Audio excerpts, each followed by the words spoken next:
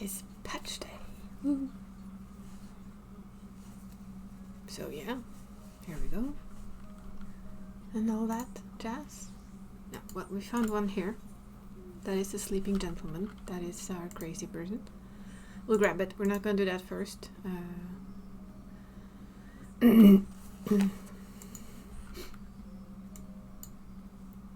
do that later.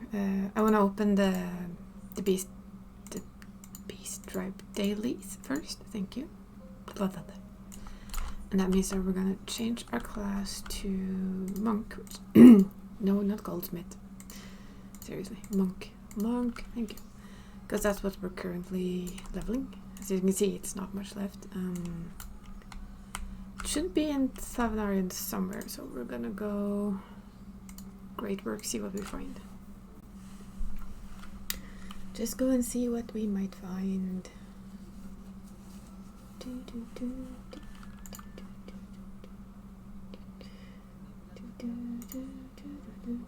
I know what I have forgotten. Boop. There we go. Is there anything around here? I hope so. I've done all the quests, so it should be... Ah, there it is. I see it. Let's go. I will be grabbing my lunch fairly soon. They opened up a little early, which I don't mind. There's nothing important. Oh yeah, look, that's... I flew through there. This is where they were building a new town.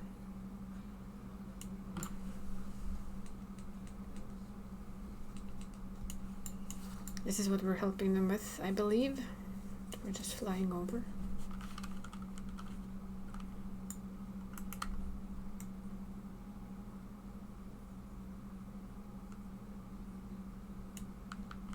Give me my new level up method now that I mostly leveled up all my characters.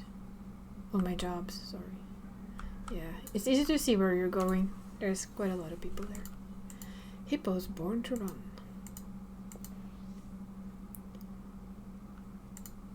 I'll still be doing like a daily PvP even after everything is leveled up.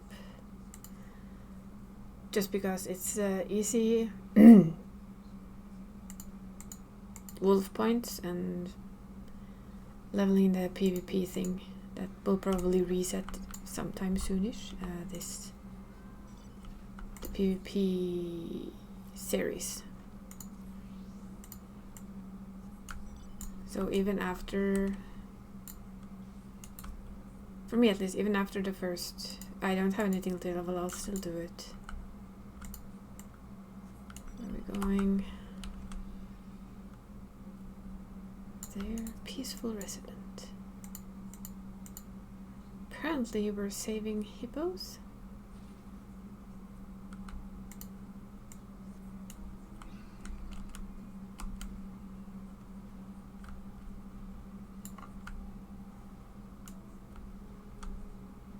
Strapping resident.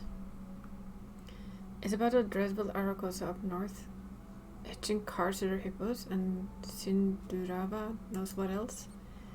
Come down to the other refugees. I doubt they will be stirring up trouble, and if you don't have enough people leeching up for goodwill already. They don't seem utterly popular. No, that was completely wrong.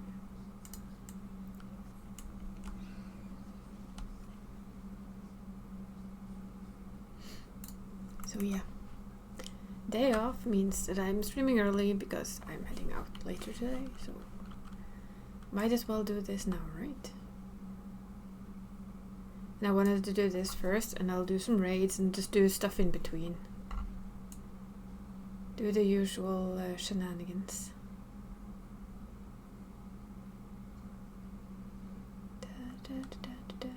Just find a mass of people and you're good. Are you looking at Kensington in the middle of something here? Wow, you are friendly. Looking for hippos. Damn, I was hoping to put pay to this before it got out of hand. Well, those hippos you're looking for should be rolling through at any moment. Just stand back and watch.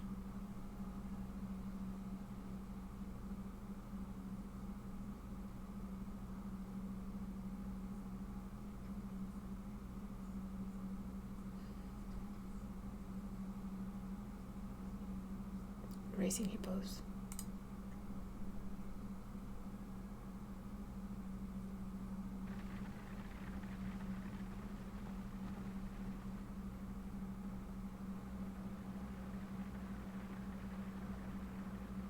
Can you really do that with hippos?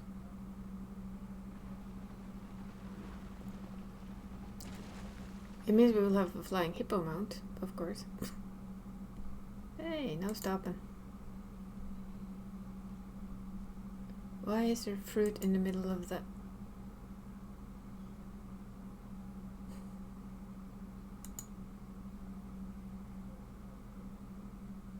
Do you think they're trying to teach the kid?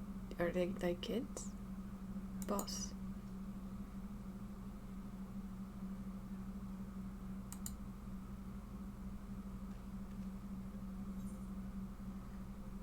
Hurdling hippos are dangerous. Keep it off the high road, will you? Ooh. I'm sorry, I'm more fascinated by the look he gives them.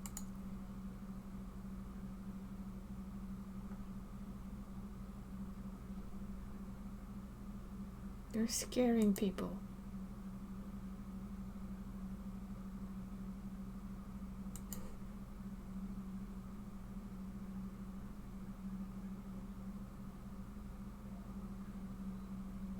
In case you ain't got it through your heads yet, I'll spell it out for you. Our racing days are over. They were over yesterday, and they were over the day before that too.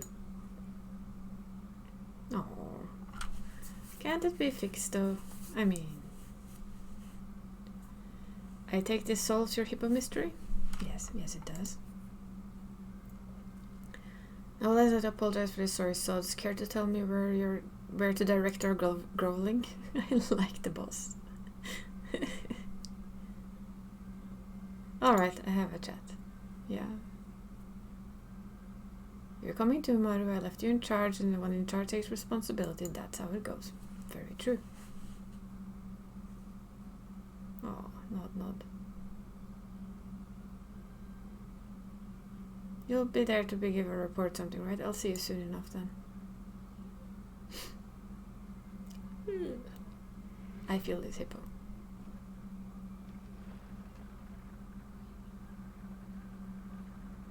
I mean, hippo kart racing could probably be fun to watch, right? If you just know what it is. I don't see it as fully like a horrible bad thing.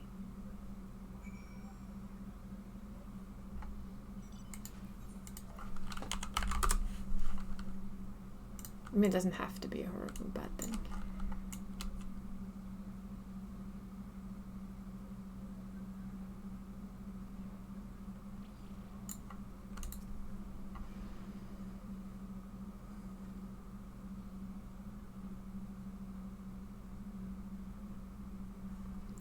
Now who might these fresh faces be? I was expecting news about hippos, but perhaps you brought back a few lost souls as well? Something like that. I don't know how to say that. Trna is a name, and on behalf of my hippos and associates here, I apologize for the commotions. We're used to racing our hippo cars in the less traveled paths of Anspati, you see. We never took much to society, even before the sky started raining fire. Mostly just kept to ourselves and lived off the land. But being new to this part is no excuse. We should have known better than to take the high road and speed, and we're sorry for any undue distress that we might have caused. I ain't got much to offer, but we'll make it up to you however we can. Thunder isn't a bad way, so if we're going to do any good for anybody, now's the time. That is true. Or at least I'd like to think. I ain't got much in the way of ideas concerning how misfits like us can contribute. A crew of Arcasador are looking for purpose and speed hippos to steer them through. Perhaps there is something Trna and her associates can contribute to recover Thavnir. I mean, delivery work would be handy, if you ask me. Delivery work, you think we could really do something like that? I mean, a hippo cart is the fastest set of wheels there is, but it's an excellent idea. Local trade is on the way to recovery, and the timely delivery of goods via hippo cart can be a boon. Hippo cart deliveries. There's now a thing. Now we know. However, delivery work requires a great deal of trust. You are transporting someone's precious possessions, after all. You will not only need to learn the trade, but earn the respect of the people as well. Everyone starts somewhere, so there's no need to feel intimidated. If this sounds like something you'd like to try, then why not let Makoto show you how it's done? Yay! It just so happened that a parcel intended for the great work is accidentally offloaded here today. It was filled with medicinal herbs from Gridania, so I'd like to be sent over as soon as possible. Would you be a dare and deliver it with Turna? With your worldly experience, I'm sure you will serve as a shining example of professionalism. Of course we will. We're always professional. I entrust this parcel to you, Turna. I have no doubt you will see it safely to its destination. And with that, a new business has been born. Woo! Sorry for taking you out of the way, Makoto. But I do look forward to seeing a professional do whatever it is a professional does. I'll be waiting by the gates. Give me a shout when you're ready to go. Sure. I don't have a hippo cart though. Yet. We will, at some point.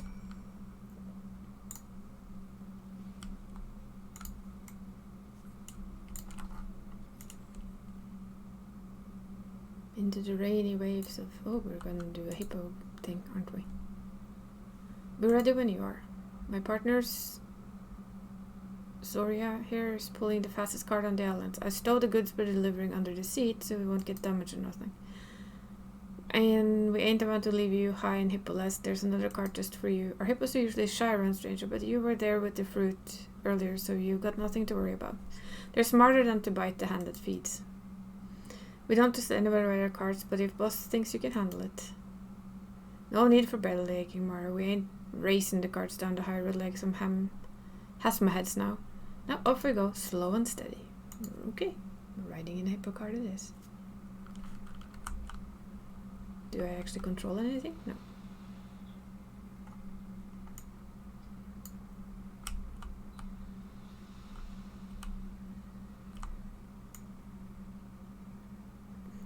This is raining on them. It makes it feel a little bit better. Not a bad way to travel, eh? My crew designed these carts from scratch, you know.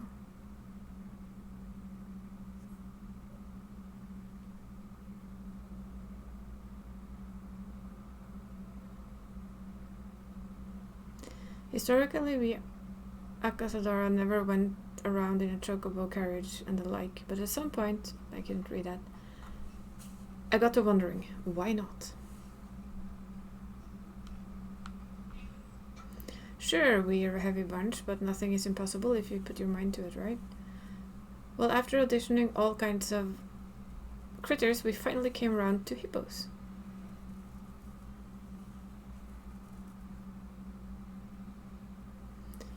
Hippo riding is a team effort. Our hippos can sprint with the best of them, but they ain't got a lot of stamina, so a good rider knows when to push and when to let up.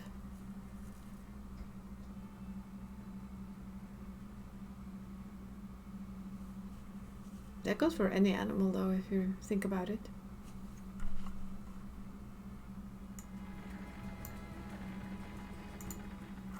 Even with a horse, you need to know when to push and when not to.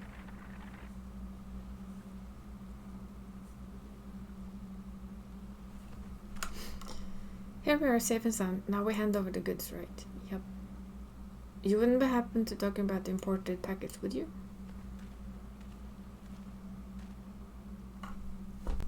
I've been expecting a delivery ship, but seen neither keel or prow of it.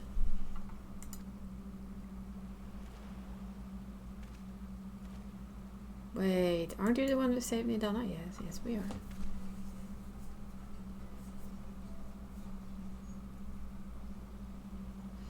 I see. Well, thank you for both for going out of your way to bring this over. You saved me considerable grief. Yay! Saved from grief.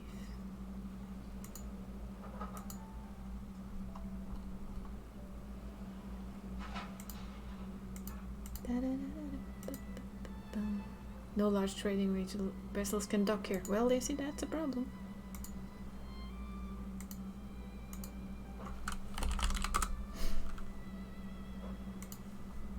Usually ores go offloaded Alner and the hens shipped to Dao, but they sometimes get mixed with the packages destined for Yellowman.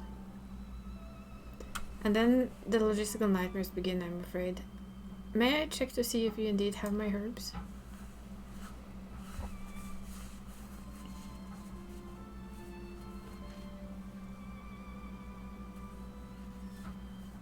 Here's the big nothing. Yes, this is it. Big nothing. Importing these is trying enough without delivery mishaps, so I believe they made it here safely. And to think of all the hippo hubbub was in fact industrious delivery work. A little frightening to watch without proper context, but you've done a marvelous job, and I'll be sure to call upon your services again. See, already getting people in here. Awesome. That wasn't a delivery, but I guess a little misunderstanding never hurt anyone. People sure do trust you, though. I got trusted just standing next to you. And he looked so happy about his herb, had me smiling along with him. Maybe you really can make a difference with this delivery business. Of course you can.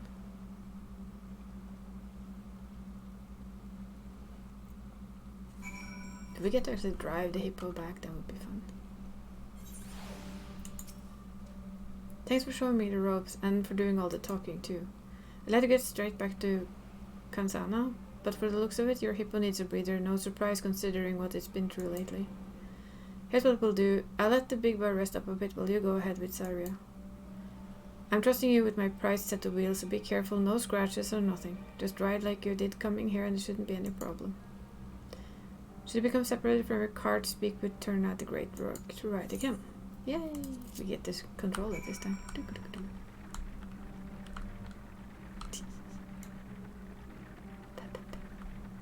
I think this is cute.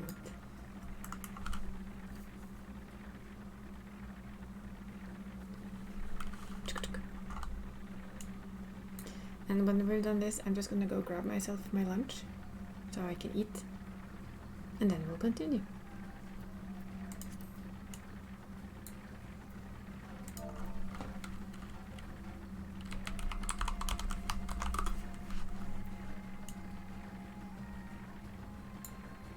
Did I actually check where I'm going? Yeah, I just assumed we were going there, and we were.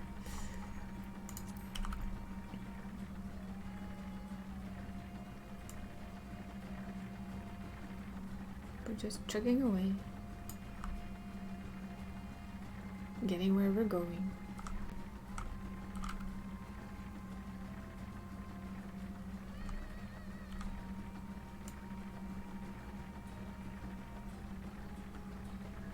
It's a cute hippo though.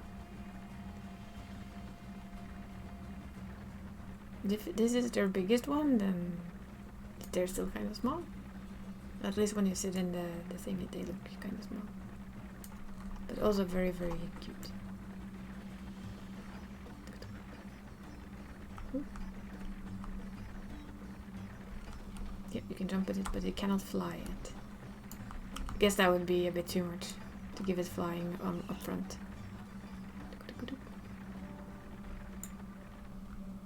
Boop. Time to go check on our delivery, and I guess that probably starts the next part.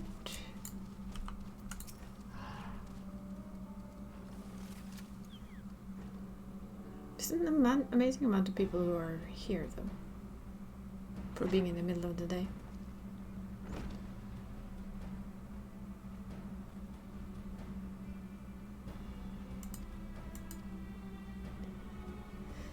The delivery part seemed to be straightforward, even for our ilk, but the whole blinding trust thing won't be easy. Still, there's nothing we can give up on a home to Vansbati. Sooner or later, we'll have to get used to living with other folks. And you should have seen how revealed the alchemist was when he got his supplies. Feels nice to know we did something good in the world. Always does. There is no greater reward for a job well done in my experience. If you choose to continue this path, I'm certain the joy you bring will be returned to you tenfold. As this new endeavor of your associates, however, I believe it best if someone oversees your progress. Guess who? Makoto, you did so much for Ogul, and I have to ask, will you lend your aid to Turna and her associates? Of course we will. I know we're right crew, Misfits Makoto, but I promise you we're hard workers. Give us a chance and we'll make you proud. I believe it. So I became the boss now? You got spirit, kid. I'm with you. You swear I won't regret this? We'll see. We'll see. Oh, she set up a new home. You see, I've come in a possession of old trading post that has since fallen to disuse. The structures may be a little worse for wear, but the plot itself is very conveniently located. You're free to fix it up however you would like. You're just gonna let us use it, just like that? Yeah, sure, why not? I will lease it to you for a small fee. That is to say, if your new business fails to turn a profit, I may have to rethink the use of the space one day. But we can talk about the particulars later. For now, how about you go and have a look? I marked the location on this map.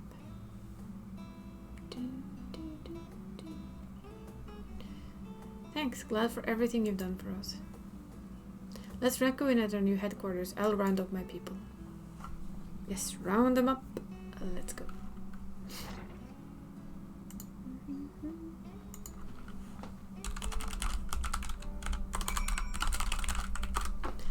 So many people.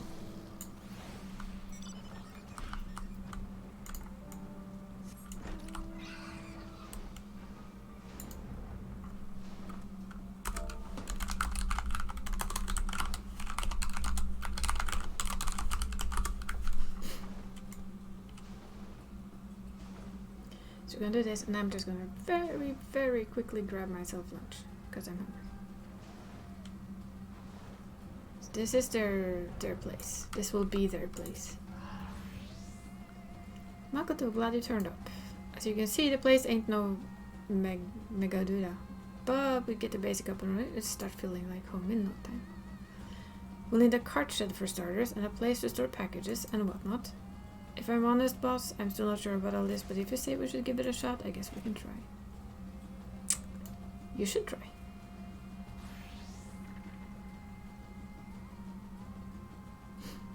Alright, as of today, we're making our name as a reliable delivery workers. We've got a lot to learn, but don't go easy on us. Teach us everything you know. Now we need a name for our business, something real trustworthy. Boss, we gotta fix this place up. We ain't got time to be worrying about names. What's wrong with our team name anyway? Our team name? You're right. It don't need to be fancy, just fast, reliable, and riding hippo carts. Hippo riders it is. Hippo riders work.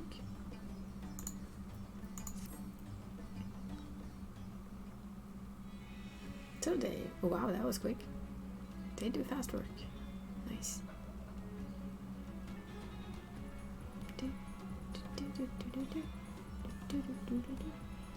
Ah, the cart production hall.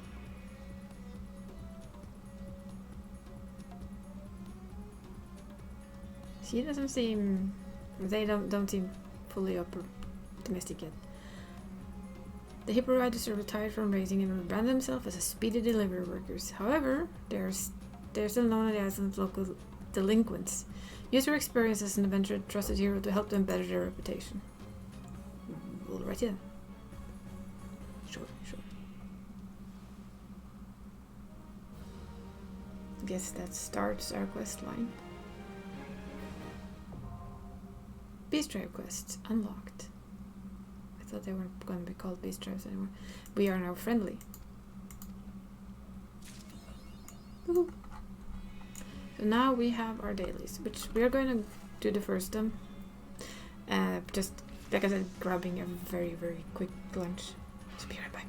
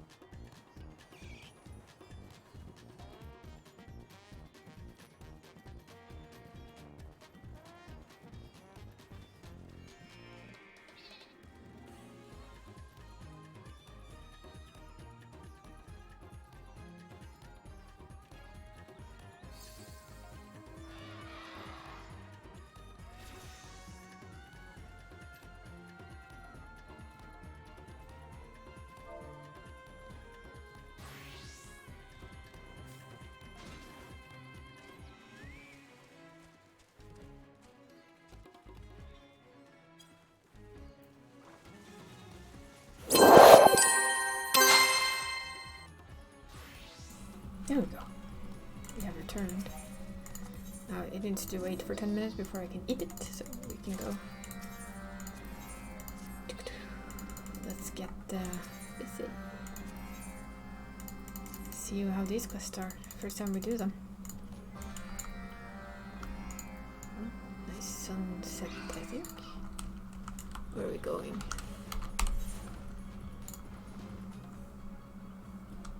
A little bit all over the place, apparently. I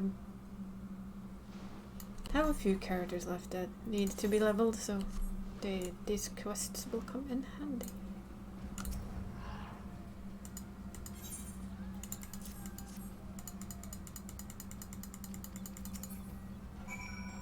Okay, that was a very quick one, I think. No, wait.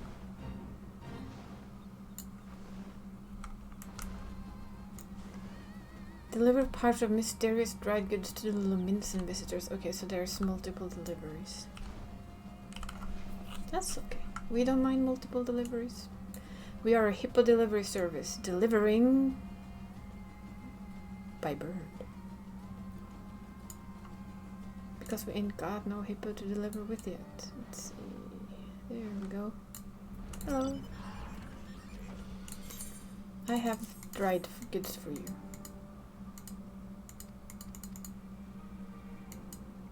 Best in stock, apparently. That's one. Where are the others? Okay, one is there, one is there. That's quite a distance. And I'm... No. Wait, stop. Stop! Boop. We're gonna be jumping around a lot today, so I'm being sneaky.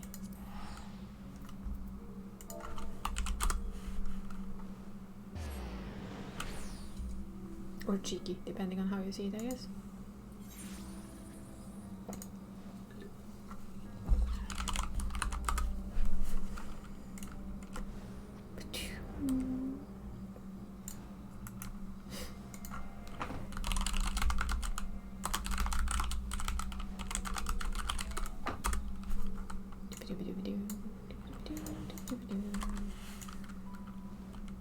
There it is. Oh no.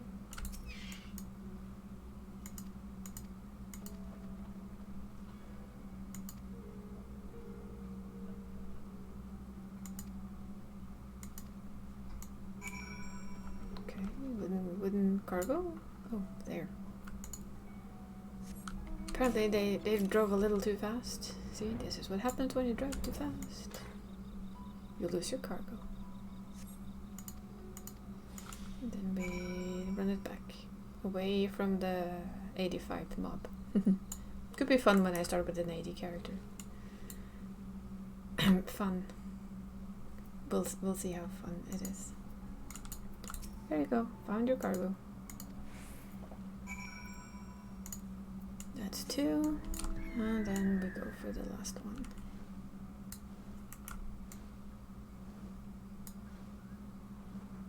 Will that place have its own? No, it won't. Of course it won't.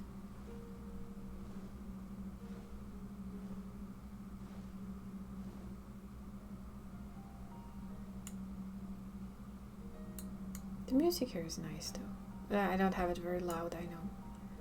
I can put it up a bit.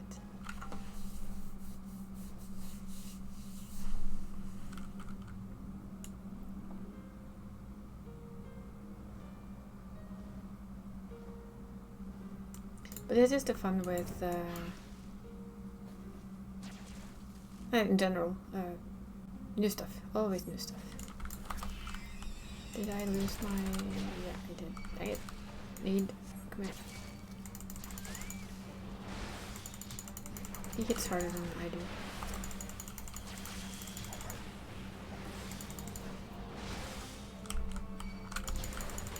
And he heals me. It's a very good little bird. Well trained. Is it?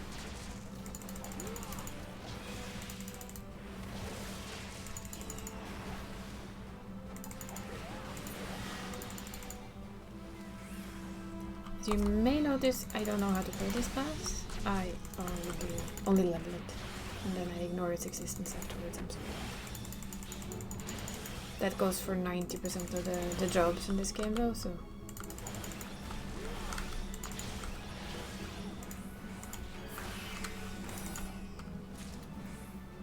I can admit that. There we go, all done and dandy.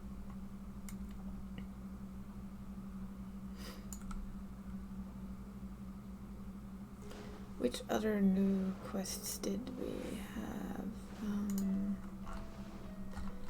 There's a delivery quest. We can do that before the raid because I can probably do that. Let's see, custom deliveries are ultra-line, so I think a lot of stuff starts in ultra-line, so we'll definitely head there. Just get started on things.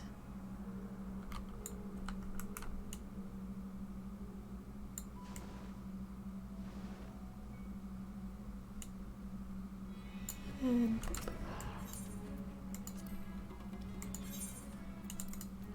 they have like racing music.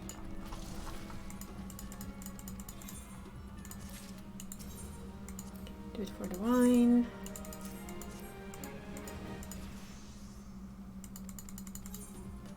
I forgot to see, how much do we actually get? Ooh, almost 1 million XP. That's nice. That is actually real nice. That's a good XP boost. That's the first one done. Alrighty. Ultraline should be done in Sage form, I guess. Let's see. Okay, the music here is pretty cool.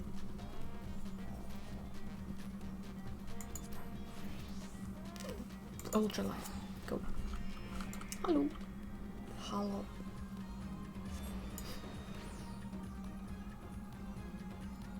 That was some pretty cool music, really.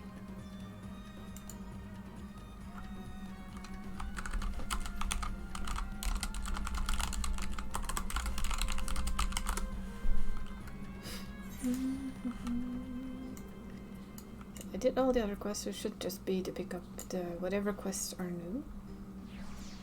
Hey, Pissy.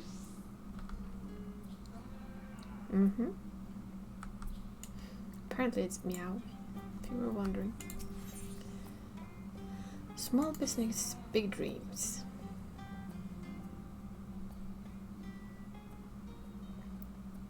Welcome, welcome. Apparently my cat has something he wants to tell me. But I don't remember my face. I'm merely one of many of you who owe you our lives, but will always have my gratitude for saving me in a day on the Eblan Rhyme.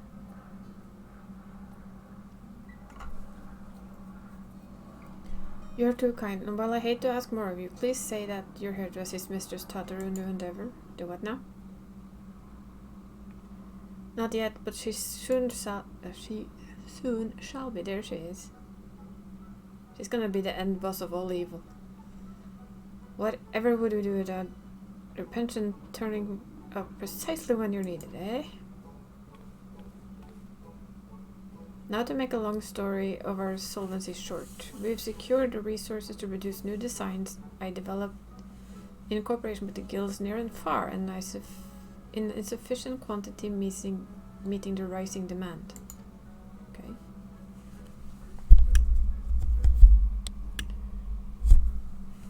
We shan't rest on our laurels, however. To serve passing adventures and the occasional interpreter lion is all well and good, but we're hardly taking the world by storm. No.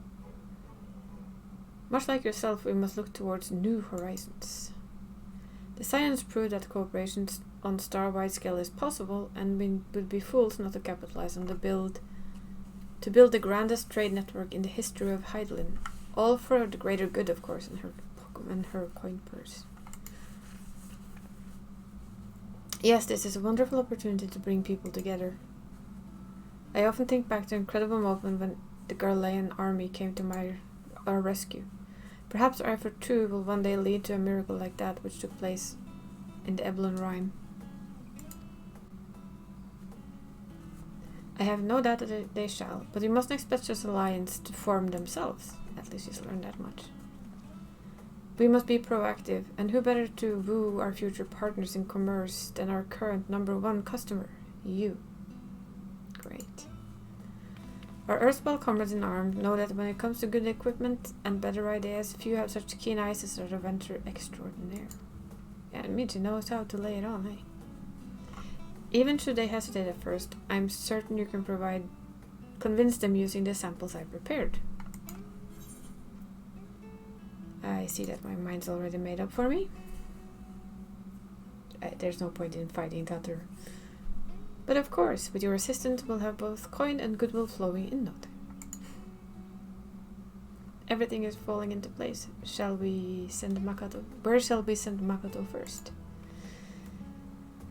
Mwahaha, don't worry, Jesus. Her laugh, it's evil in my mind, I'm sorry.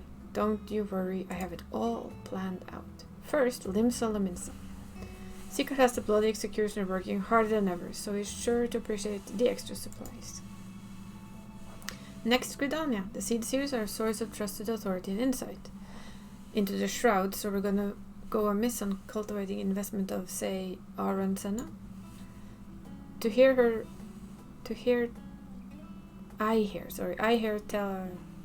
tell that she has some interest in affairs abroad, so the novelty of our samples may persuade him to our side. As for Ulda, I feel confident pinning hope on Pippin. He's always been a stalwart ally, and goes without saying that there's more than a little sway in the Sultanate. That's true. Man, she has a hand everywhere. Between his involvement in the Mortal Flames, the Syndicate, and the Colosseum, he's bound to find use for quality. What? Accoutrements? I'm not sure if that's right.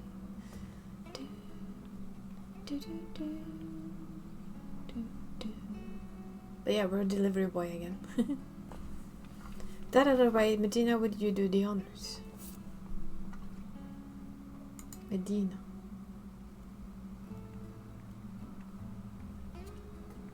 She's a clever little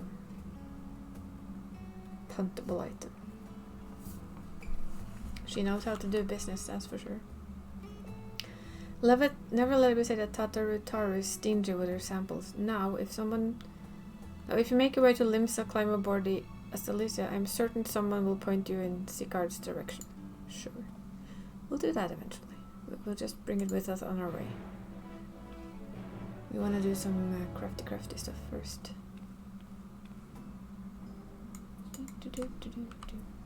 Let's see, next is down there. Heartless Hypothesis.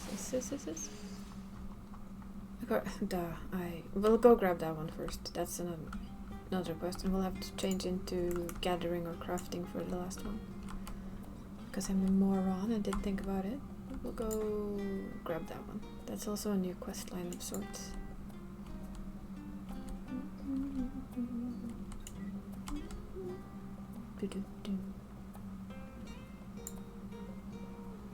Patron of the Fates.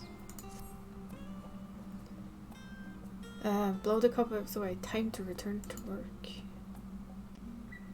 Goodness me, look who it is. How incredible serendipitous that I would run into you, of all people. I was part of the team that designed Ragnarok, you see, and we've recently begun the process of combining to the vessel's flight log data. Wow.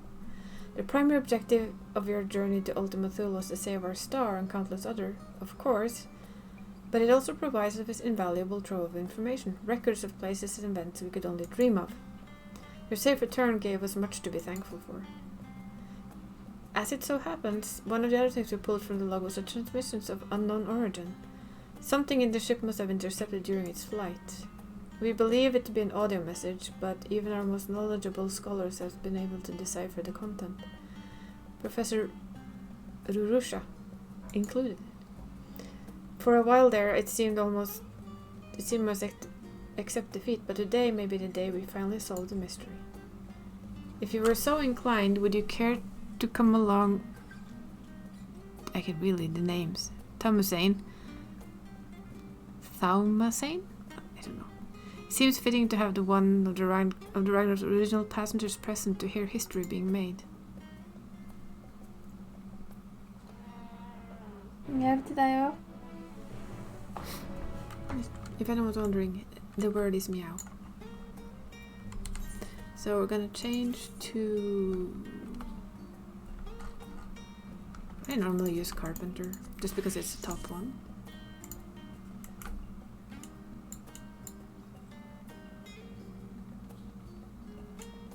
Then we can do the raid and we can continue the quests and see how far we get. That is the master plan of the day. Which isn't much, but it is something.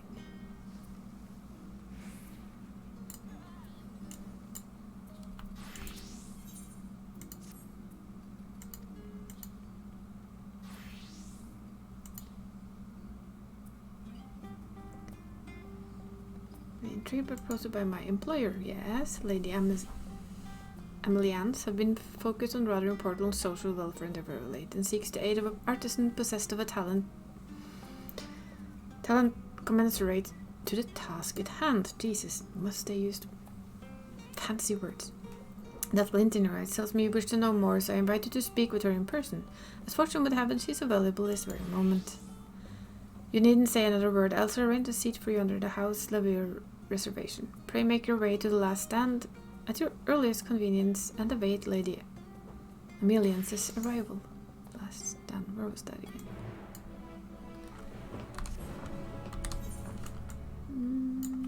Over there. No, of course it's down there. It's the dining place.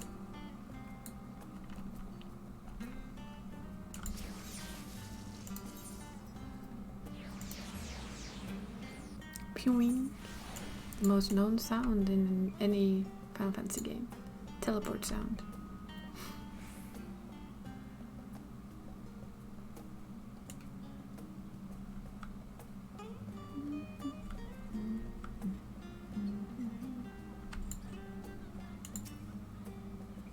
Then we wait.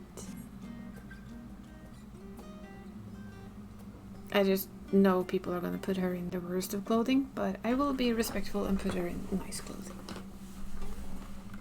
Makoto, I presume it was Meryl who sent you hither. 2 seconds.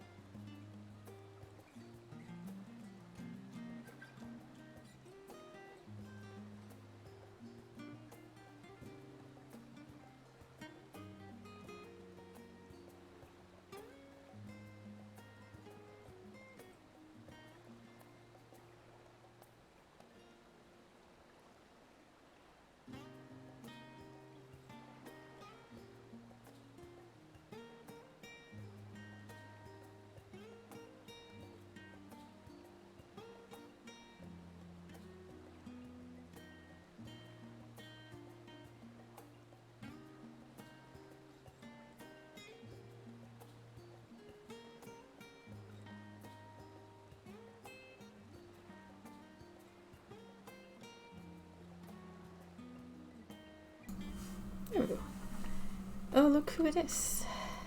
It's her again. Allured by the prospect of fresh endeavors, no doubt, I myself am guilty of the same. Hei, plutselig du kom inn, ja. Our Lady Lavier's correspondence has been full of the most tantalizing hints of late.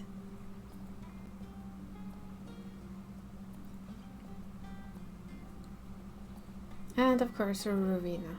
Why wouldn't it be Rowena? Why not, right? Had to be her.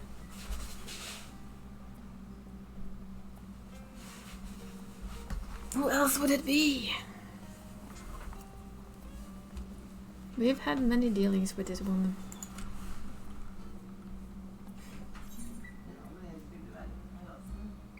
Left my oven fire burning at home. Yep, bye.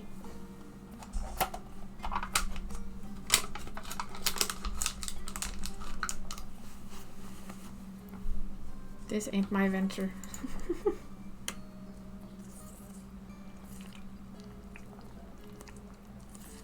Cup of tea, huh?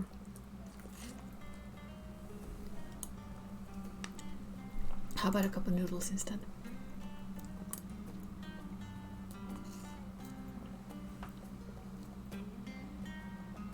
She seems happy.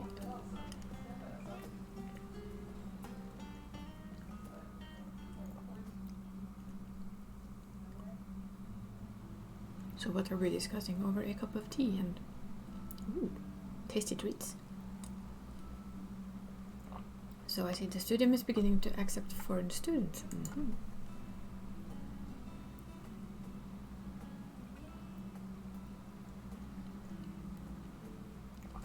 But that is no longer needed.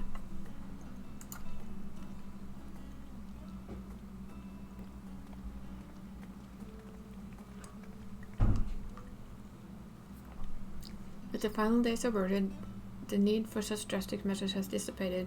Took an awfully long time and the near end of the world, but winds of change have begun to blow, and Shalyan is trying to become a more open nation.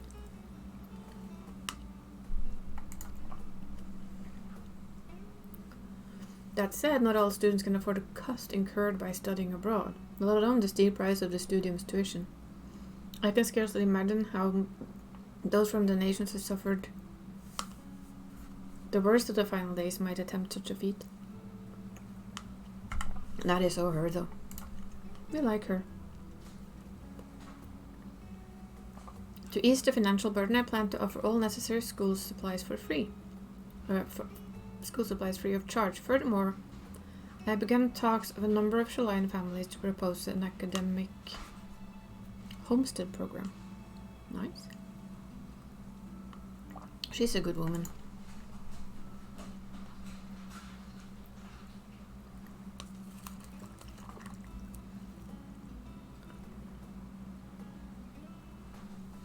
My, what a lovely initiative. A good old-fashioned cultural exchange is sure to be a mutually enlightening experience for the many Shalyans who have remained cooped up here well with their dusty old homes.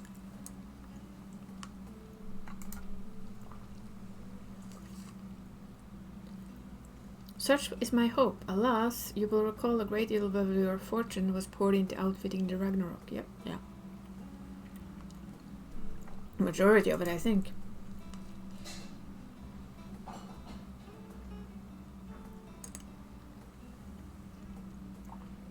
As such, I cannot hope to carry out this endeavor long term without financial backer or partner, if you will. Oh no, not Rowena.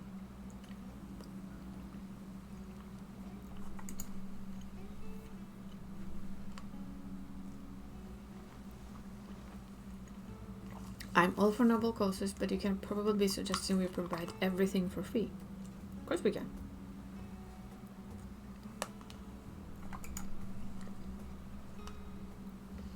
Oh, but of course I am. Were I to require students to repay the sum of their tuition after graduating, as some few could afford, it would be no different from a loan, after all. You met your match here, Rowena. I see. Well, I wish I could help, but with no prospect of income, I must respectfully decline your offer. It is not my intent to be rude, but I run a business, not a charity. Well, you are rude, Rowena. And she completely understands.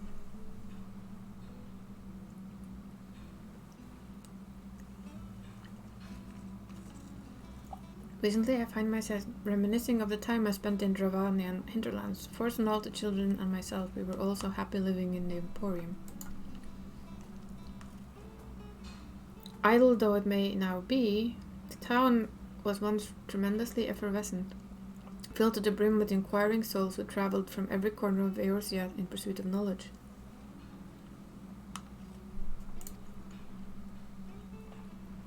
Of course, it was not only prospective students and researchers journeyed there, far from it. As a hub for seekers of knowledge, no small few merchants made a living there by procuring research supplies in turns. They had immediate actual reservoir of cutting-edge inventions.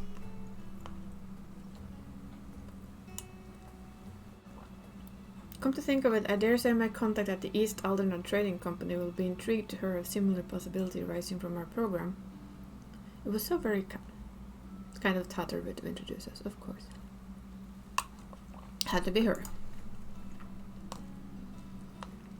East Aldernod Trading Company. Oh yeah, you heard of him. We don't like him though.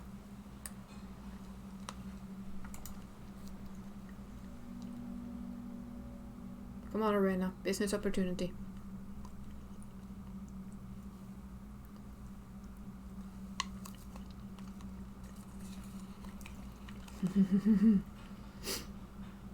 She's better than you, that's all.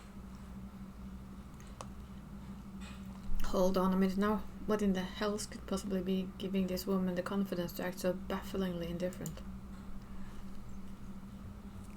Her husband's supposed to be a bigwig in that forum of theirs, ain't he? Stands to reason she may have heard rumblings of Shalyan investing deeper in the education system. And in that case, it'd be wiser to invest now and reap the benefits later. Oh, she's a clever woman, that Amiala. Amiala's, I don't know. Our little Ellison lady. Better yet, the students who end up attending be the best and brightest of their respective nations. If I make them feel indebted to me now, they'll obligate to repay the favor in the future, once they become powerful, distinguished members of society, of course. She really does only think of herself and her business.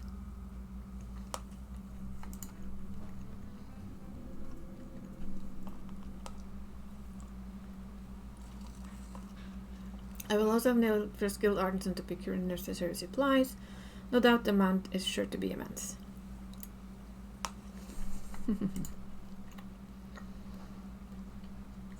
Guess who that will be? I love her.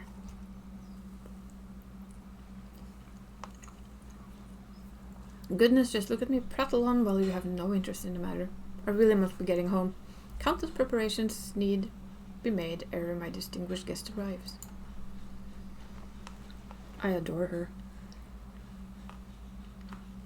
She knows exactly what she's doing. Hold that thought. I've come around to your proposal.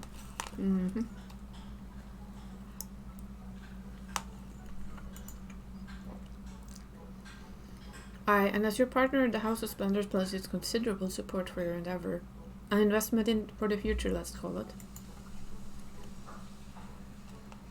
Sneaky woman.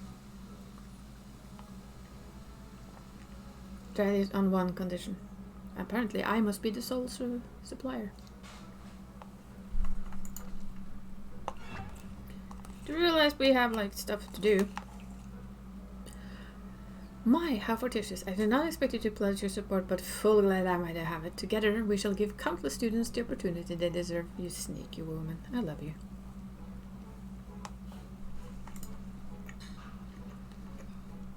But what say you, Makoto? Would you be able to spare some time from the seemingly infinite number of responsibilities that require your attention? Yeah.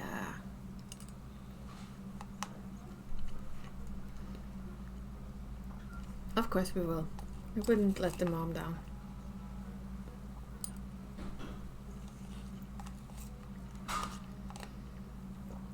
She's a sneaky, crafty woman. No wonder he married her.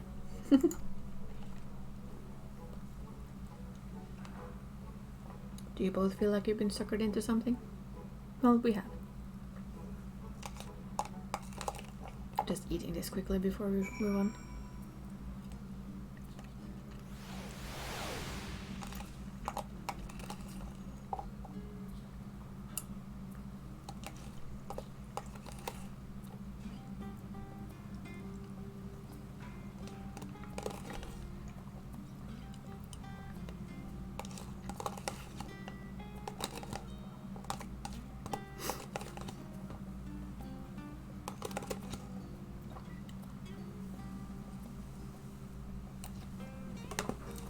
I'll stop eating in your ears. I'm sorry.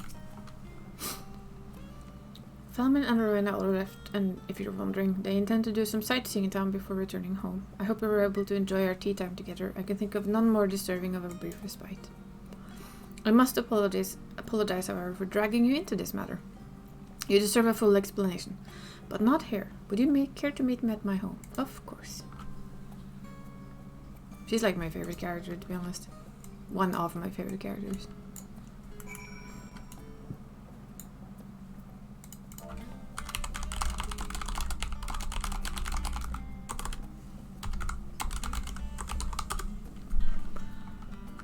Then we're going to the Lavalier estate.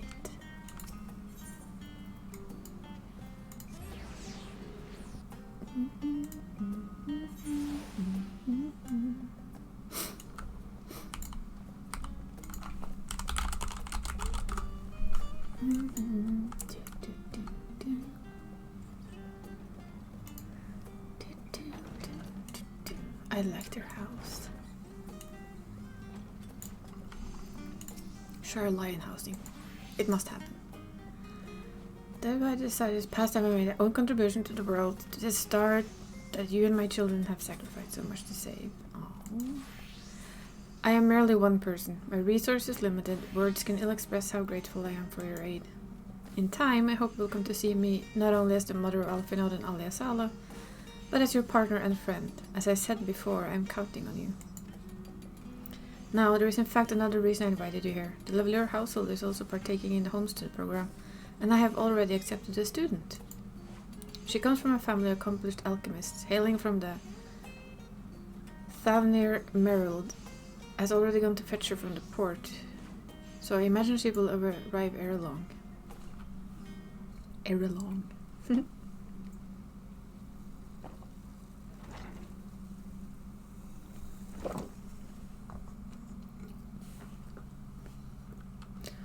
Lady Ameliance, I pray I did not keep you waiting over long. Miss Miladine has arrived.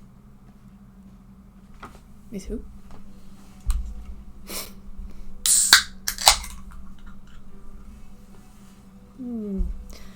Nice to meet you. I am Miladine, fresh arrived from the Thavnir. It's a pleasure to make your acquaintance. Oh, she seems nervous. The pleasure is all mine, I'm sure. You must be utterly exhausted after such a long voyage. I am Ameliance, and standing beside me is no other than... Oh, I know. It's Master Alfinod, isn't it? No.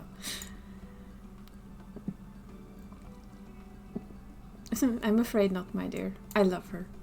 This charming person who's beside me is in fact Makoto, my business partner, better known as the hero who saved our star from the final days. I am so sorry. It was rude of me to presume. I have heard much and more about your heroic deeds in Thavnir, but I never had a face to put to the name. We'd be her son.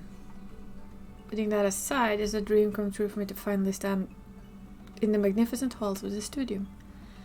I could collapse with happiness on this very spot. Please don't. With this dignified wall surrounding me, I feel as though I stand in the very annals of history itself. My mind wanders to the countless brilliant minds who made discovery after discovery here. This is just her home, sweetie.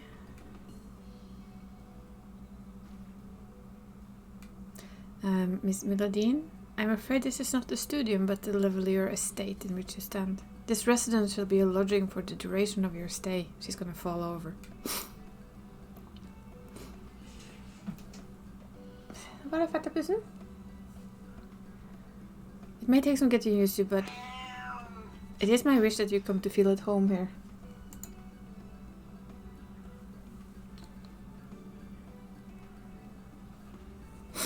Well, I mean, if she comes from Savner, this is really quite huge. In comparison. This is your home. Yep. I have much to learn, and the thought of your present impression fills me with dread. I hope that we can get along. Ah, you don't need to be so formal. Tell me, what can we do to make you feel more comfortable? I know, please call me Mila. That's what my folks back home called me, while Miladine is usually reserved for when I'm in trouble. Pray forgive me, but I'm afraid I must continue to observe formalities, Miss Miladine. If it pleases you, I shall escort you to your room. Call her Mila, come on.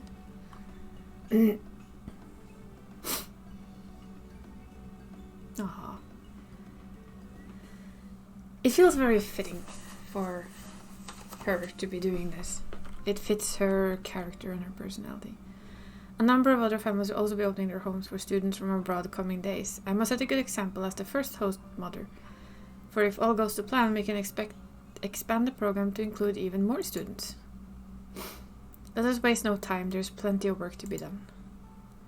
Classes at the studio will begin once the students have a time to settle in. I would like to use this period to procure all the necessities needed for their matriculation. Yep, that's right.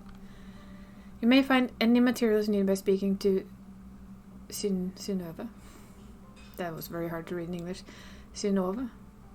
Oh, it's gonna be Synova. The apothecary in the Agora. Let's give the students the welcome they deserve. Alrighty.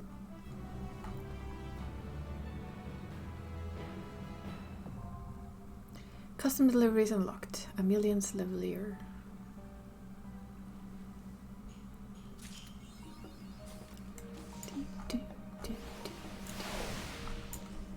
Does she want? Let's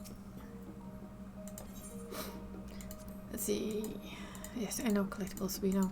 We've done this before. Come on. Yes. Thank you. It's a reductive quill. So, where's the one where we... Normally, the one we buy it from is very close by. Probably outside, though.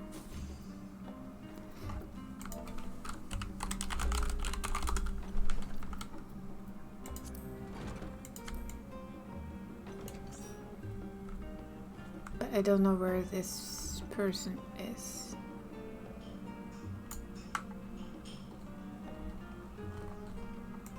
She did say there, so somewhere there then.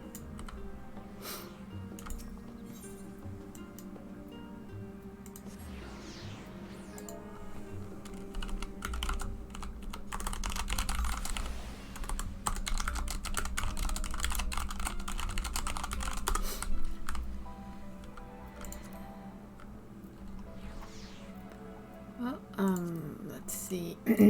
Somebody here should be selling stuff we need. Ah, I see the name. That's a familiar name. From memory, I only need to deliver like 3 of them. So we're gonna start with that. And custom deliveries, millions. Do I have any of my simple things out here? I think that one will do. We'll see. We'll try. From memory, it's like you deliver 3, then you get the next step already.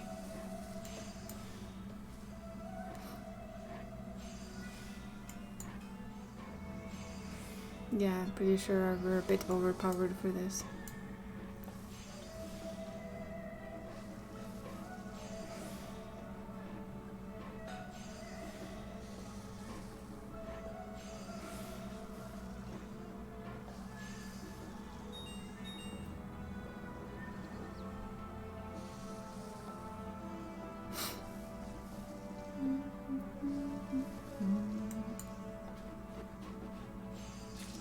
Yeah, I just needed to add a groundwork.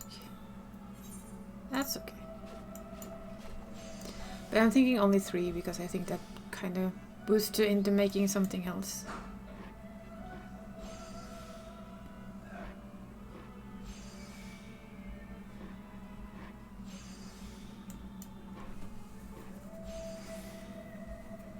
When we're done that, we'll do the raid and then we'll continue on with the crazy person.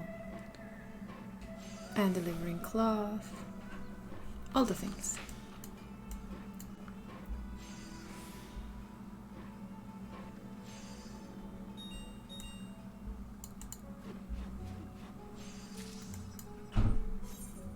Because I've done that mistake a couple of times before where I make 2. I am also tired. I don't need to do this the hard way. Could have done this the simple way.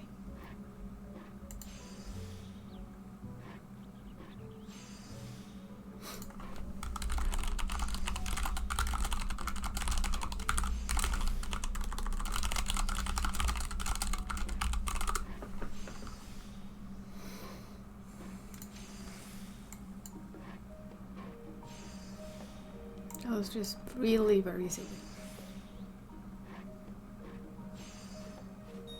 Should teach me to check what actually pops up. As long as trained eye pops up, I don't need to really do anything. Okay, let's go and see if that's enough. Could be clever though. Because if it's enough, it's probably gonna be the next thing. So, just in case it isn't enough, I'll bring 3 more of those. You can use them later. There will be... And if not, I'm gonna guess it's these.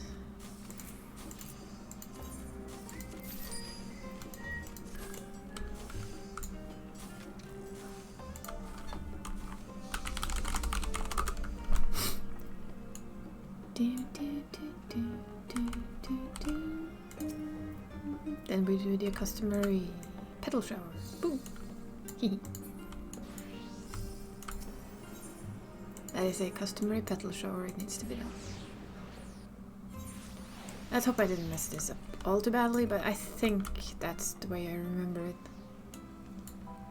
And then we'll do raid part 1, and then continue the quests. See if we get what we want. Hello! We cometh with deliveries. Yes, we don't really need to see all that every time. Come on. She's at a loss for words because we make the best stuff. You can also do fishing or gathering, but yeah.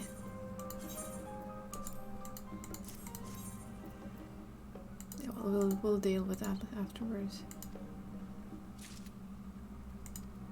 See, that's enough for now. That's what I thought.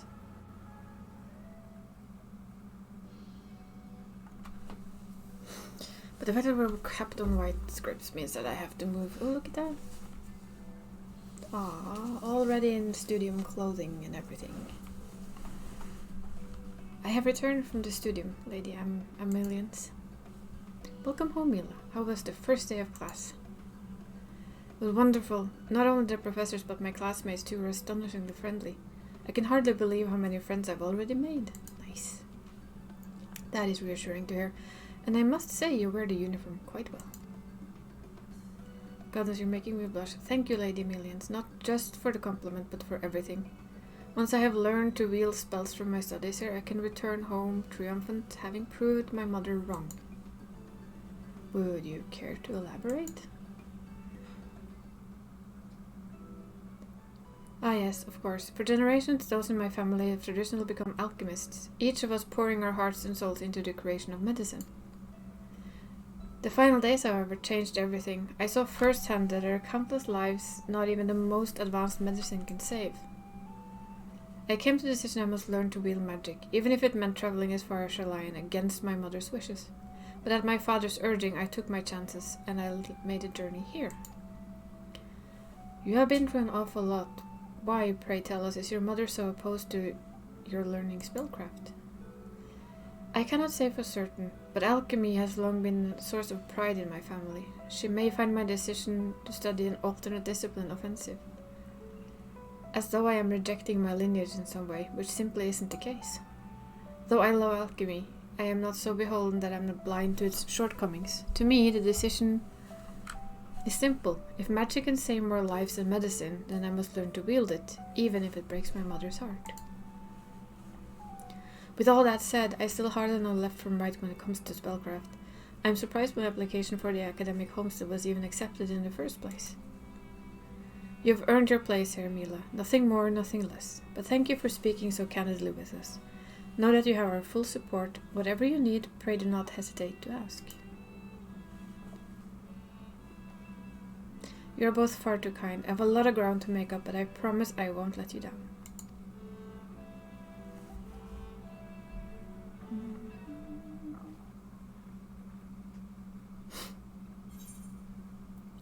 That's what I thought. See? Satisfaction level up. We're appointed to house leveling. We'll have to pop down again anyway, though, because we need to ditch our white scripts. I know that there's other students abroad, much like Mila, yet struggle with their spellcraft. As such, supplemental tools for studies have proved beneficial. Toads and magic foci most of all. The better quality, the more quickly they shall be able to master the basics. I trust I can count on your assistance. Of course you can. Marvelous. Thank you, Makoto. Yes. Boom. Before I deliver those, yes, satisfaction guaranteed. We'll have to go and find somebody who can take stuff off our hands.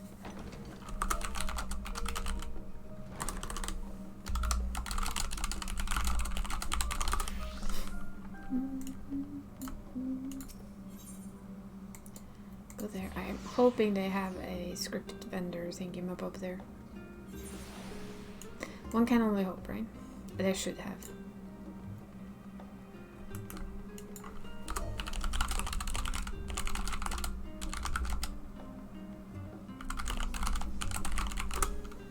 Tool, plate, retainer, gemstone. Oh, come on. Don't be like this. It doesn't actually look like they have it. Merchant. Fine. We'll do this the hard way. This doesn't cost me anything to go there. I just need the materia. Give me my materia. Because in a little while we're gonna be needing a lot of it to properly meld the gear I have. Collectible appraiser, no. I just want to talk to you. Script exchange, thank you. Crafter script, yes. No. Level 90 materia. No, level 80 materia. I'm on a completely different thing. Nope.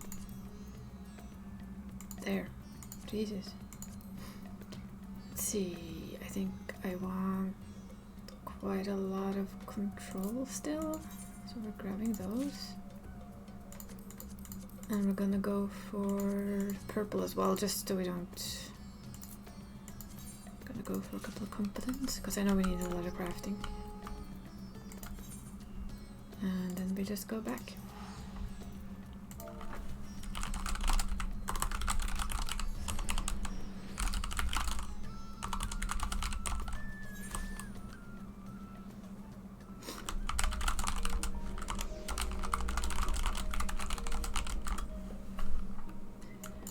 And then we can go back, and then we can craft, and then we are able to hop two things. Yes. Hoppity hop. It's always kind of nice at the start of things, you know, let's see, that's the one we want to make. I brought enough to make them. We're gonna do it the right way this time though. The lazy way. Goes a wee bit faster. Just a little. We delivered 3, so we can make 3 more. That's our weekly limit.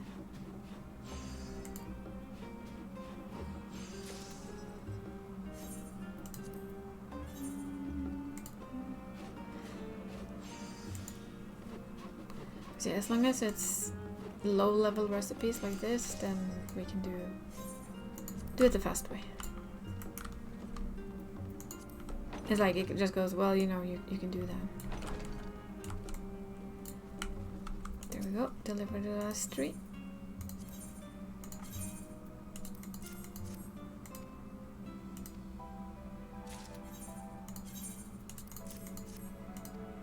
I see this one will take a little longer. You can see it up there. There.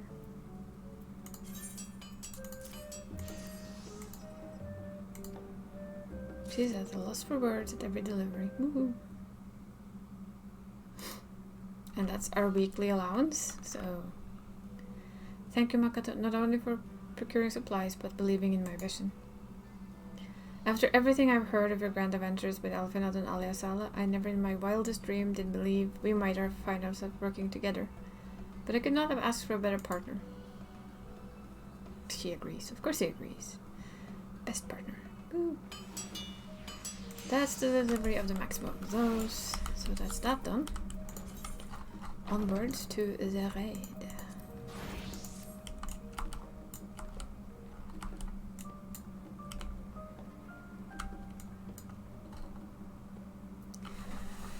The question is, whoops, is if it's better to open the beast tribe on Alt to have that started. Nah.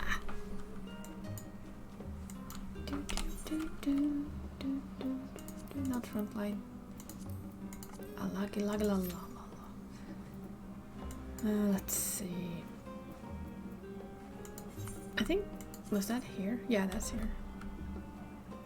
No, it's here. While we wait, we can go do that one.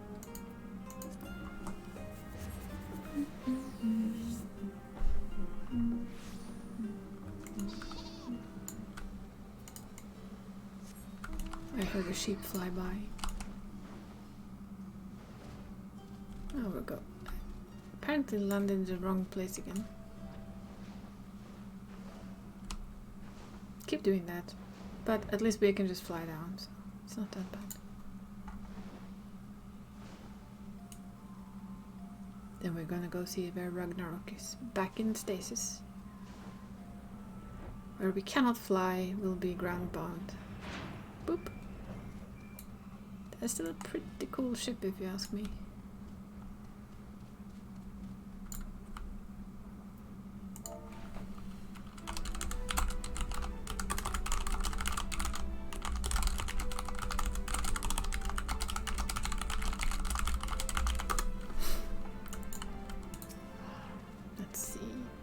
There you are. This is where we're to meet the engineers from Garland Ironworks, who I'm told potentially hold the key to unlocking our mystery transmission. Ooh. They should be along at any moment.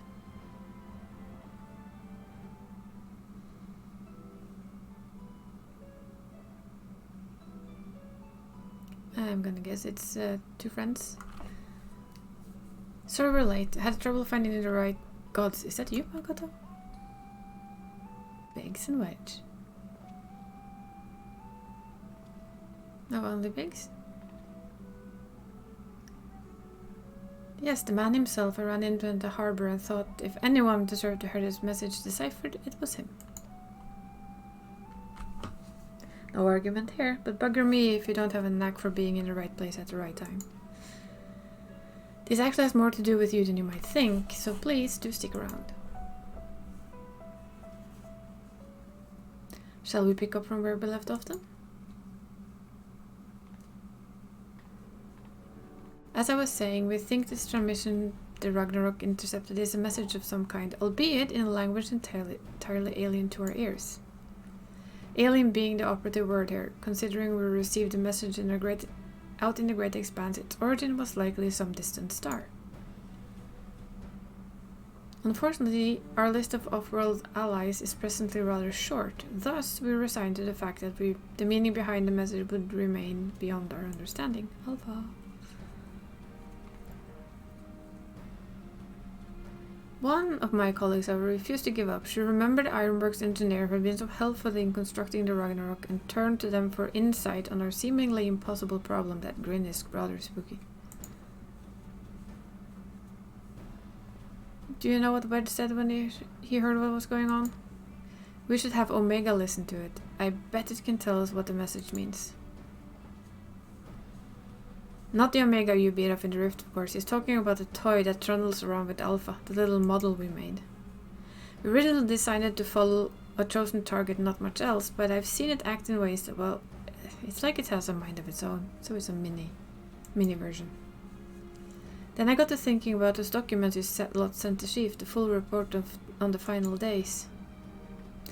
In the part about Omega civilization, it said that their people discovered how to convert their mind into data and store it outside the body.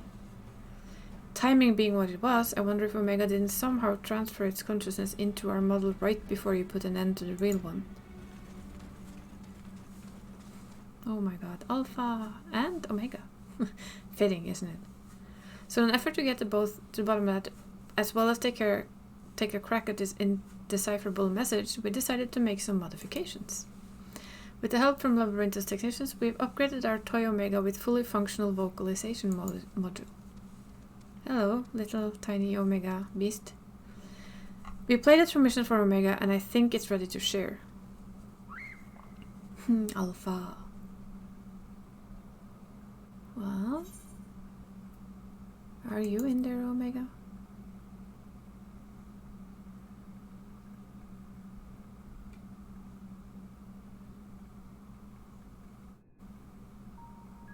Affirmative, if by Omega you're referring to my consciousness, rather than my entire former chassis existing inside this considerably smaller frame.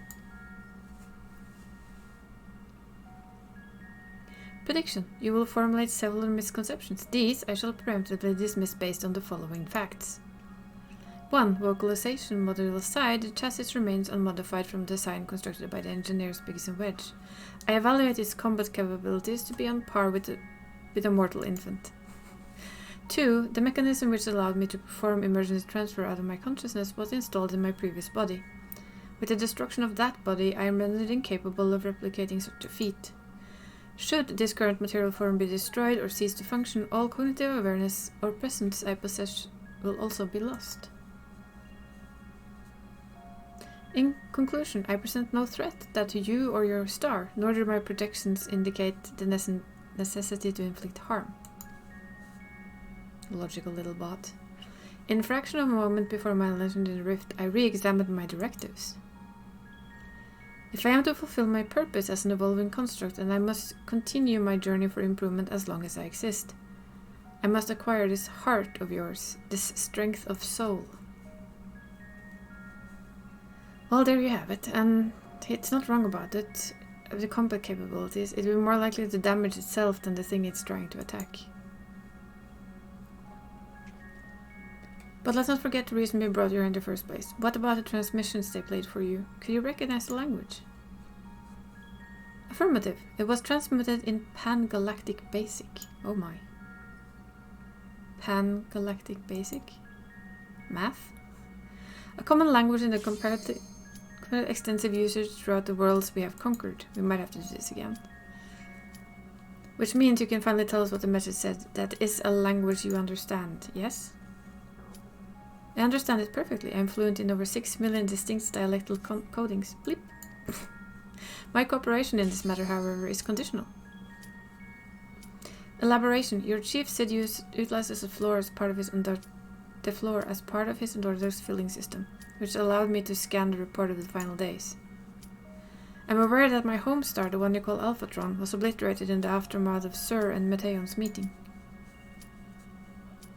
The existence of Dynamis has not prevailed factor in my projections, but now I comprehend the concept, in theory. What I failed to compute is why the Omegons were not immune to its effect. Dynamis should not have no influence on a race without no heart. True. Yeah, well, we'll have to just skim through till we get to that part again. Sorry.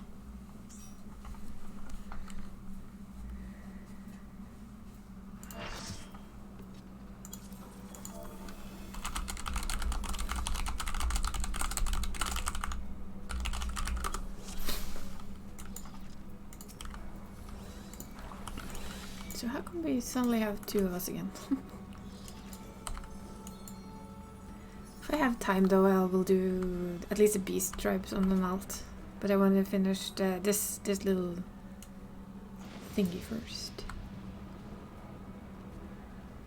Here we go again. Did I check what I need for a tank? No, I didn't.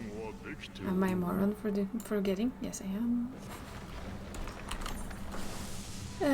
What tanker do we have?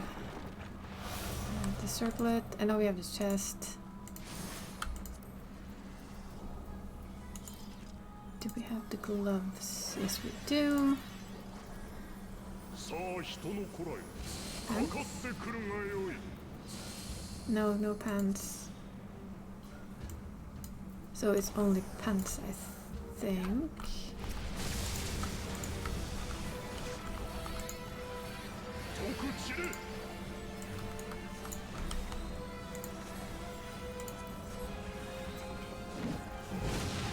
Limbo, obsolete, crook lurkers. No, we only need the tanky pants. Or healing chest. That's the main goal.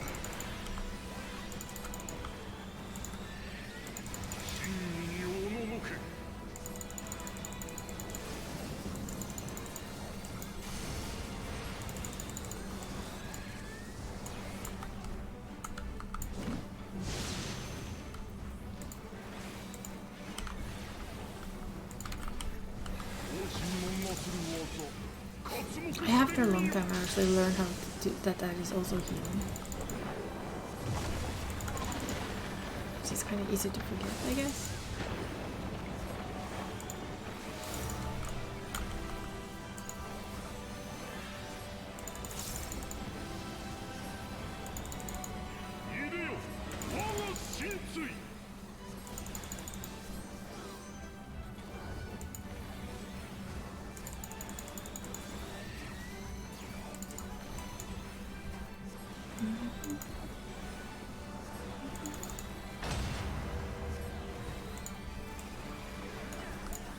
This is normally pretty good. I don't see a hammer. So. The question is which way is... Oh, he's gonna be knocked away. That's good. We can stand here. Because I saw no hammer behind and no hammer on the other side. Which indicate that all is well in the way. Sam dying. Did the tank die and no other tank picked it up? Yeah, that's the thing.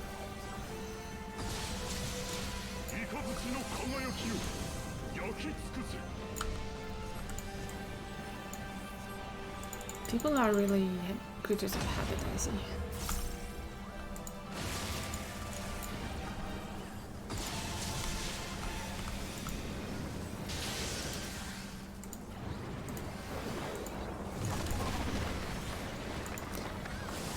That's the problem when you have one person tanking and nobody picking it up.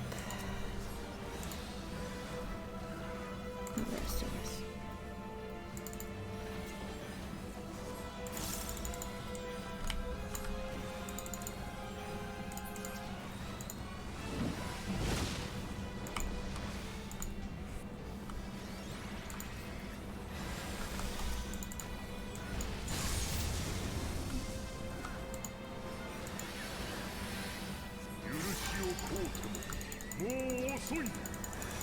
I guess our tank took up the tanking work. Literally.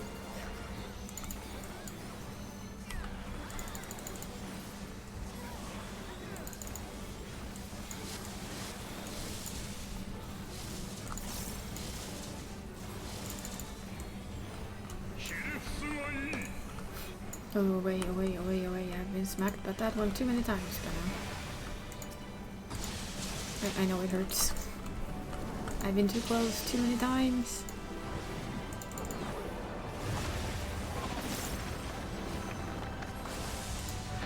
Way too many times. It was painful.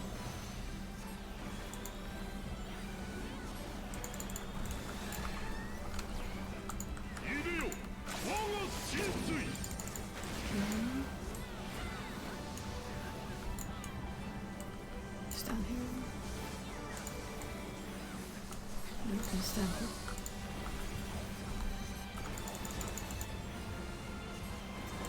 Should we find this down on the first one as well? Nope. bear. Don't listen to me.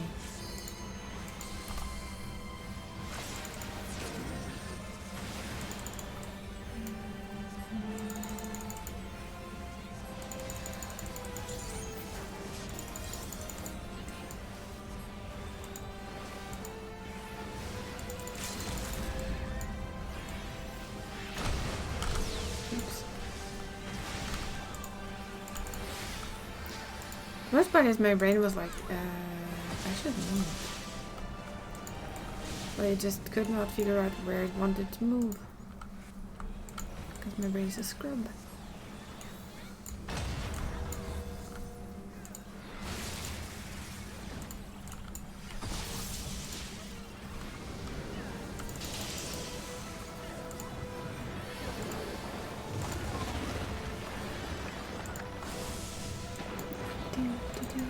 Dead.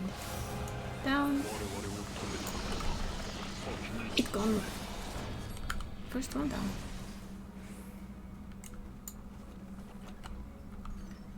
Striking.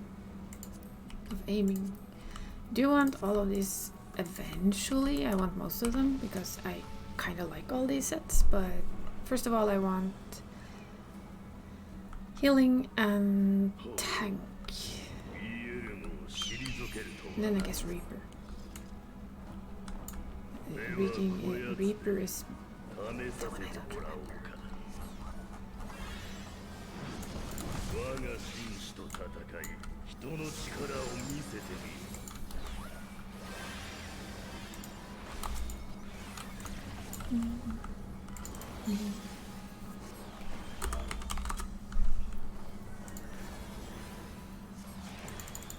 Oop, too late.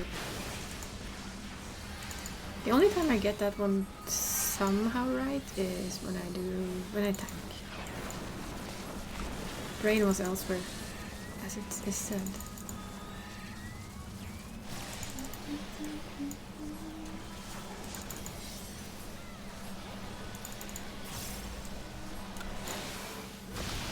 Oops, that was actually just me thinking wrong.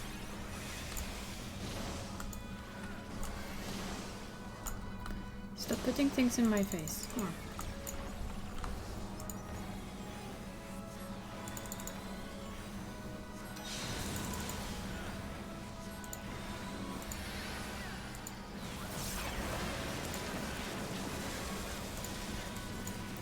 See if we can use half a brain now. That would be nice. I think I had time off. I know I'm standing on the wrong side, but we have time to move. See? I wasn't actually standing on the wrong side either. But that's my thing with him. I have an issue with seeing which way the bloody thing stands. I tend to read it at least half right, so.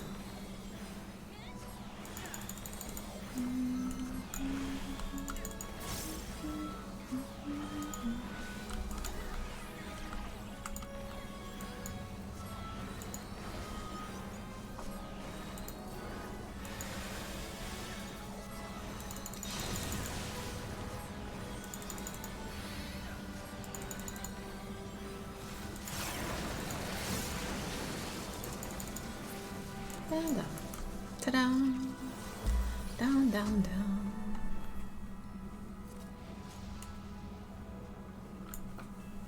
I still love this raid though. It's one of the few raids that I don't mind doing again and again and again to just get the piece I want.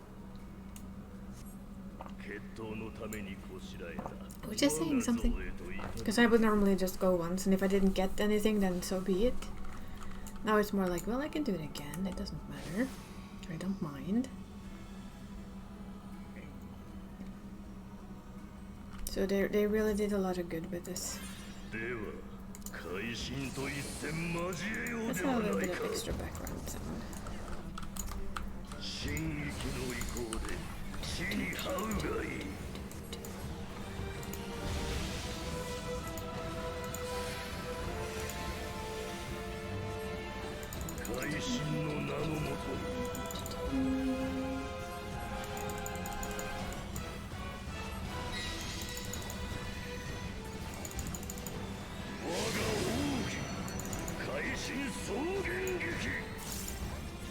Ooh, finally I sit on the right side.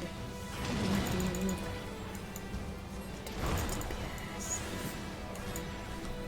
Wait, there isn't much healing we need to do if people do stuff right.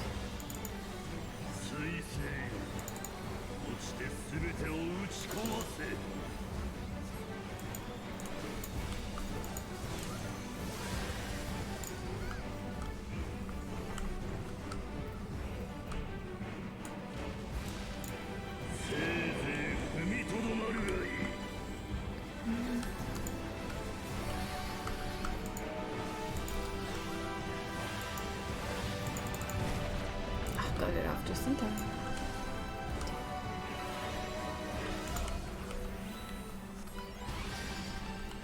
Still die to that though. But then again, I know if I play DPS, I'm more likely to die because I'm trying and pretending that I know how to do a rotation, which I don't know.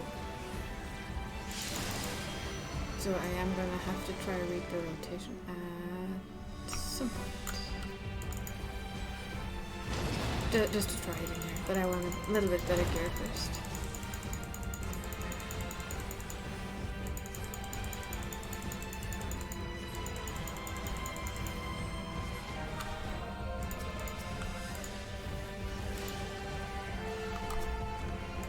I think the only time you need to heal a tank a little bit extra is the tank busters.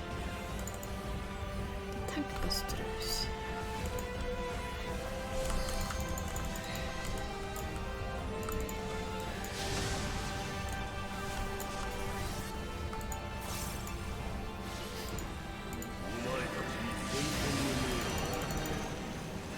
I mean, at first I didn't really like the healer test, but the more I've seen it, the more I actually don't like it.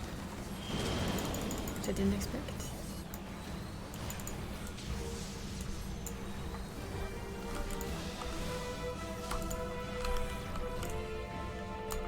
It will always go here, so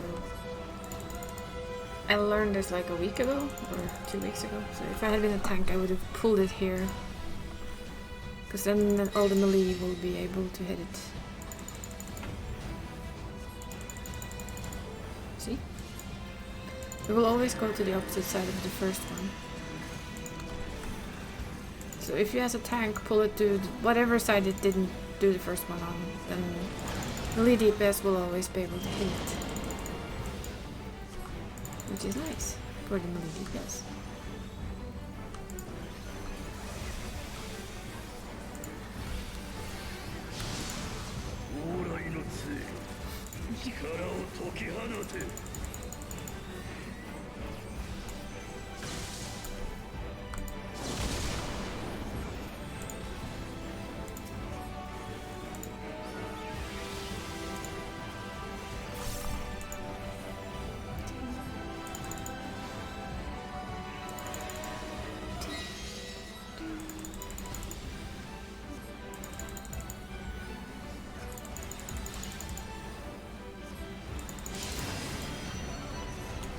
This side should be good.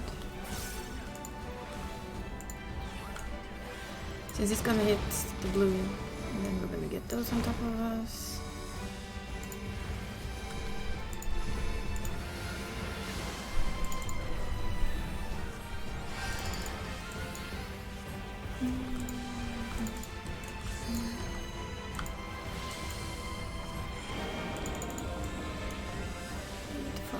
All the way over there.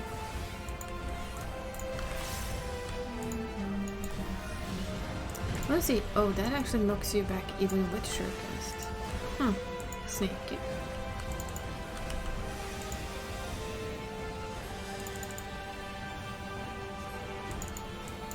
So that one is actually Surecast proof.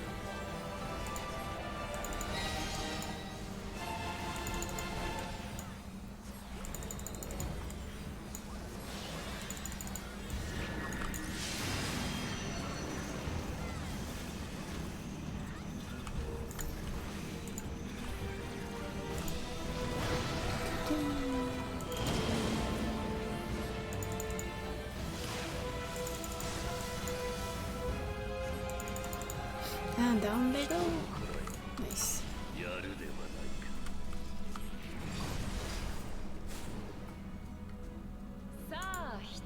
Is that actually what I want? It is. I'm gonna fail at getting those because the tank probably wants them.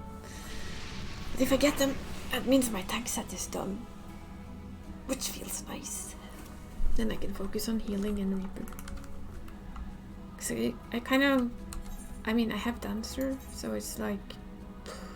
This is what I normally use. I guess I could do Dancer.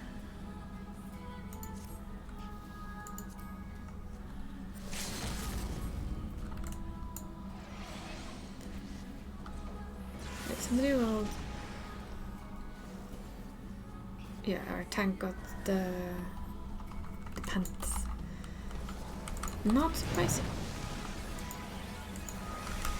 I mean, one of the reasons to go tank here is to get what you want. We're the only tank in the group.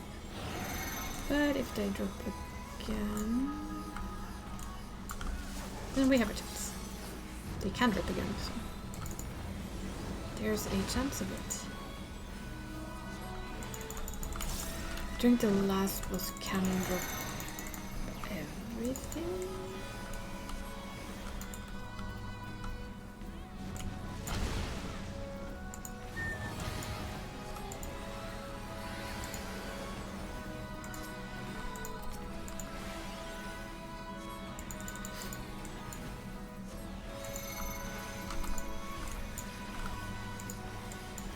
One lion down. One lion to go. Then our fire dancer and last boss. I did not check actually if we can upgrade our weapons. Probably didn't read the patch notes good enough either. I think it's about time they let us though. We'll see, we'll check that too.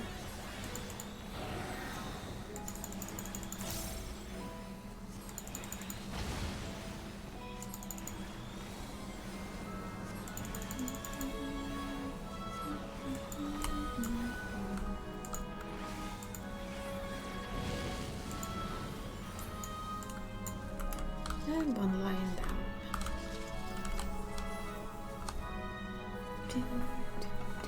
Second to last boss.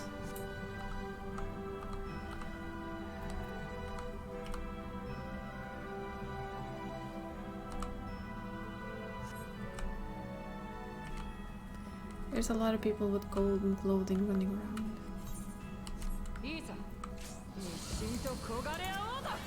Well, they were in a rush to start, but okay. That is fine.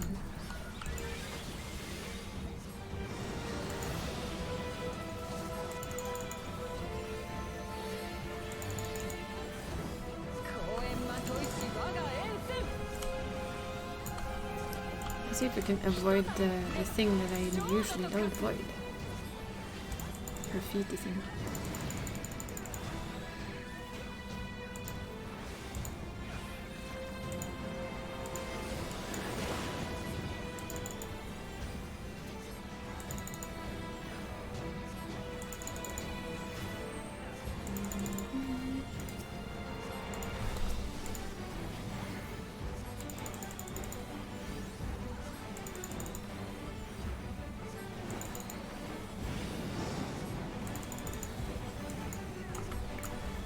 One of these. I think she does the fan before she does the huge cake slice forward.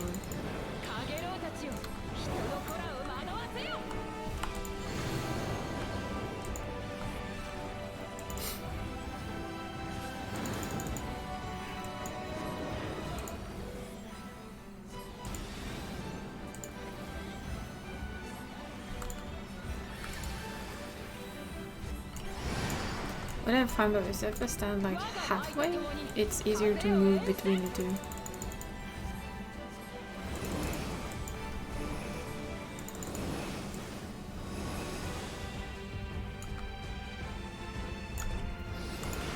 If I stand like on one side or the other, I can never really move quick enough, it feels like.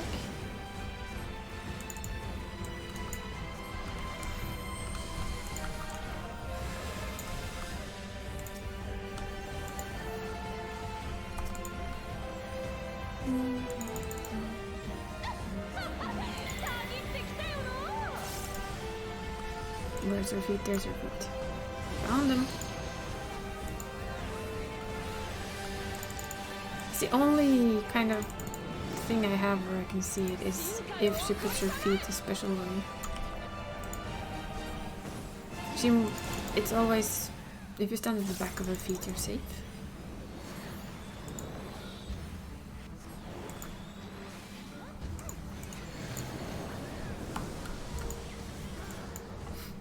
Probably could have stood just where I stood, but no. Habits. I'm used to doing it this way.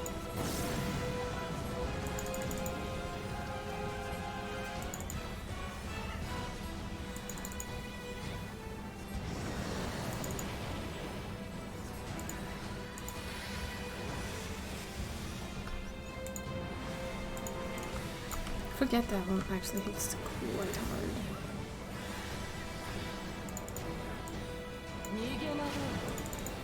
I might not want to stand in there though. That burns. It burns! Burns, I tell you.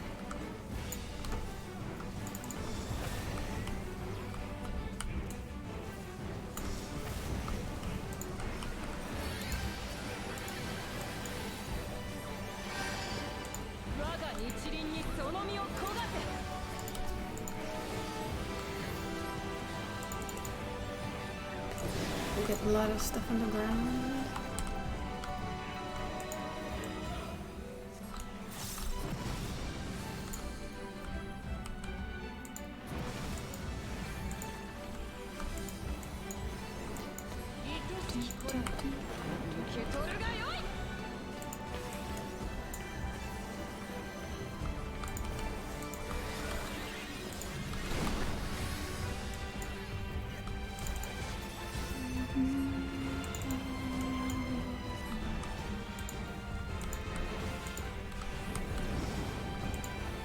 Now we get the fan noise again, so to the side.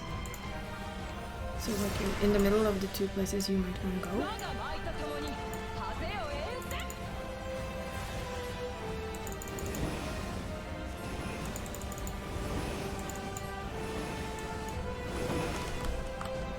go here. That was a bit too slow.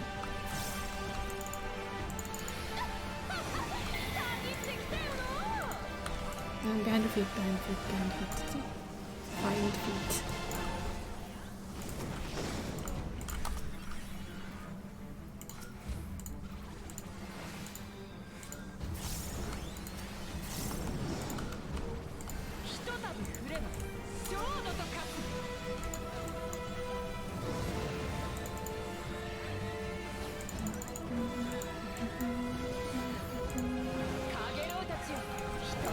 Now we need to follow a bit more. So what did it?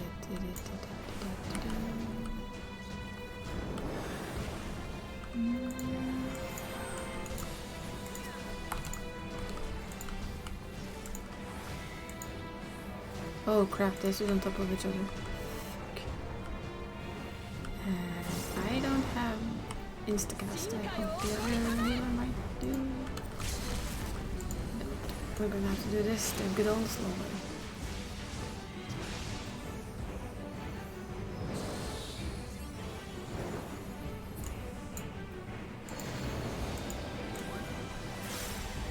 Seems to be this one.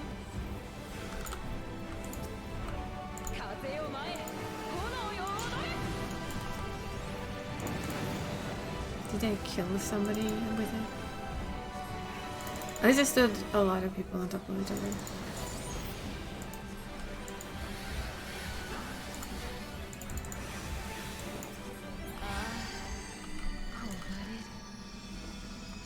There we go.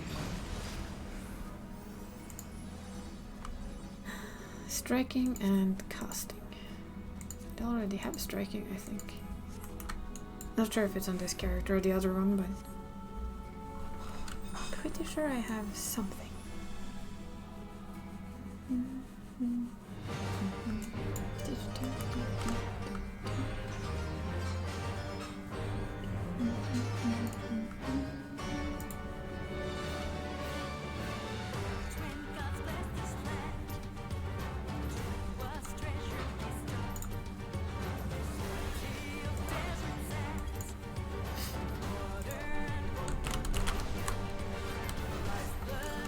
I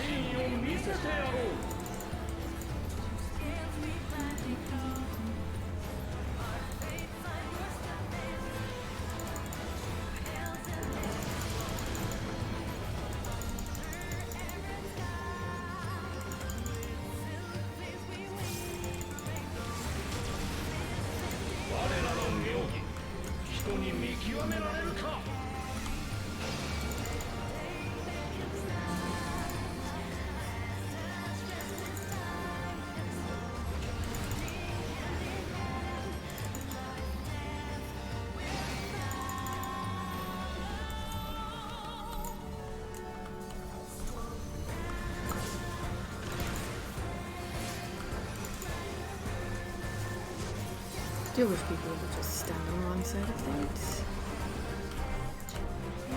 Can't always have what you want.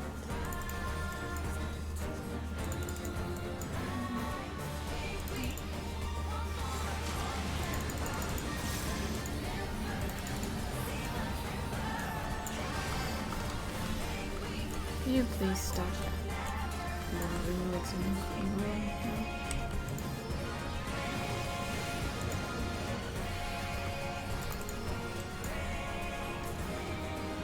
People with things on their head learn to stand still and let other people move around. It's much easier. Will they change those?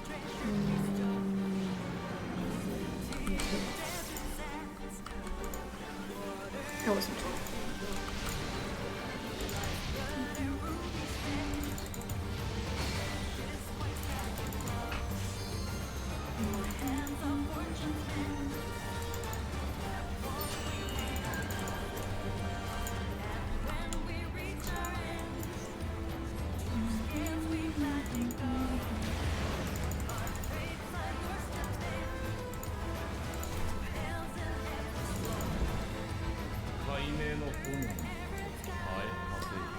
From my side, they can die.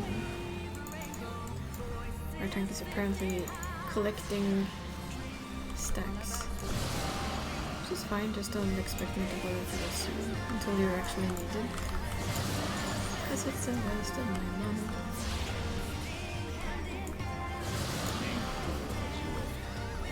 And I am get bigger than us.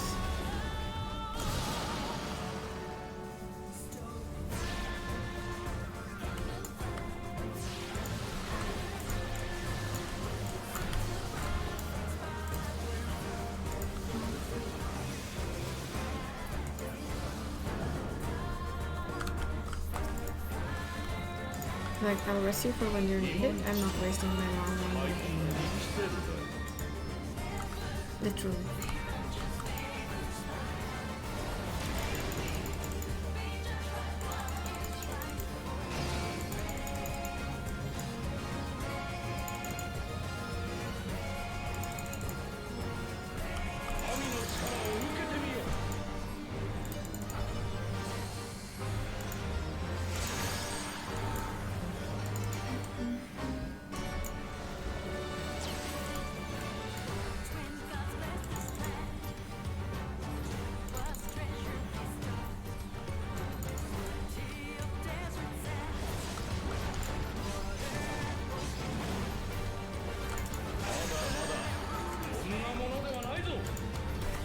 They might kind of have to miss.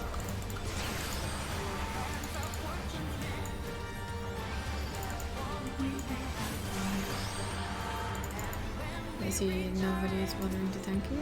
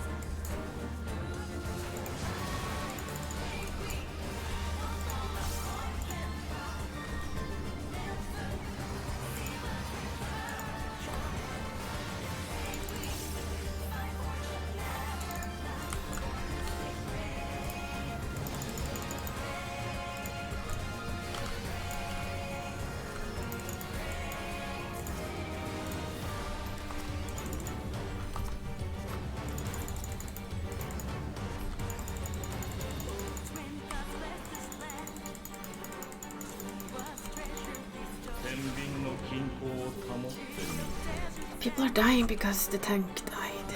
Very simple. Why do people not grasp this? Oh, they did.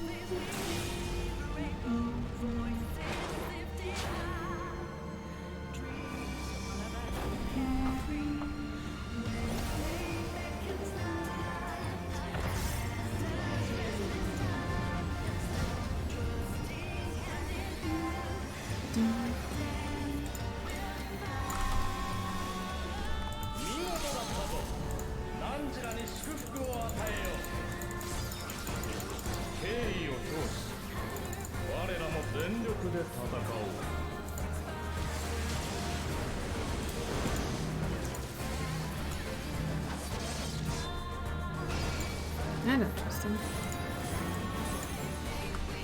Told you.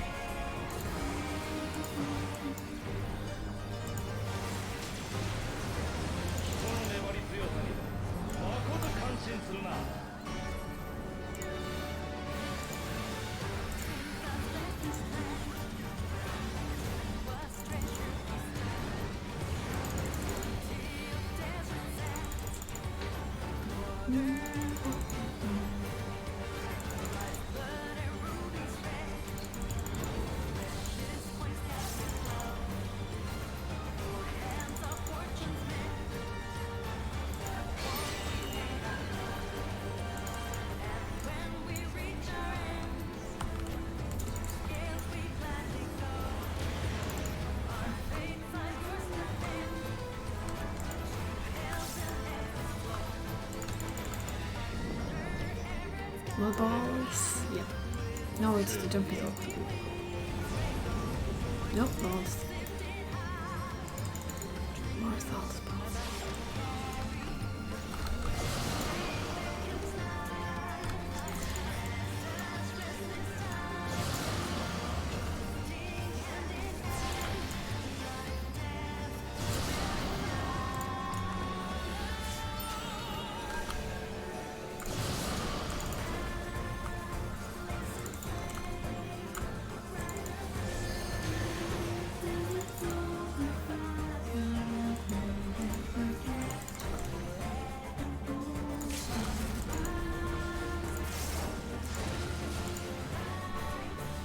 There we go.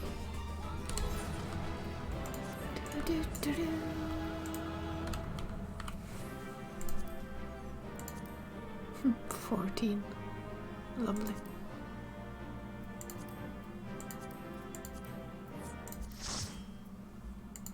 I already have that one. I know I already have this one, that I did.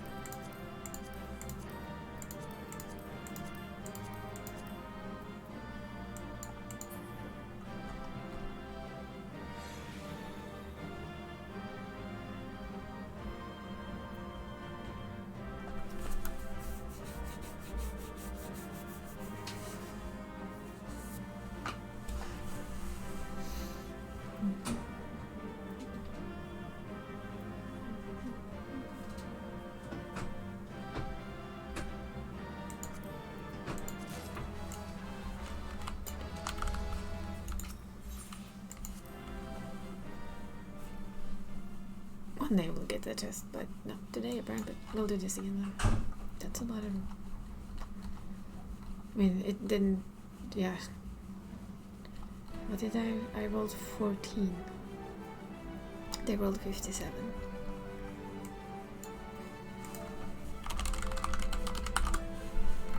We'll fast forward a little bit, we don't need to read all of this again. Just jump over to where we want to be.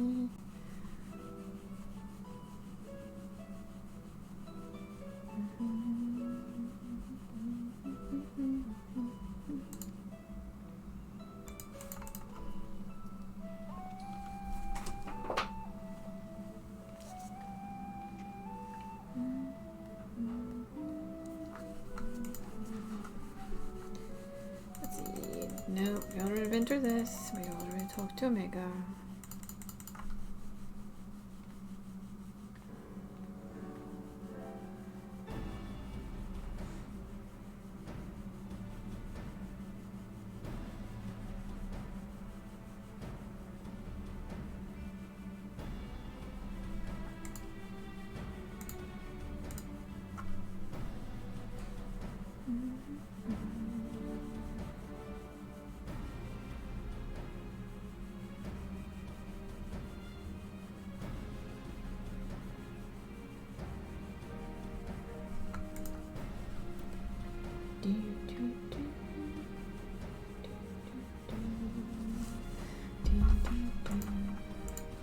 That's back to the green one. Let's get to where we were. Let's bring Omega in.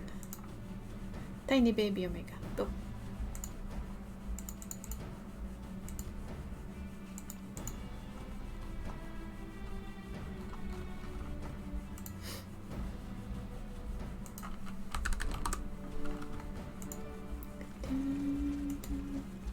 Come on, Alpha and Omega. Which of course is still very sweet. If you think about it, it's still kind of cute.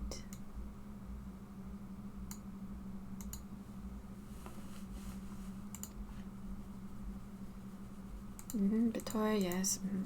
We have Omega inside the toy. I'm still not sure if that is a bright idea.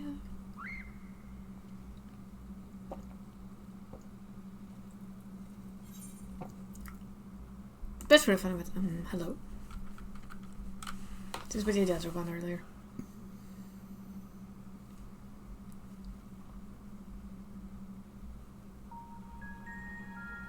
Hello, your greeting is a standard method of initiating communication, but in this case, I was imperative you would first establish my true identity. Without confirming I am Omega, any subsequent interaction must allow for the probability that you're wasting time addressing me as a mere toy. Oh, that's why I did it differently. And now we get to the misconceptions. I kind of wanted to see if he had a different answer. Let's skip on.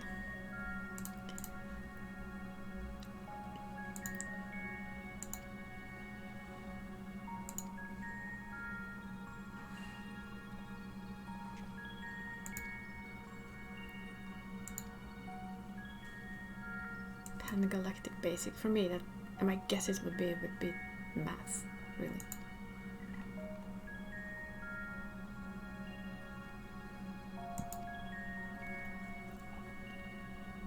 Six million distinct dialectal codings. Beep. Reminds me a bit of C-3PO just there. Elaboration? Yeah.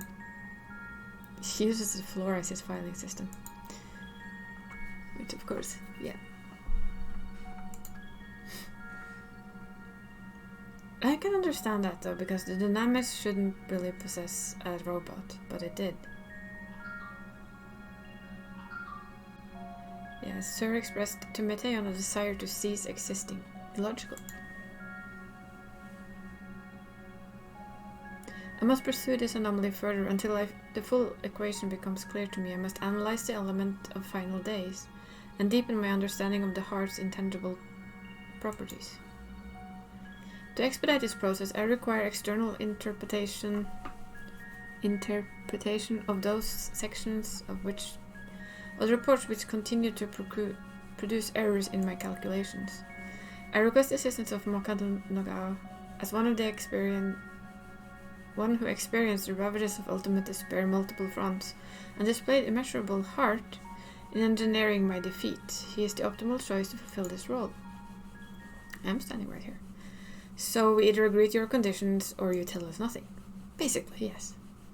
I'm sorry to put you in a spot like this, Makoto. If you have the time and the patience to spare, we'd all be grateful if you could humor the toy's demands. Actually, I would like to know the same as he does. Why does a robot people become affected by things? Has Alpha dozed off? I suppose the shove was a bit technical.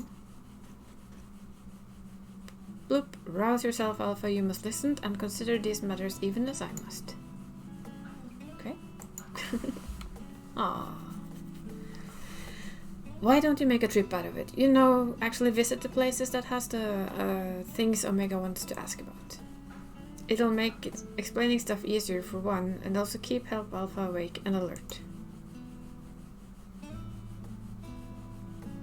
This is kind of like a catch-up mission, I guess. So, where are we going?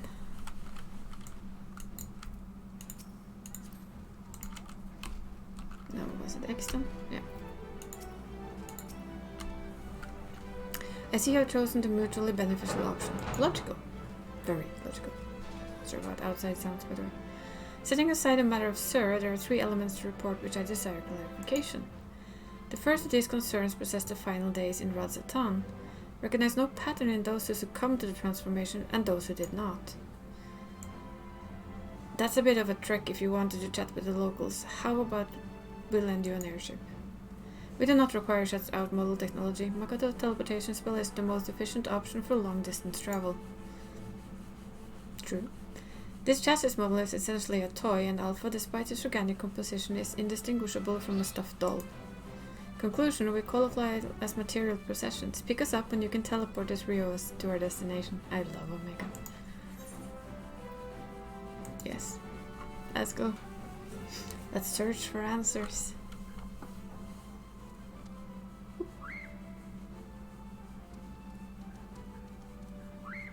Oh, yay! Trip with Alpha and Omega. Boom. If we get a 3 transport, I will call that nice. But do we? Hey, we did. Nice. Beep. Sensors indicate we're right at Radzatan. Objective: identify the factors for resistance to involuntary transformation. Hypothesis. Unaltered survivors of the final days would display significant strength of heart. Confirming this theory will require the cooperation of live subjects. Where is the war designated for residential habitation? Omega. Understood. Kama, set as our sub-destination. Please take the lead and select the subjects we are to interview. Omega and Alpha are now accompanying you. Keep them at your side in order to proceed with the quest objectives. You can leave your quest companions behind by entering different areas and speak to them again. Yeah, we know this. So, where? Okay, let's go. Come on. So we have a dog, Omega and Alpha, running after us right now.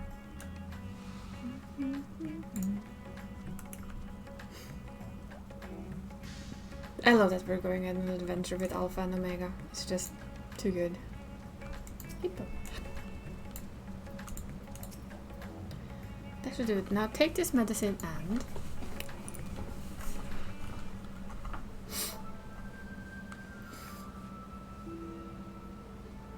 Nashu? Oh, for... Core Makoto. It feels like it's been forever, though definitely less than a year, I'm sure. What brings you to Radzatan? Enjoying a spot of adventuring? Or perhaps... Why is she here? Then again... Oh, I've messed up the quest. Sorry. Inspector Hilbrand goes into hibernation again. And wait. You're giving me that look, the one that screams, what about the whole weird portal business? Alright, since you silently asked. Back to the Ruby Sea. Remember how Greg got doused with a dew prism? Was forced to whisk us all far away? No, not really. How that strange rift opened up, which Inspector got sucked up into, and I followed him after that.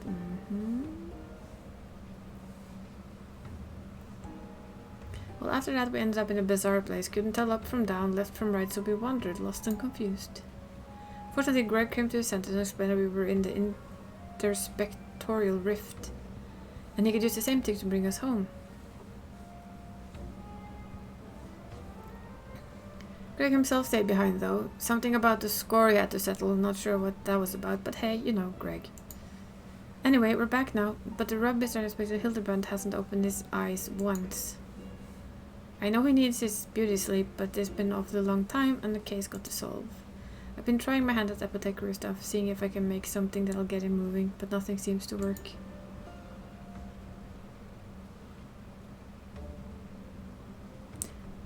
But I think we're making progress. Me and Mr. Chupacabra from Shatoka's concern, that is. You remember Mr. Chupacabra, right? Got sucked into Rift along with his former evil mastermind. Not so bad once you get to know him. Dear Lord. Please, Jubraka.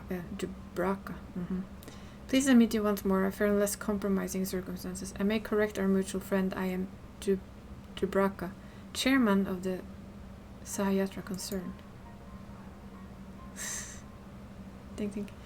Your distrustful and somewhat bloodthirsty glare is unwarranted, but in my defense, who among us is not contemplating enslaving the rich and powerful to bend their world to their whim? I pray forgive my poor joke. Allow me to assure that after wandering the interdimensional rift from the sisters I only know how long, I am a changed man. Doubtful. Naturally, I understood the words alone would not suffice to absolve me from my sins. Thus, since my return, I have operated a humble apothecary that caters to the need of one and all. Furthermore, I made arrangements with Miss Nash's workshop. Rest assured that I will spare no effort in helping her see Inspector Hildebrand awakened and return to full health. Do we want him to full health? And with that, if you excuse me, I must see to business. Don't trust you. Not one bit. Not even a smidge. Isn't he the nicest ex-villain you ever met? Ah, but that's right, I just finished my last medicine. I've got high hopes for this new recipe. I suppose I gotta go look at the Manderville man himself. By all means, the Inspector is resting him up in Kama. Awake or asleep, I'm sure he'd enjoy your company. Let's go. The fact that they continued the series is just great. Now, let's try and actually do what we wanted to do. We need to go. Well, it fits. We go up there anyway. Still with me, boys? Good.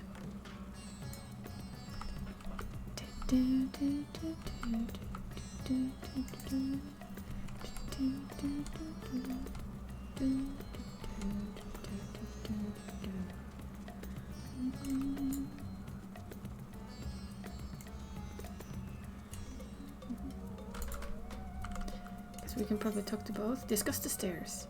Warning, please avoid stairs when possible. My projections indicate high risk probability for accidental slippage leading to catastrophic structural damage. Stepped inclines also increase my energy consumption by 63%. In mortal terms, they tire me out. Taking into account the difference between individual limb length, the design is inherently flawed. A convenient step height for one is exhausting trial for another. Were I to oversee the civic design of a settlement, I would construct a sloped conveyor belt in which enabled automatic traversal. 0 personal energy expender. We have those. Quick. Let's see. Well, you're gonna have to deal with the stairs. Oh my god. Because I do not believe that there is another way up. There is, but sorry, little toy, you're gonna have to do stairs. Don't care if you like them.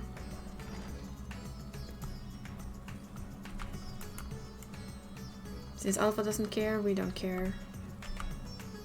See, there's more stairs. But these are downstairs. These would actually be worse if you started falling, I think. But apparently it was only going upstairs that was harsh. I'm gonna skip the sleeping gentleman for now.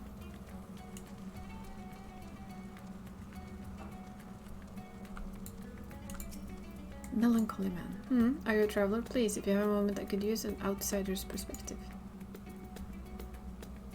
You see, I was one of those who sought to escape the madness plaguing the world by fleeing to the moon. Not that we ever went in the end.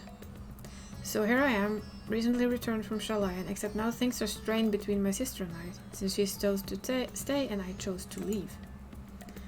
I asked her to help me find work, and she just look somewhere that isn't Thavnir. As if I wanted to abandon my home. Yeah, I guess that makes you angry. Your point is unclear. You elect to relocate to the star satellite. Thus, your relative now perceives you in a negative light. Your sibling judgment is in error. Based on the information made available to Hanir citizens, your decision to withdraw to the moon was both logical and correct. Conversely, the decision to remain at Rad Hassan despite low probability of survival defies explanation. Perhaps her reasoning pathways are faulty. That's right. I'm not sure what you're saying, but I'm right, aren't I?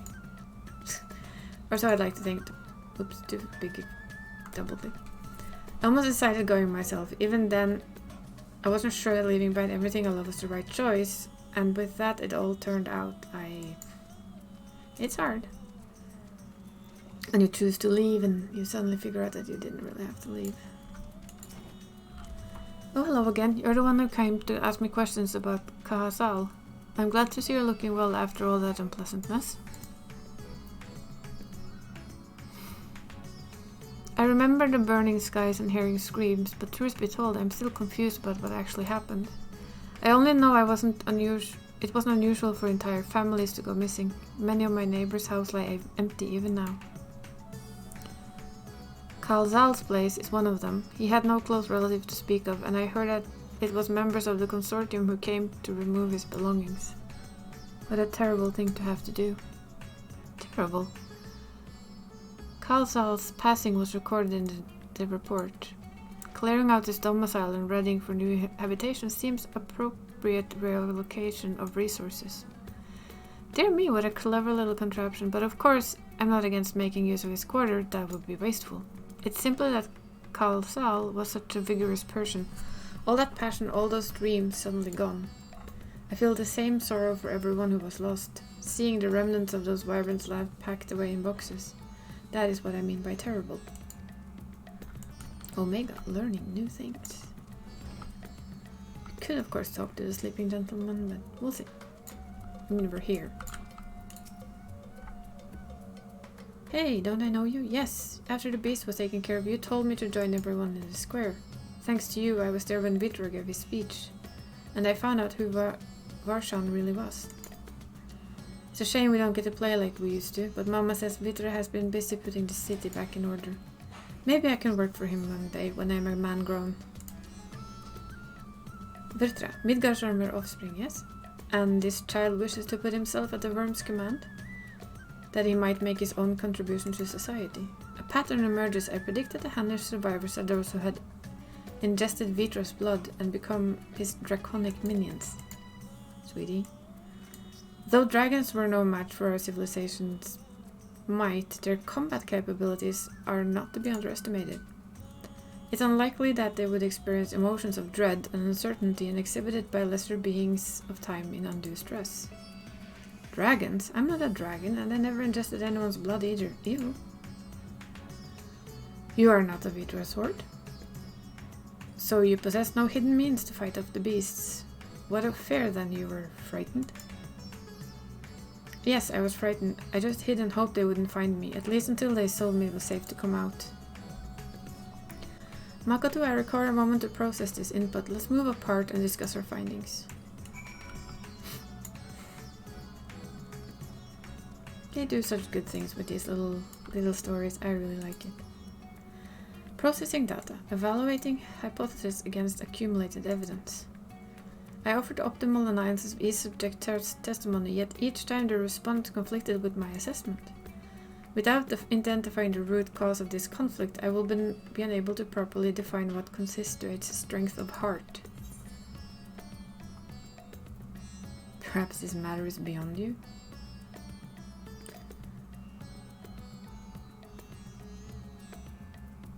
I so want to tell him that. Tell Omega that something is beyond them. Your response implies that an absolute understanding of the answer I seek. Impressive, considering you understand not a single word of Pangalactic Basic. We will forge on with our questioning. Continue to educate me with your enlightened perspective. Next, I wish to interact with the individual who endured similar circumstances to Kalzal prior to his transformation. Are you acquainted with any local merchants who have dealings with them? Quite a few.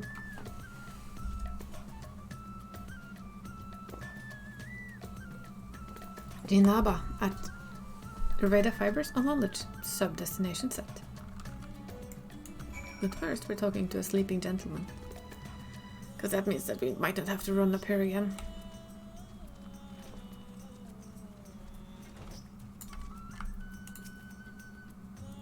Isn't his room nice? Mr. Chupacabra that fits him though. Has taken care of everything, even paid the rent in full, and I'm instructing you. You need to concentrate while you examine the inspector, right? No, literally. Study the sleeping Inspector Hildebrand. You may move the cameras while zoom in and out. Target the section and the magic detail.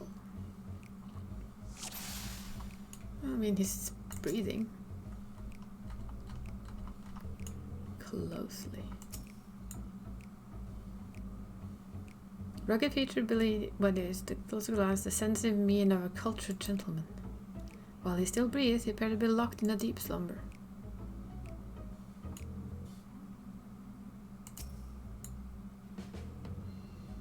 The exquisite buckles of the stylish footwear are a design unique to House Mandrivel. These shoes would almost certainly fetch a small fortune in the market.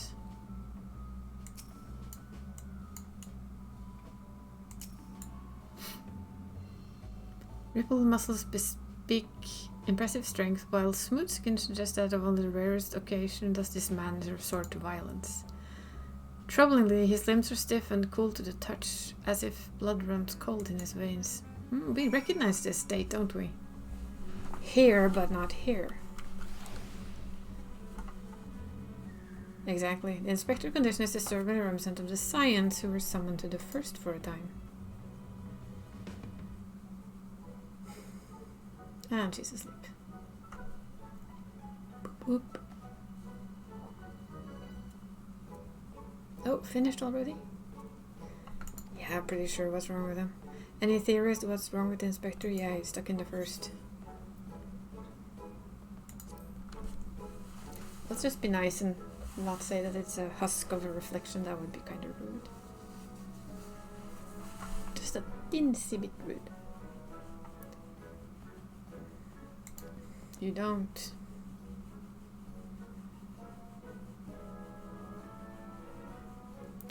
Return his soul to his body?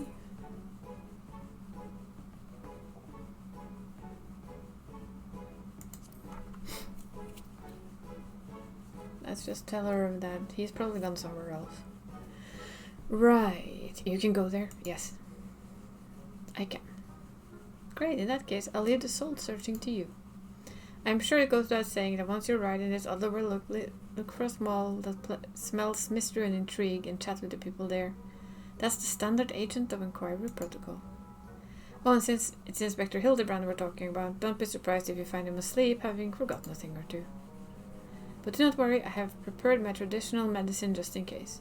Don't hesitate to use it, and with that, do take care out there.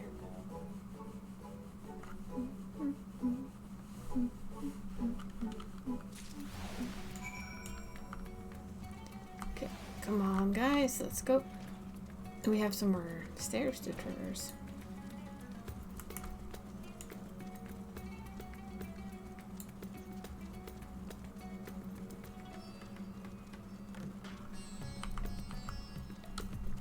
It's like, remember you can't take the teleportation devices. It doesn't work.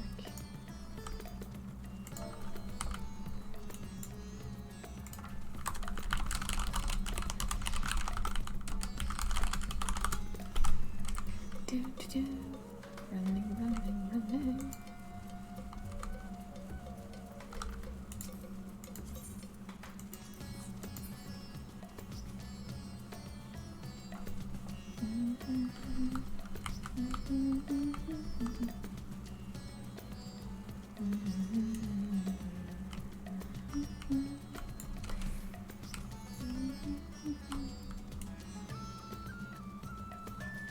Is that outside or is it inside? I'm not sure.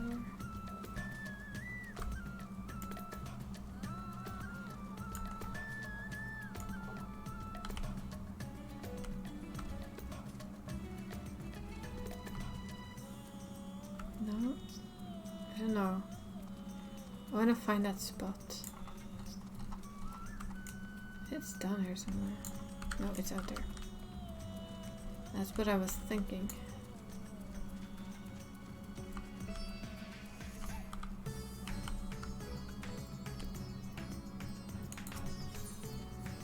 Discuss the Hamsa. Halt, Makoto. Do not proceed beyond the fence. Okay. In this body, birds of that size represent lethal, unthinking threats. They will peck apart my casing apart. Conversely, Alpha can correctly identify my absence of nutritional content, if only he would apply intelligence towards maintaining regular feeding schedule. Poor habits adversely affect his mobility. Nope.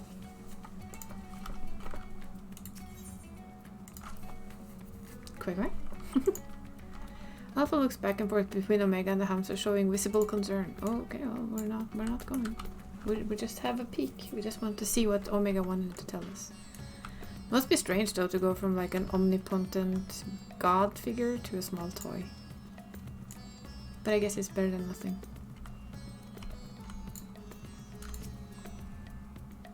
Well, look who it is. Thank you again for helping moving our textiles. Recovering from those tragic events has been difficult, of course, but with everyone pulling together, we've managed to get things back up and running. Din Baha, I come with questions relating to the tragedy, especially your survival of the final days. Although you are similar to Karl Sal in many respects, he succumbed to the transformation and you did not. Why?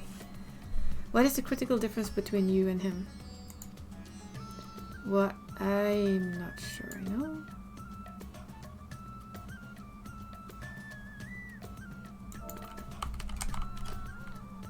I'm not especially brave or courageous, if that's what you're asking. Perhaps being focused on protecting our workshop kept me from spinning into a panic. Still, I imagine Karl Sal would have been feeling the same sense of responsibility. Perhaps the weight of it all is what invited his demise. You were of the same mind, resolved to the same purpose, yet your strength of heart, of spirit, was not equal. If merely emulating the individual is insufficient, then some other unseen factor must have been involved. I'm not interrupt these deep philosophical musings. Do you think I could ask you a small favor? Depends. There's a man by the name of Nashvan who's been helping out here while getting back on his feet. I have a feeling he'd benefit from speaking with you. Leave by the eastern exit. You should find him just outside organizing some new inventory items. Alrighty.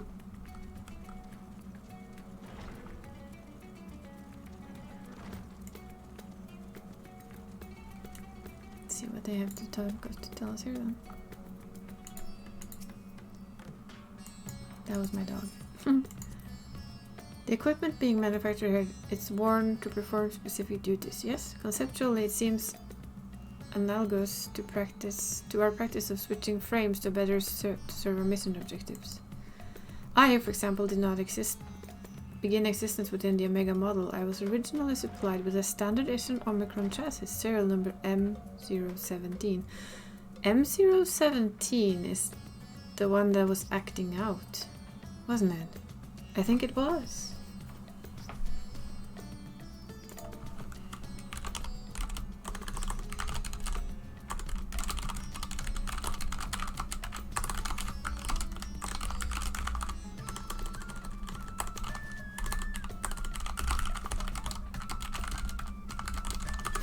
I think M07 was the one that wandered around. On this world, that alphanumeric combination would be considered my given name. Such as designations are drawn from our nearly infinite registry of celestial bodies to avoid the possibility of duplication. Furthermore, the cluster known as M017 is better expressed in your language as the Omega Nebula, the same word I used to introduce myself to your kind. Though you associate Omega with the advanced weapon construct, it's also my name, and I see no reason to change it no matter which frame I inhabit. Wait. Oh, fuck, come here. Quick. Alpha puffs at his chest proudly, seeming to imply that his ironworks uniform is the best attire anyone could wear. We agree. It is the best thing Alpha can wear. Where is he? Probably here then. Yep. Nashwan.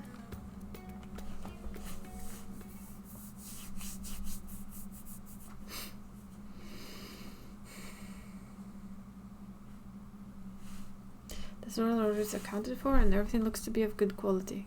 Kamala will be pleased. You're with the science. You were there.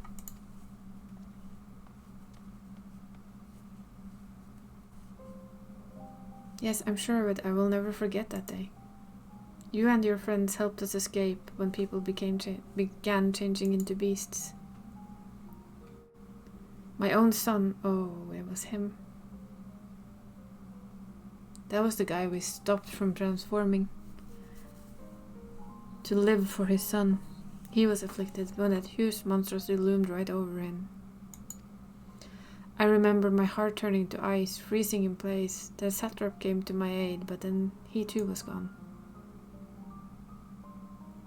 I remember this.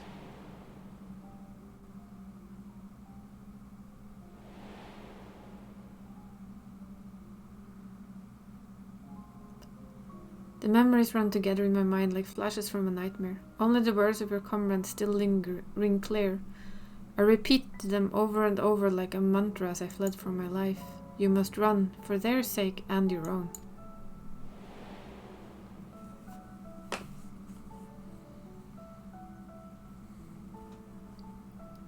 It all seemed so surreal, which is probably what saved me from the transformation. The truth of it didn't begin to sink in until the worst was over. I have not the words to describe how I felt then, the sorrow, the overwhelming sense of helplessness. I may still be wallowing in misery if it not for my old friend Jinaba. I had lost my will to work, and he encouraged me with kind words and odd jobs. Now somehow I live again. I am thankful to him, to the courageous Ayawan, and to you.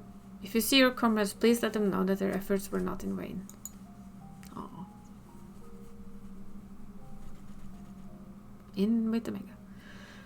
You said you lost your will to work. This signifies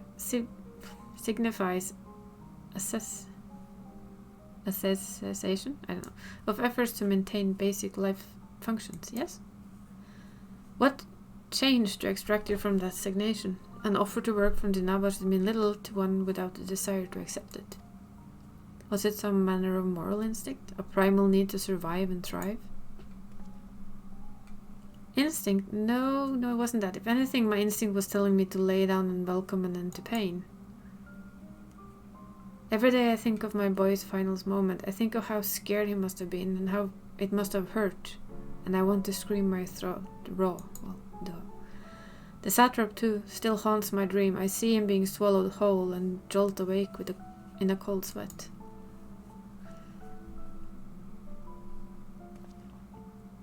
But something changed when Jinabra came to me. I looked up and saw that, even without my son, or Ayawan, the world around me continued to turn. And because the fact grieved me so, I knew it fell to me to live on and remember them.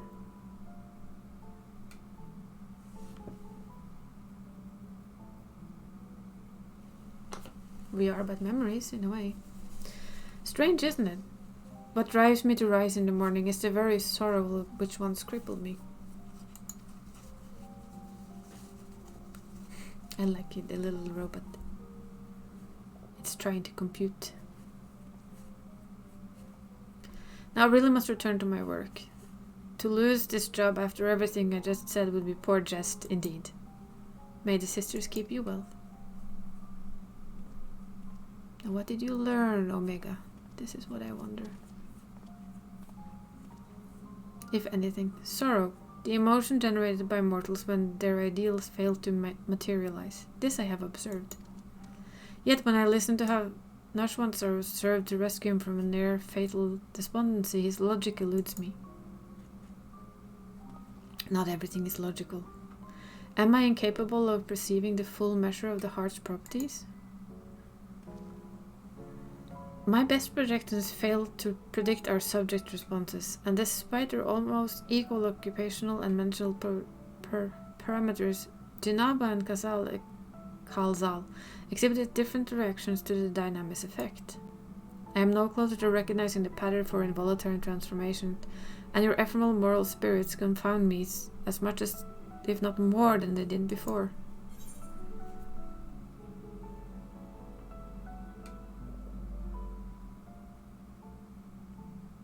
There is no pattern. There doesn't seem to be no pattern. You imply that the transformation was non-contingent or individual fortitude, but rather random contribution of environmental factors, for instance. Such a theory would explain the otherwise conflicting data. Very well, I shall accept this as a provisional conclusion to this part of my investigation. I do, however, expect you to continue supplementing my education of heart-related matters. Heart-related metals. Okay. Well, he's up for it.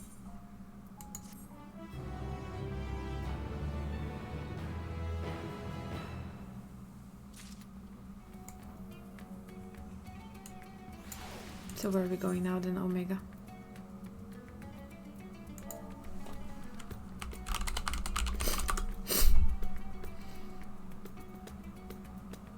Omega has selected a new destination. Oh, we're going to the moon. Camp Broken Glass. I desire elaboration on the dealings between Ilsebert contingent and the citizens of Garlemald. The report described the contingent's purpose as the salvation of the local populace. Furthermore, both factions faced common enemy in the Telporoi. Why did they not immediately combine forces to their mutual benefit? This inconsistency requires closest examination, Makoto. Initiate teleportation. Where is little servant now? At least they don't have to make us pay the fee for teleporting. That's good.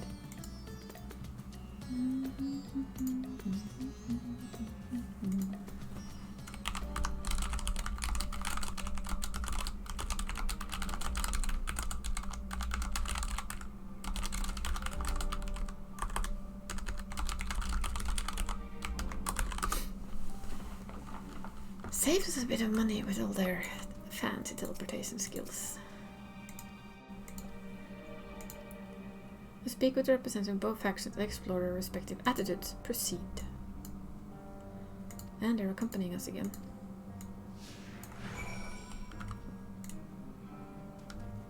I like the music here. But we're gonna take a tiny little break because I need to grab something. And then I'll be back. So we shall have a quick be right back.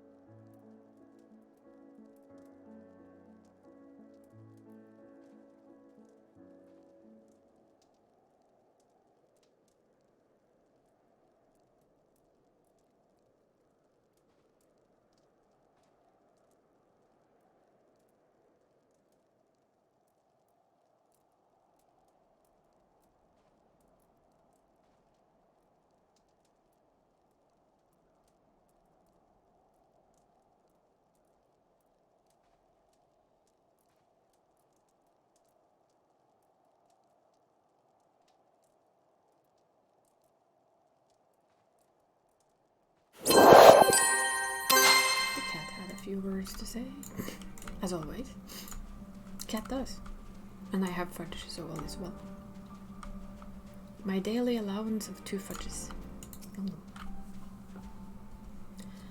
Makoto, come to see how things are progressing, have you? Well, kinda. I can't speak for the overall strategy, but communication with the locals has become damn sight easier since Julius and his soldiers stepped in to help. Oh, we still face our fair share of distrust, of course. Some people even think that we're enslaving minds with our foreign magics. We have Anima to thank for putting that idea in their heads. But all things considered, I say we're doing pretty well.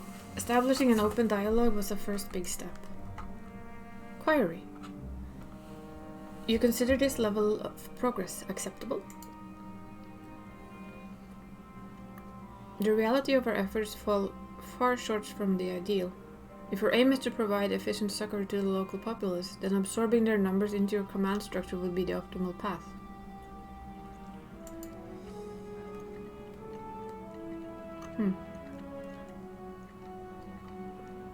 Oh, I wouldn't want to go that far. We're not looking to take over their nation. If we're to do this the right way, we need to reorganize and respect each other's way of life. True. So while it may not be the easiest solution, I agree with the contingent's slow and steady approach. I'm just happy we're saving lives. Of course this doesn't make a sense to a killer robot. Why would it?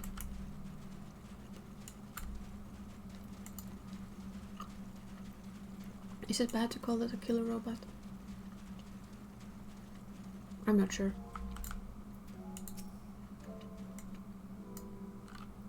A shadow from the past. Yes, I know you from Victor's Spoils. Have you come to laugh at me? Or bet she chose Lysina and her sister rather than accept help. The fool who ended up reliant upon your charity nonetheless. Remember him too. Well, perhaps I deserve your derision. My compatriots surely scorn my failed conviction. I have shamed my people and brought dishonor upon my nation. I am no better than a kept beast. My pride sold for a bowl of feed. But my soul, nay, that you shall never have. I refuse your honeyed offers of a new home. This land is where I belong and is where I shall remain. You demonstrate opposition to the contingent's overtures. On what basis do you refuse this cooperation? The data suggests the local populace is struggling to produce the mere minimum of sustenance. Have you some secret strategy of survival, or do your orders compel you to accept your present misfortune? What? Must I be mocked by a magic deck toy now? Yeah. No, I have no secret strategy, no binding orders, but I comport myself as any true Garlean patriot would. Uncompromising, unbending. Well, this should sound familiar to you, Omega. Blast it all. Once again, this input is unanticipated. Let us move aside and process what we have heard.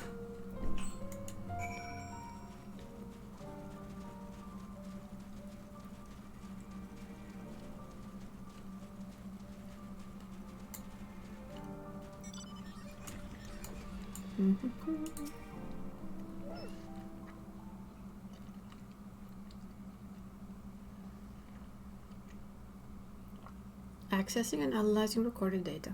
Integration complete.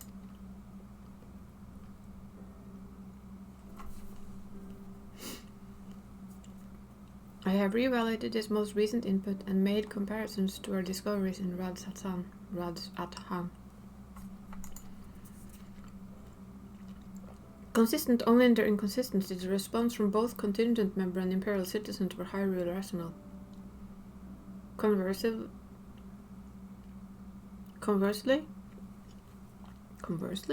an Omicron, considering their predicament would have echoed my assessment exactly.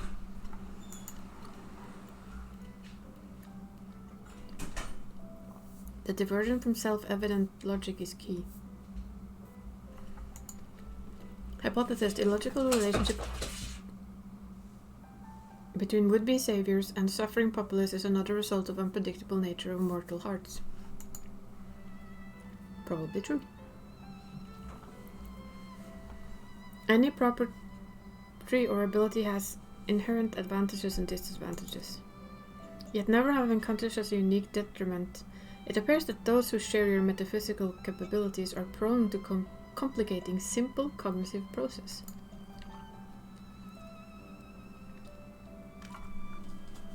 An undesirable quality. I will, however, persist in furthering my understanding of the subject. Okay.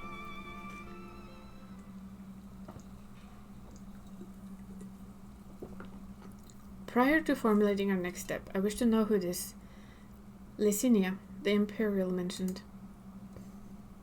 That's the girl who decided to risk everything and she died.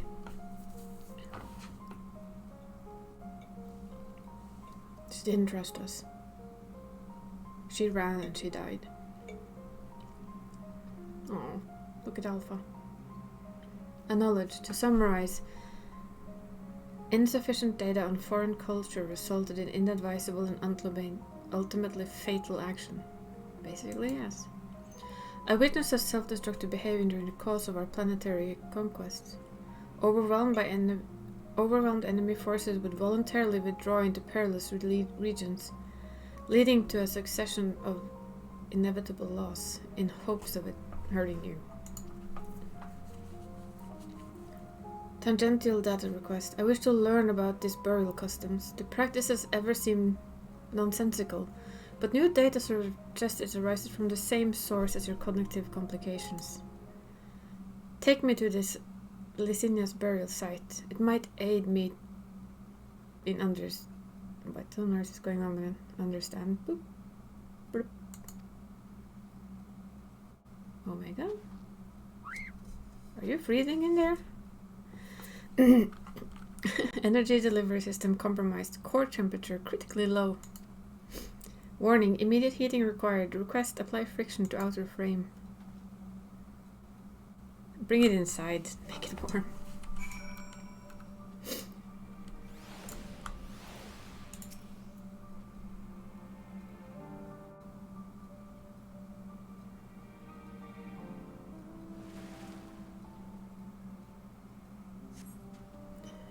Temperature nominal. Energy level stabilizing. Maybe we should really close.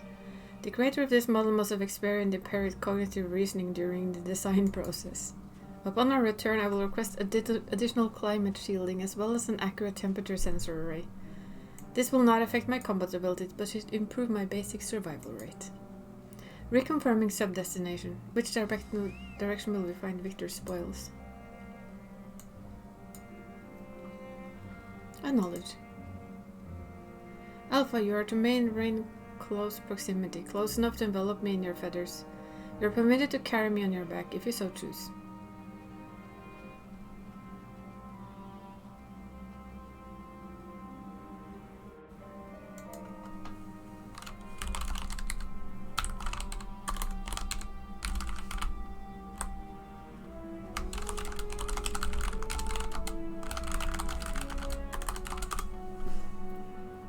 Alpha, you are to remain in close proximity, yeah, if you so choose.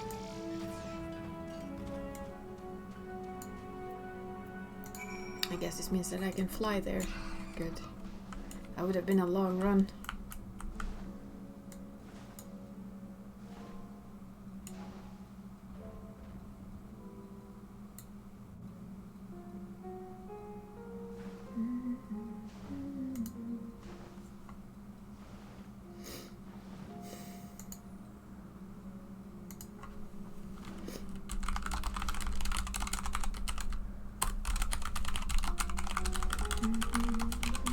Probably heard the clicking from my keyboard fairly well, I'm sorry. But yeah.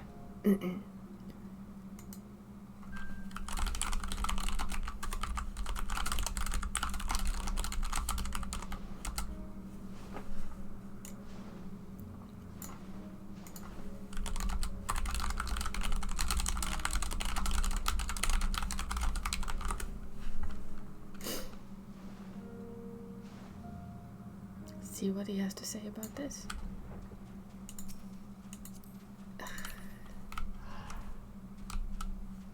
That button. The correct button.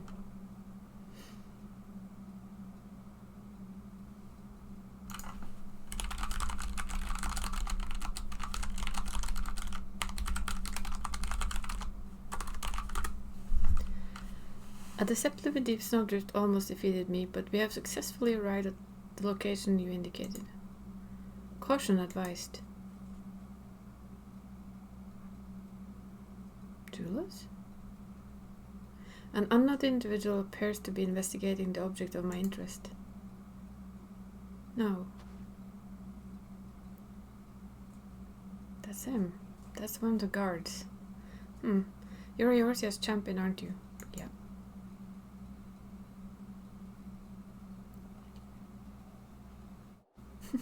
I love Alpha.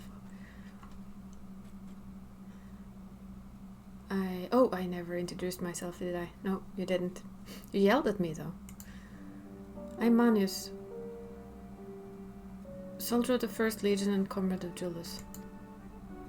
Perhaps you remember Free from the Tertium? We spoke about collecting ceruleum, and again later on, after Lord Quintus had passed.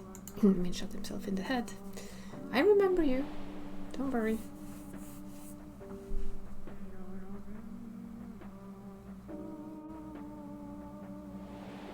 Music is so good.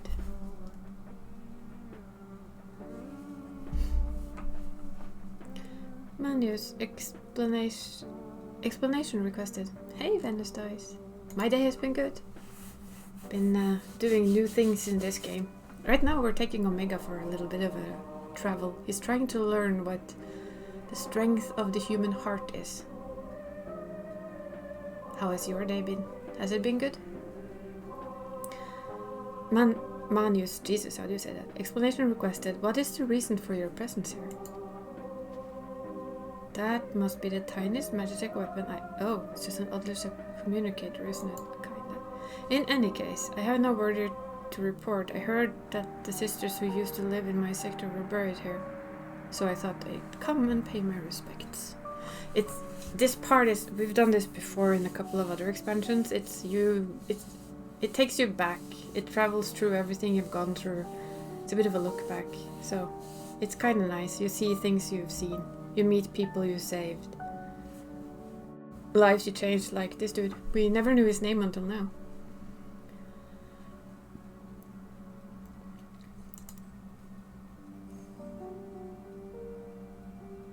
Alfinod and Aliasala told me the story, complete with profuse apologies, though they were adamant that no amount of remorse could erase the tragedy of what came to pass. Not that my fellow soldiers and I are in any place to judge. We were manipulated, fooled into starting an insurrection, which led to countless deaths among our own countrymen. This is Omega.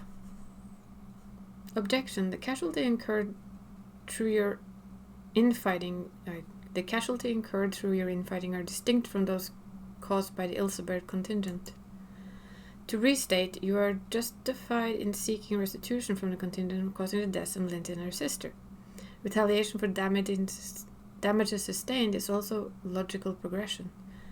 Basically, just because you're probably not met, Omega is from the race of robots we meet here.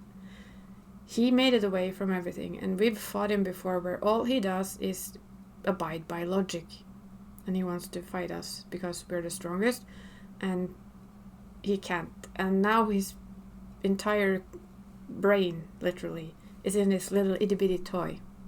And he still works on logic. And he's trying to understand the strength of the heart and the soul.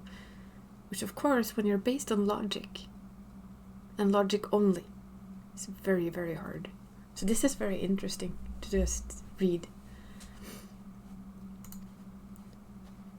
You're like, huh? You stupid little bot. I can deduce 2 reasons to why you don't initiate hostilities with Makoto and his allies. 1. You judge your remaining forces too weakened to contend effectively with the contingent. They are, pretty much that. 2. Your emotions are complicating the issue. He's learning. He's starting to see that emotions, he call it complicating, but yeah. That's the first time he actually used a non-logical answer. He's not combative anymore. This is a toy. He has no combat strength. And that is Alpha, the chick between him. It's a earlier raid, actually. Well, when you lay it out like that, I'm afraid my answer isn't likely to win me any medals, so would you mind keeping this to yourselves? Sure.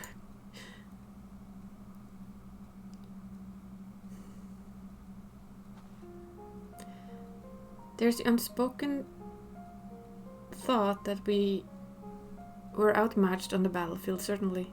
But the real reason I'm not demanding restitution has little to do with weighing the odds. It's the simple truth that I'm so caught up with simple survival that I have no strength to spare for past grievances. The same goes for avenging my comrades we've lost. Be that my brothers in arms or Lord Quintus himself, he shot himself in the head. Basically.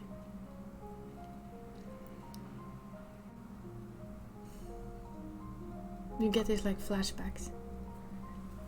Although it seems everyone has an opinion about the manner of his passing, he basically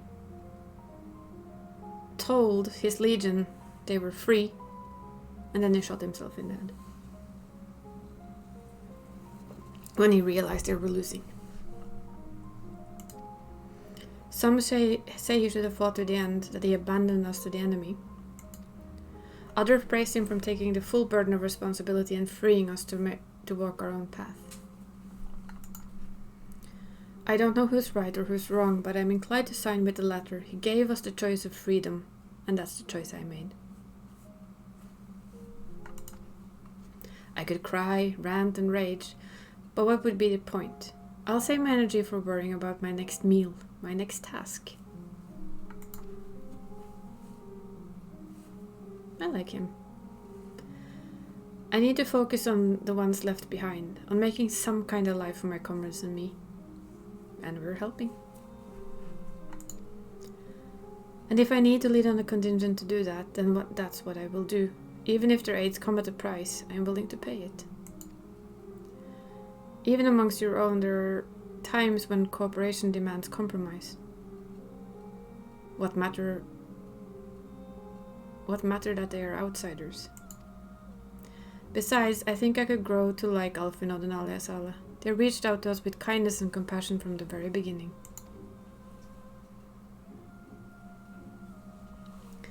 Summation, your desire to survive, even should it mean allying with the contingent, was a feeling you already harbored.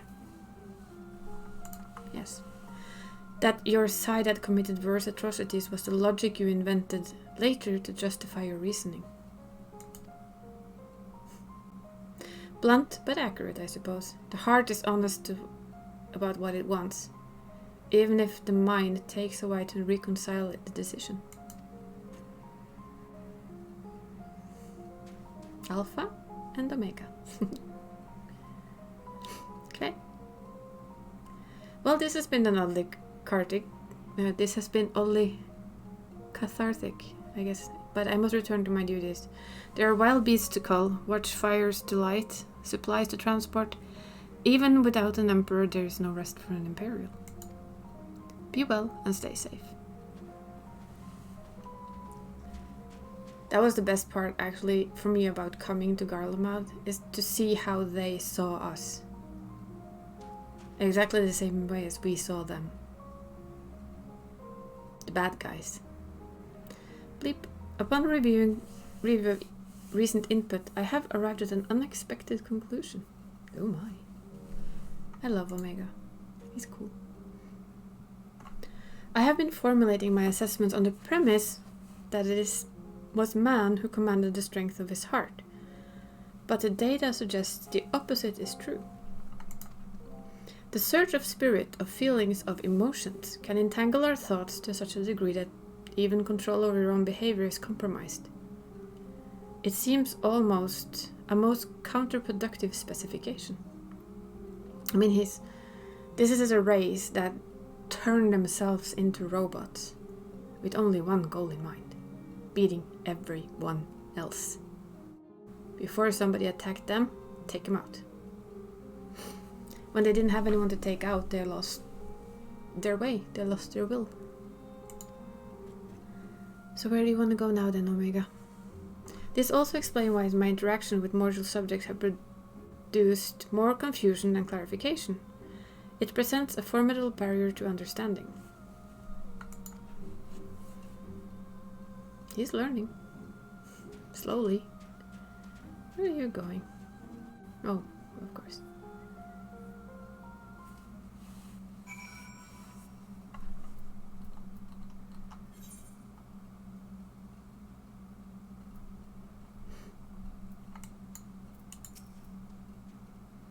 Bleep, my earlier hypothesis has been borne out. The suboptimal operation being conducted here is the result of emotionally compromised reasoning. I am ready to progress my third and final query.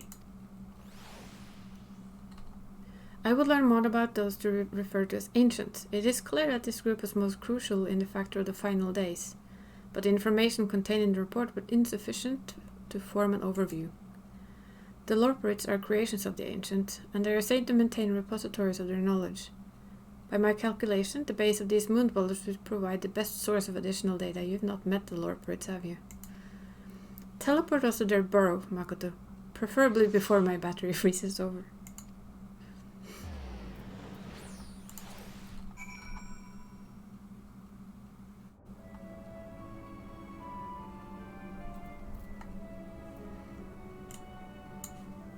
I'm loving this questline though, I admit it. I love that they do this, that they give us like a back view of everything we've been through. I don't think the Lorperids can help you though. They're kind of weird. Your teleportation spell was successful. We appear to have arrived at the local described as the best ways burrow. An inspection of the technology used here will give me detailed insight into the ancient and their civilization. This body, however, lacks my previous frame's advanced observational functionality. I will require external assistance. Omega was much bigger than us the first time we met him. It was an ancient battle drone, basically. Hello, Lorperid. No, it can't be. Yes, it can. Growing way. Oh, it is you. I missed you so. Look at them. Aren't they cute? Come on, Venus, they're cute. If you're still here. What is this you brought with you? This soft, feathery vision. That's Alpha. We've been outfluffed. Pack up the moon. It's all over. So cute. Why bother with burrow building bunnies when you could walk around with this adorable avian engineer? Just bake me into a pie and be done with it.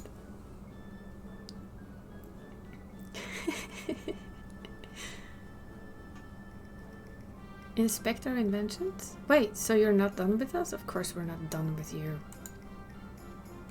I was really worried, of course, and I certainly wasn't about to roll myself into dough and dive into cooking Ray's new oven. He has an oven? Nice. If a technical breakdown is what you need, then I am your Lorperid. As the resident atmospheric regulation expert, I can field any question or query you might care to pose. Acceptable. I will employ this being to guide me around the facilities. Your presence is not mandatory. Even locked with my current chassis, I am still autonomous construct that has endured hundreds of your life cycles.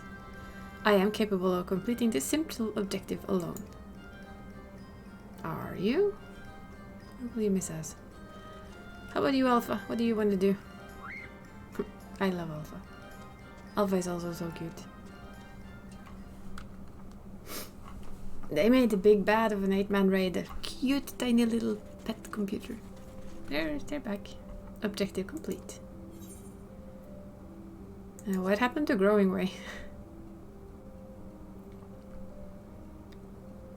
After my 50th question, his response began to suffer noticeable delays. By this stage, we have viewed the representative cross-section of Lorpet engineering. Does it seem unnecessary to retain his company?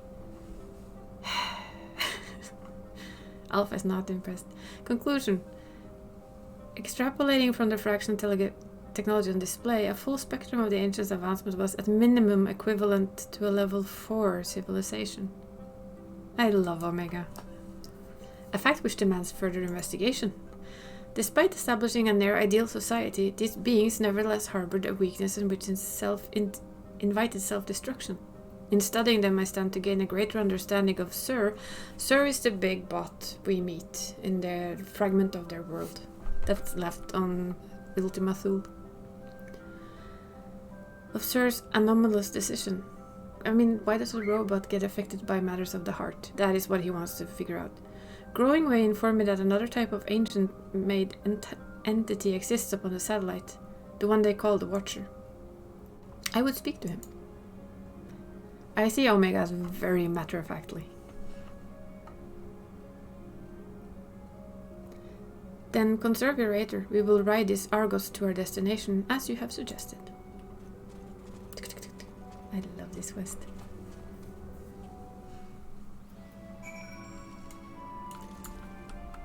I guess that means that I'm free to fly. Yep.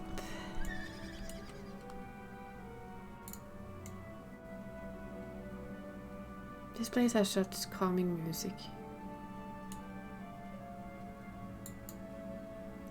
To Argos. Our little friend.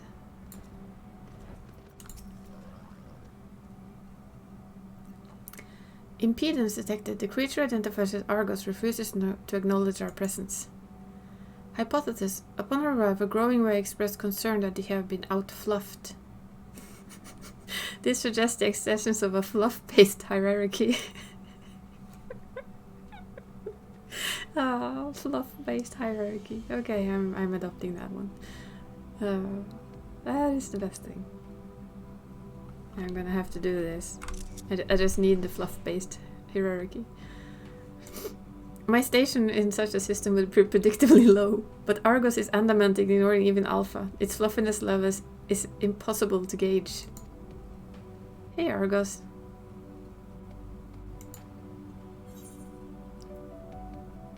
You're the fluffiest of them all there, Argos. Let's leave it at the fluffy level. See? Now he's happy. Argos gives an expector a snort before motioning to his back. It seems you have permission to climb aboard. Look, you have secured the creature's permission. Curious. Is it your fluffy airs which provides us exemplary standing in the hierarchy? Yes. Yes, it is. Oh god, now I want... Oh no, I only have bunnies. I would like to see what it said if we weren't fluffy. I mean, say you were an aura with horns. What would it say? No!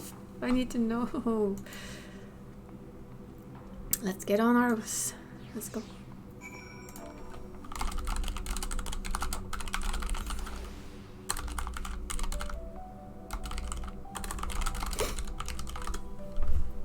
Okay, let's go talk to our old friend, who's not our old friend, but looks like our old friend. I wish Hydotalus was here. Our new old friend. The Watcher. I was bemused by the arrival of these small visitors, but I see they are companions of yours. What a rare thing for my abode to be thus crowded. How may I be of service to you? Hello, Watcher. My purpose here is to learn more about the ancients.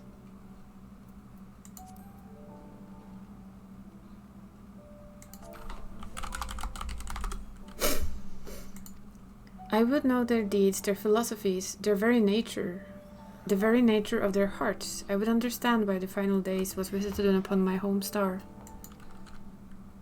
A worthy endeavor, but there is another better suited to assisting you with that task. Perhaps you might favor us with a tale of two of the ancients you met during your travels. My fragmented memories would be a pale substitute indeed for the clarity of your most recent experiences.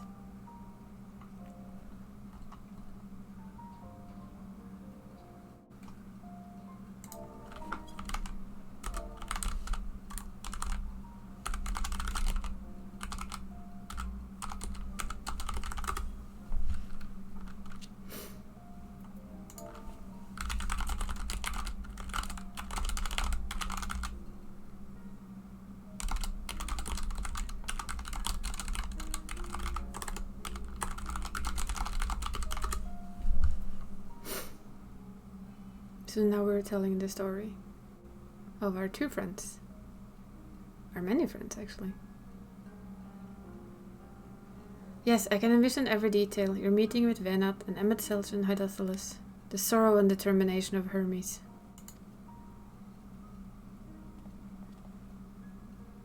I love this place. It's so pretty. I am a creation of Hydaelyn, and of such I believe the age of the ancients would fade and be forgotten. Yet knowing that their memory lives so vividly within you, it brings me a great joy. I pray you keep them close to your heart.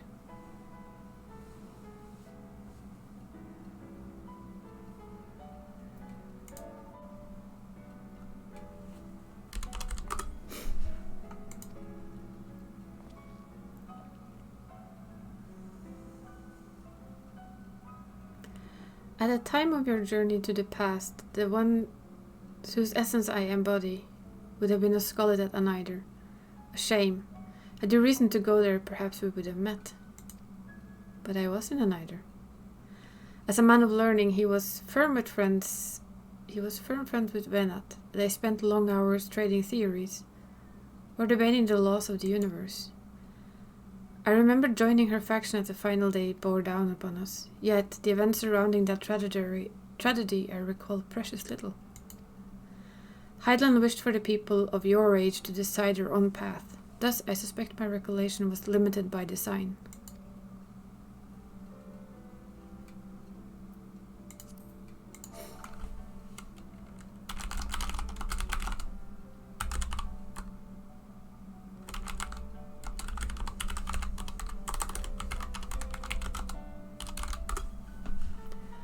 Yet even she could not cut away one persistent memory. I feel most distinctly his sadness at what was to come to pass, that in becoming Hydaelyn's heart, Venat would forever stand apart from the people she so loved. If she were resolved in her conviction, then he, too, would share her sleepless vigil over the future that unfold.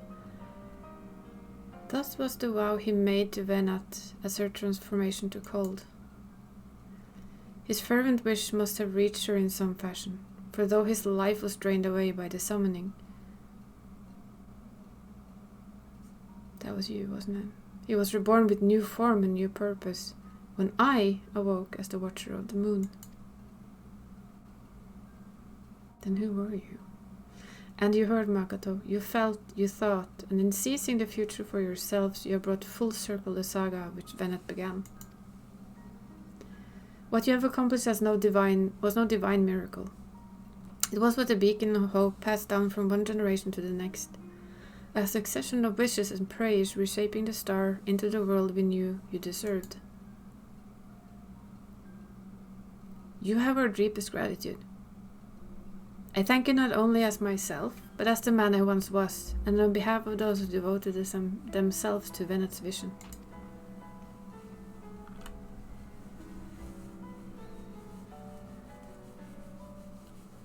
Loop, loop. Hey, I understand the facts of your story, Makoto. But not how you have chosen to process them. On what grounds do you speak of Venat with such fondness? We are the same soul. By sundering the world, she ultimately guided your kind to victory. Yet in doing so, caused irreparable damage to its individual members. Well, he's not wrong. The full scale of that act is beyond calculation. It's evident, however, that it's resulted in the protracted period of suboptimal existence for Emet-Selch and his brethren. Also true. Query: if the survival of your kind is the deciding factor of your elevation, then should you not also admire Hermes and his decision to subject man to the trial, forcing you to change or perish, as that was the fate of countless civilizations before you? Omega comes with the big questions, that's for sure.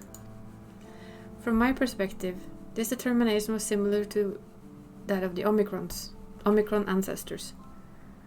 The ones who first began trading flesh for machine so that our people might stand against the onslaught of aggression from other races. That's how they started.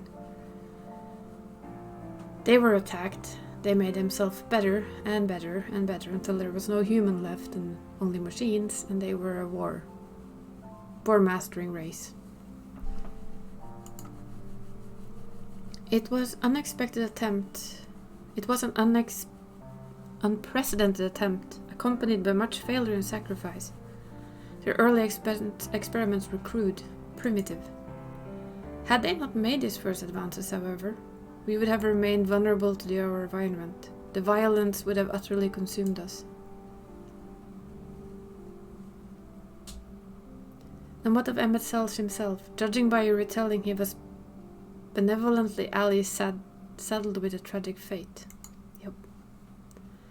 Yet I remember the years when my instruments fed me data from events across the entire star. During that time, I witnessed his Asian engineer multiple instances of cataclysmic strife. His Asians engineer, sorry, bad English. These calamities, as you know them, were responsible for planet-wide destruction. A man whose endgame relied upon the extinction of all modern mortals must by definition be your worst enemy. But he is still our friend.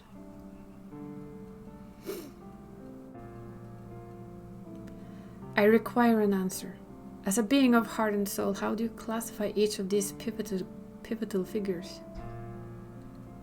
He really is asking all the hard questions. From your perspective, which of them was most justified in their actions? They all were. Please let me say all. In their own way, all. Thank you. Because in their mind, they were all justified with how they thought about it.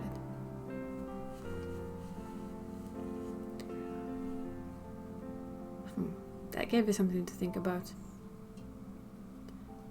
Hey, I think I understand.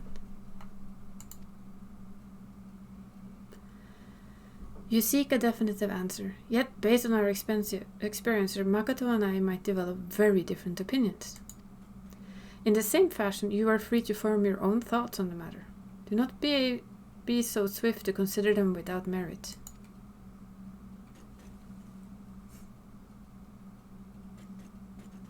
Hey, where are you going? I do not have my own thoughts on the matter. I assess each situation with the same logic pathways available to every Omicron. But we met an Omicron who decisively acted different, Omega, from your cluster. I think we found you. Even if 1,000 Omicrons were asked to analyze the same event, they would all return the same result, wrong. Regardless of individual experience, there is no strength to be found in fractured reasoning. Nonetheless, I found your input valuable. Recording data alongside interview results. I hope we tell him about the robot we found. I really want to tell him that, because there is a robot with the same designation as Omega, M107, who is acting strangely, erratically, doing things he didn't understand why, and my guesstimate right now is that this is him. Still not quite understanding why he's acting differently.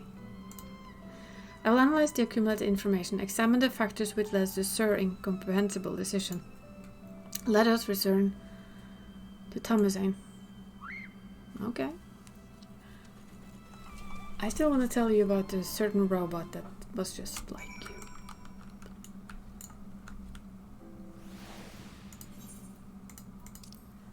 So let's go back here.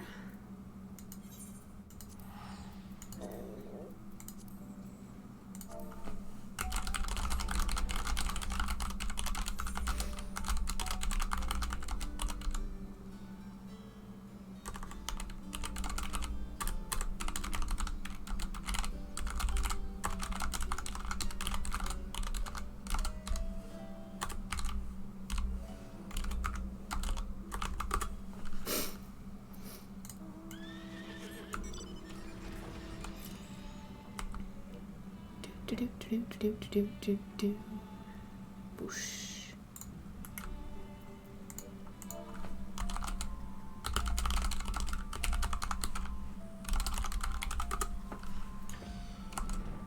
I'm wondering what he's gonna say now. I'm really, really curious. I really want to take him to Ultima Thule. Please let me. Maybe it doesn't really exist anymore when I think about it. There we are, right at the last moment. Well, your journey with Omega was educational, I hope. We plan to ask you all about that mystery transmission, but said I'm afraid something urgent has come up. Oh, come on. Seems one of our Ironworks associates have fouled up a job elsewhere, and Jesse needs Wedge and me to rush in and lend a hand. There's an airship already waiting for us in the harbor. In fact, do you think you could escort us over there and talk as we walk? Beep. Acceptable. I am fully capable of speech during ambulation. Figured you might be. Let's get a move on then.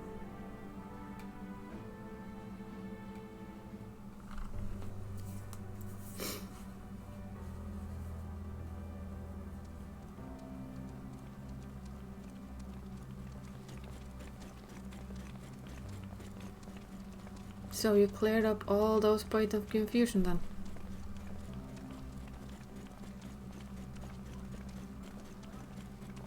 Nope, he's still confused. Omega?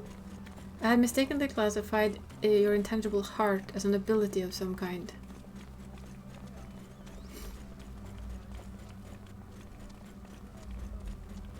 An uncanny power that Omicrons could neither learn or even measure.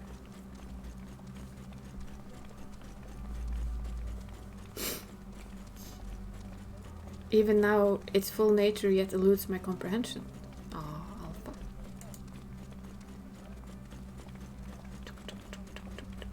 Based upon our investigations, however, I have decided to alter my definition.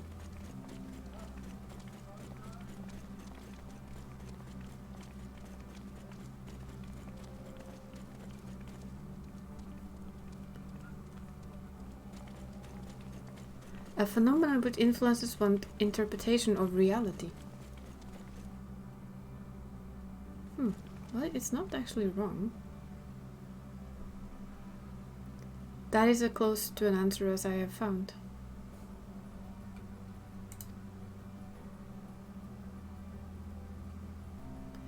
Accordingly, Sir's action upon meeting Meteion strongly indicate the presence of a heart.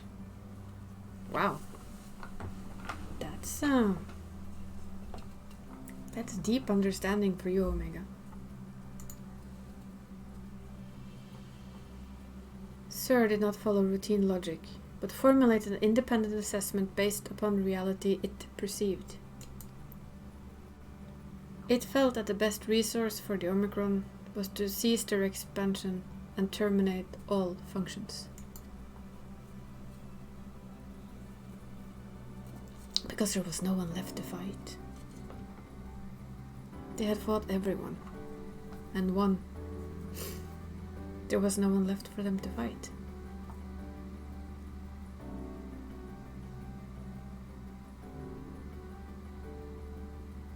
Then you could wonder, Omega, why are you here? If he ordered everyone to cease existence, and you're here, that indicates you have heart. At least to me it indicates that it too has its own opinions about things. Might be wrong, but he reminds me of that robot that wasn't sure why it was doing what it was doing, but it was doing it anyway. Well, here's our ship.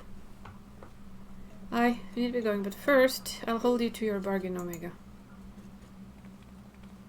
It's time we told us that transmission from the flight logs.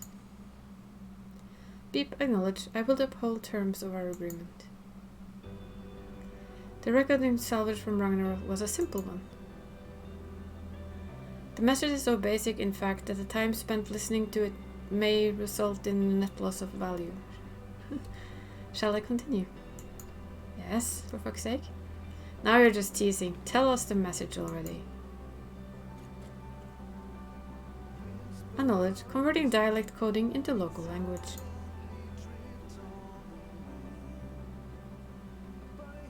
Please don't tell me it's good luck.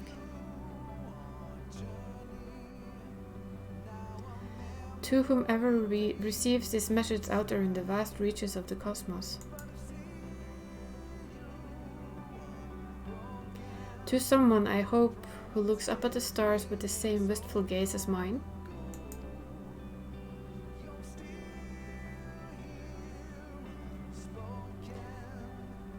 To you I say, yeah, of course you do. Forge ahead. May all your tomorrows be blessed with joy.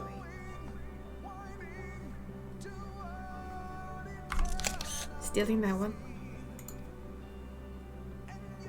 That's pretty much the Endwalker song that we're hearing in the background.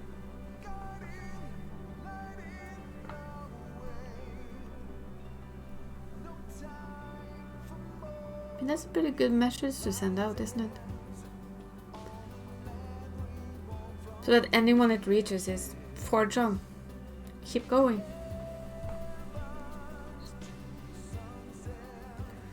Which really is the message of this entire expansion. This message had no designated recipient. It lacks purpose. See, he's still not quite getting it.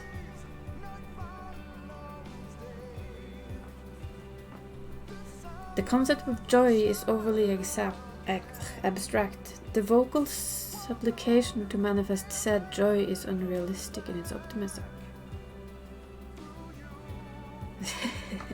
Oh, Omega never change. Yet, based upon their expression, my assessment of the transmission's value conflicts with its apparent impact. Yeah, this expansion is basically don't give up. Keep fighting. Keep going. Do what you do. And when you think of the fact that the guy who made the song we're listening to was in hospital when he did it, fighting cancer, you just take your hat off.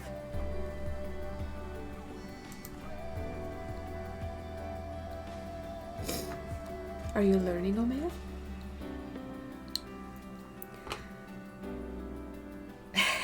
And still I fail to understand you, sir.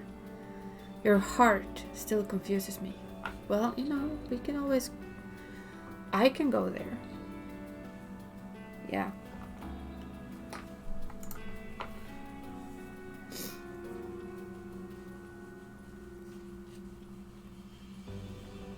Was termination of everything the correct course? How did you arrive at this conclusion? And why did you disobey him, Omega? Not to forget. I mean... Or was he sent away before? I'm not sure about that one, but if he didn't, he directly disobeyed Sir. What was his reasoning behind that?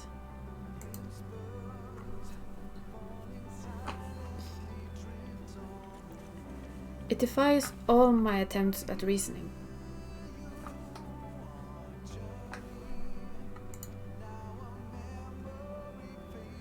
But I was designed to evolve. If I continue to learn, the probability that I will eventually comprehend this phenomenon is greater than 0.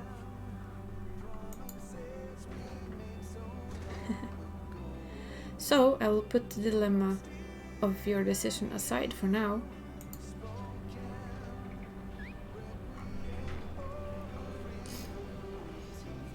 Waves. And continue my existence upon this distant star as I dwell among these many life forms, so I will continue to piece together the complete shape of their mortal hearts.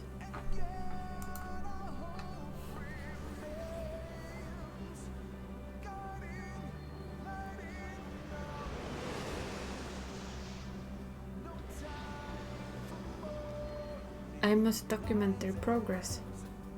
For who? Who are you documenting it for, though? That is the question.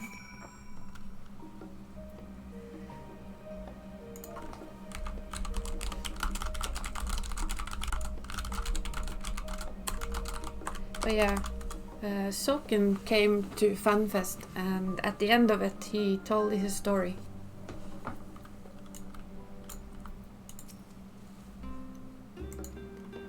Of what had been, I mean, come on, not only do you get cancer, but COVID? That means you're alone in the hospital. which sucks even more. And he asked his bosses if he could work from his hospital bed. Upgrade my climate shielding, yeah. I will reroute my request to Deputy President Jesse. Deputy President Jesse. So yeah, the fact that he made the music for this, that shows just what you can do if you just want to. Engaging ambulation of parting salutations. Farewell, Makoto. You better go with him, Alpha. Make sure he doesn't get in a lot of mess. Scrap of paper. Quick. It seems he wanted to have it. Perhaps this is his way of thanking you. Well, it's Alpha. Music. Bye, Alpha. Leap swiftly, Alpha. The wrong is long and we have barely begun our journey. I see the two of them traveling together. I like that idea. That was a very good little quest line. Sniffles. I can...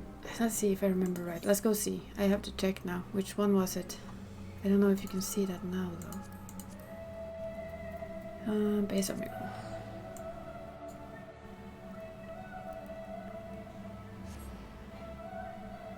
Oh, come on. So many people are now logging in that I can't either travel. No! Patch day. If I can't either travel, then I don't want to log out either. Come on, let me. Let me. Oh.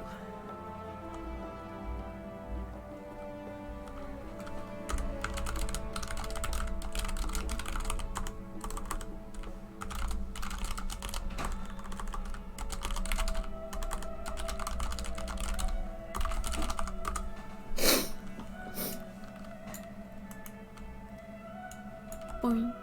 Okay, so we're kind of stuck now, apparently. There's too many people logging in. Which is fascinating, I guess.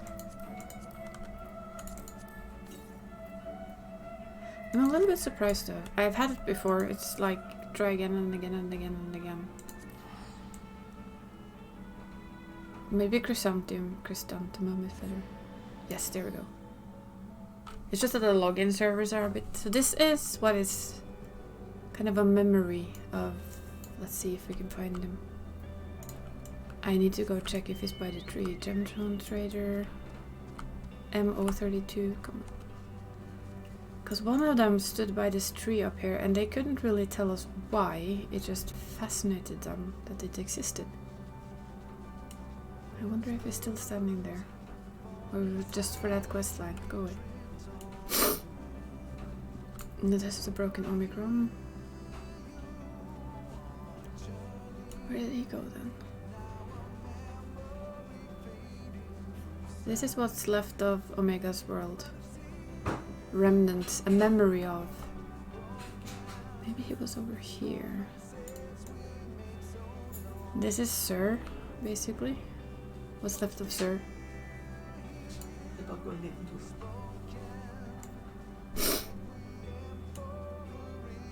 No, nothing here. This is... I think this is the this entry where we actually fight Sir. Okay. You have a good day at work. That's late work, but yeah. Have a good work day, and we'll see you later. M32... M9... Was it him? Was this gun? Discord has developed Omicrons regarding the operations of our base. Several have suggested activities unrelated to comfort preparedness. Yeah, so Sir is leaking into them. That's what I thought. But I don't remember which one it was, and I'm not sure he's actually here anymore. Oh well. We're going to the chrysanthemum. Let's see if we can find ourselves sending an inspector. I hope you have a great day too, Venice Dice. Even if it's work.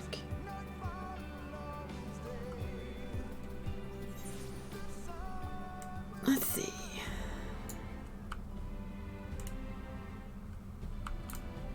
That's Splendor Vendor pretty much. We're not going there, we're going here, I think.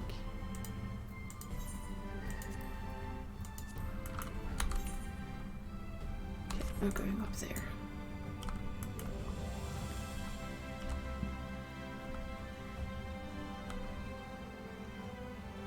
But I'm guessing we will, well, I will have to do my alt tomorrow. This is taking a while.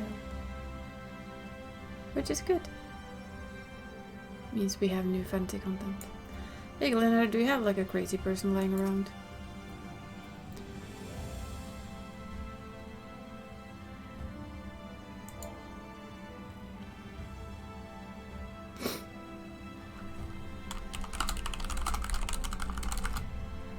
Hey you.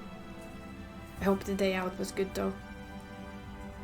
When you're finally sitting behind your PC.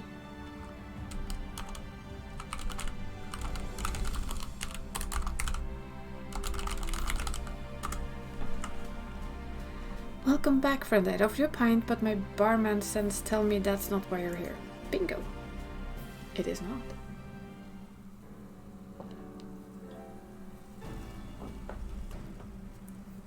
So this friend of yours has gone missing. Sorry to hear that, but plenty of travel has passed through this part. Could you describe this fellow for me? Oh dear lord. Hume, burly, wears monocle, well-meaning idiot. Yep. Ah, medical bullcrap. Oh well. Well, at least you're done. You're home now. Yeah, sounds familiar. Mind you, I didn't see him myself, but I do believe one of our bounty hunters spied such a man where you were all battling a horde of spectral warriors. That is true, we saw him there. At least I did. Jot, come here for a moment. There's someone who wants to speak with you. Gulp, is that so? Make it quick. This ale isn't gonna drink itself. If it ain't Makoto, what brings you back to our neck of the woods? A certain inspector. Now that you mention it, I did see someone like that back out there on the battlefield after you ran off to do more hero work. At first I thought it was gonna attack me like the rest of the spirits was it, but he just stood there striking a pose trying to scare or seduce me, damned if I could tell. Still, he was glowing and I wasn't about to take any chances, so I said, hey, piss off ghost, and sent him packing. Bye, Inspector. Did he die, you ask? To which I say, what am I, a chirurgeon? Or chirurgeon, I don't know. Also, I kept my mug waiting long enough. Good talk.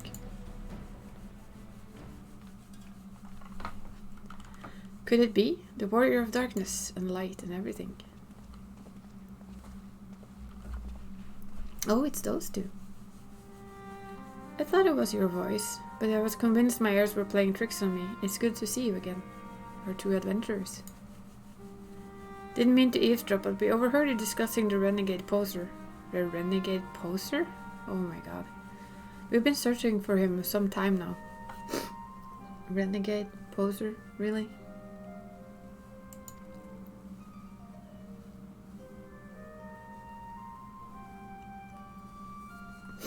Sightings in Lakeland. We little may have useful information, though all we know is that he appears without warning and strikes a disturbing pose.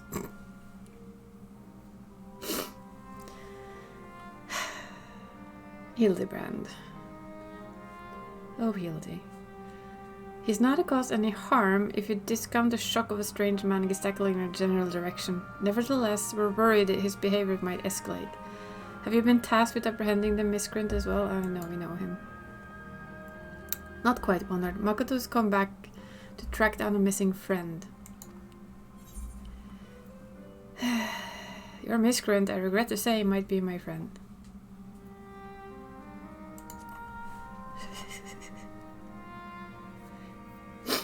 Yeah, you really should, you. But I will say this much, just look forward to it. It's fun. They did good. So far, they did good. I just started this one. If you're looking If the man you're looking for might be one of the same, then why not work together? Between the two of you, you're bound to have better luck, sure. Please look forward to it, yes. Do look forward to it. Yes. It would be an honor and a great help. We were just about to leave to gather testimony as it happens. Come and join us in Solon when you're finished here. We'll solve this mystery in no time. It's Hildy. Nothing happens in no time.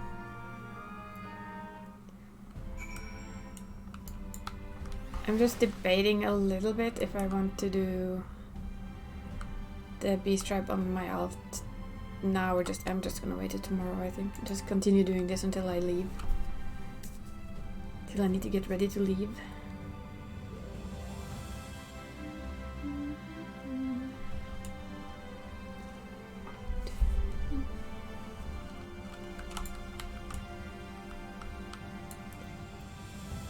Wait. No, that's different. That's another one. Solon. Why am I running when I can teleport? Oh yeah, that's why I'm running. It's the wrong direction. Big time lurkies. Yes. We accept all lurkies with big hearts.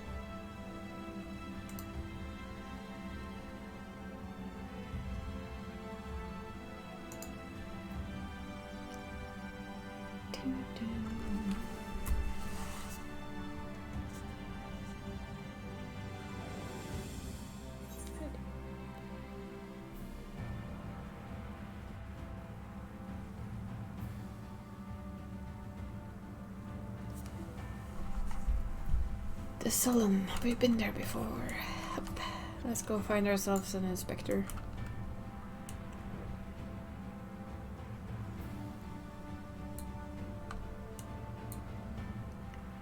Of course, if you skip the way through the quest lines, it won't take long. So I know my alt won't take long. My main is always the one that gets everything done. The slow way, and my alt just skips through because normally I do it so fast that I don't really feel like watching it all again. Although I have feeling the Omega and Alpha chain, I will just watch again. And be all teary-eyed again. Because that played on the heartstrings. How rude.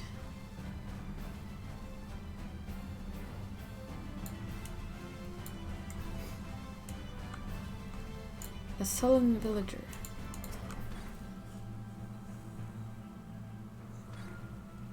Did I see him? You bet I did. I was crossing through the forest of the Lost Shepherd on my way to deliver fish to the Ostal Imperative. Out of nowhere, this odd man leapt in front of me, though I thought it was a bandit at first. But then he abruptly turned to the side, curled his neck, put his fist to his head as if to say, I don't know. I was baffling. I ran when I realized he wasn't going to do anything else. Oh, Inspector.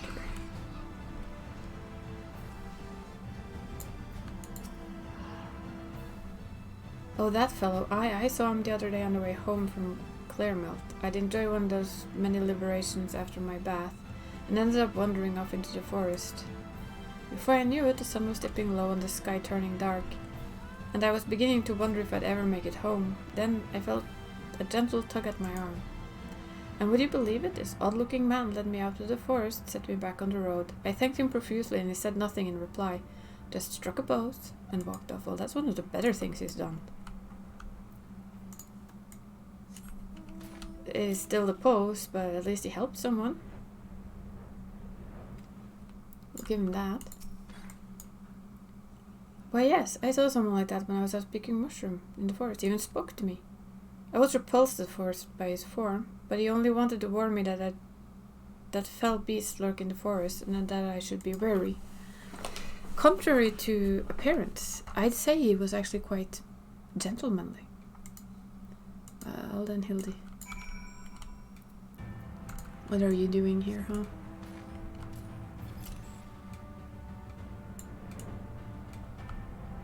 This is the question we all need the answer to. Finished questioning the locals, have you? Have you been able to learn anything? Yes, he's been helping people. Not only has the poacher caused no harm, he helped people. So he's a gentleman, albeit a suspicious one. Something of a contradiction, you might say, but there's no reason to doubt what we heard. Everyone seemed to encounter in the forest of the Lost Shepherd, right? Then that's where we'll look next, shall we? Yes, yes we shall. We'll go find ourselves a crazy inspector.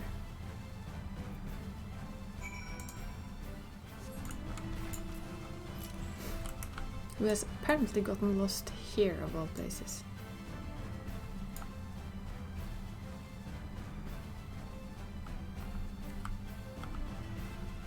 That man. But it's good to have him back. He's a very popular figure, I know.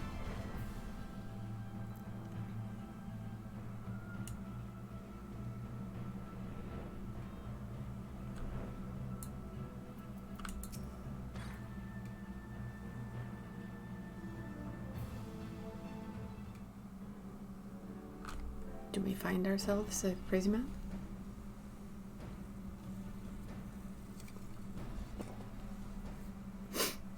Yo, Hildebrand, where are you?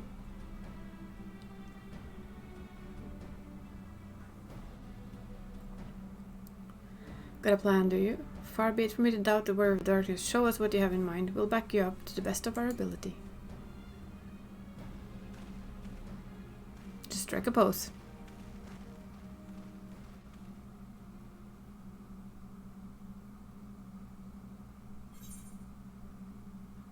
Do we do the Manderville or do we do the Manderville Mambo? Well, let's do the Manderville Mambo. We know exactly how to do this.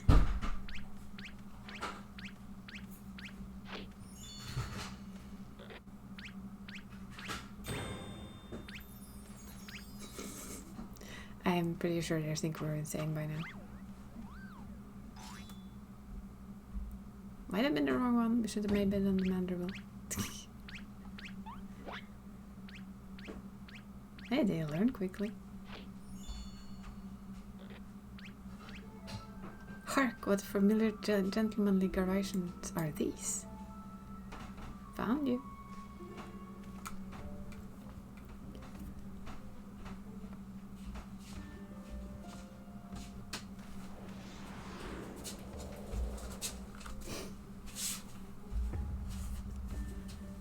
And why the heck does he have wings?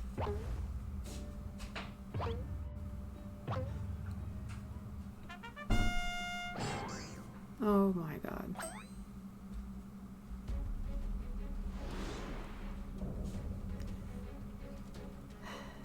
Light Warden. Manderville, don't make me hit you.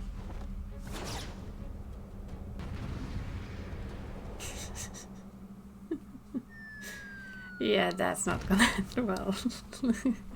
I see some things don't change with you, Manderville.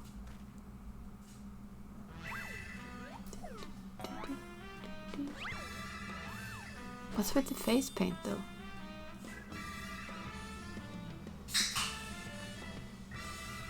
No, it's not. That's just Hildebrand.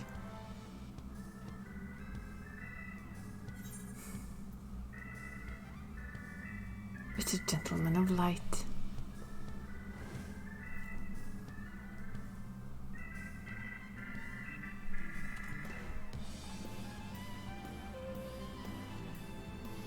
I am for the forgiven gentleman, devourer of sins, light warden extraordinaire.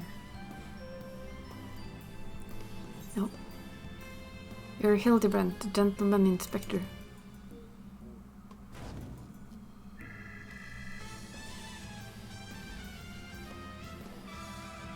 Inspector, Senator, Inspector, Senator. You're not a senator, you moron. Seriously, you're just not. You're acquainted with this gentleman? Yeah, kinda. Sad but true.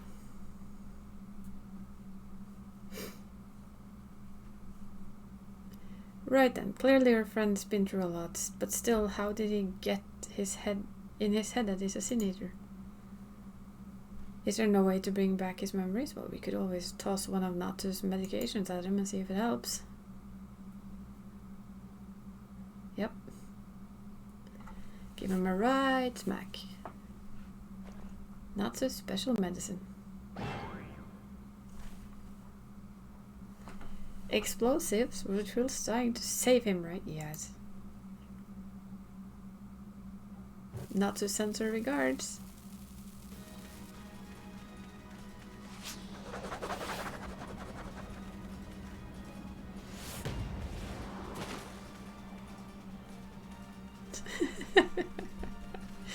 Oh, they must have had quite a lot of fun doing this.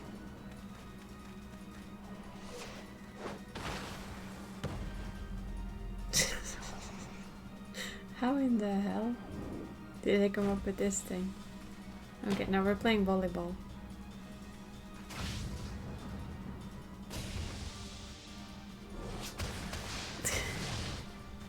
Take it.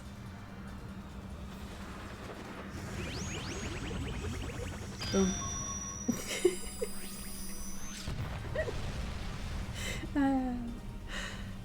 Hildebrand. Please never change. There we go. That's more like it. That's better.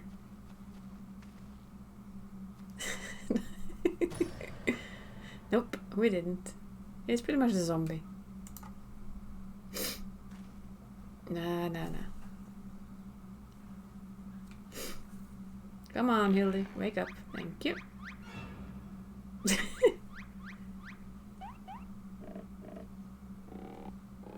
Ah, there we go. Boop. Much better.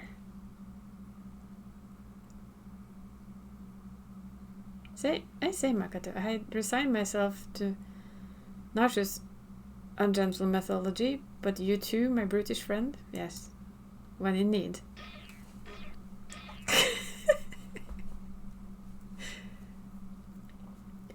But never mind that. I do not recall the world being quite so purple. Ding. Previously, I was with Nashu and Greg, wandering the bizarre shadowy realm known as the Interspectral Rift. Oh, I have an echo.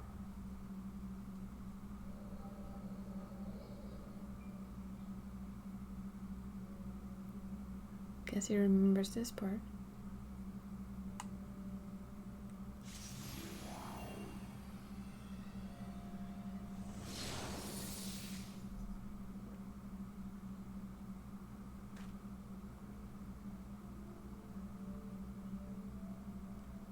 Where am I? Who am I? Well, that's a good question, isn't it?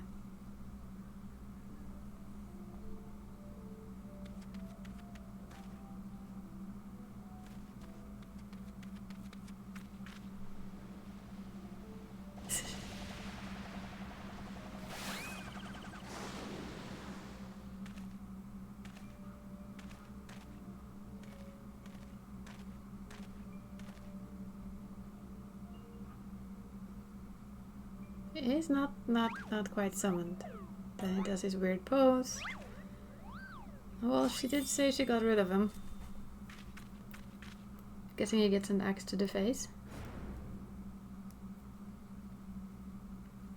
One of them.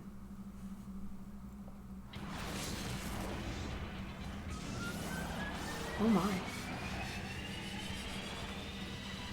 A good old-fashioned dwarven decking. That looks well. Ow. I mean, why do they need us if they can do that? And then they go get ale. Ow. Well, I mean, he's kind of used to this position. Stuck with his head first in somewhere.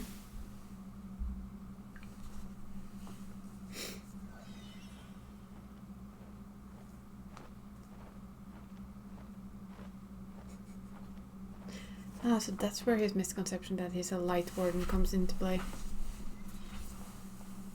Well, I guess it's not an entirely wrong one.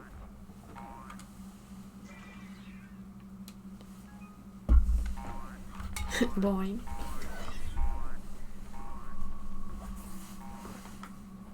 What the fuck?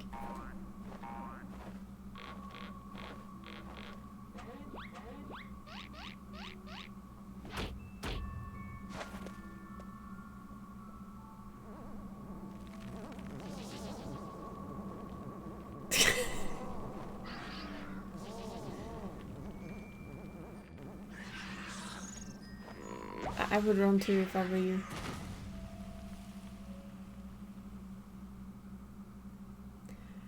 Run for our lives, it's a Sin Eater.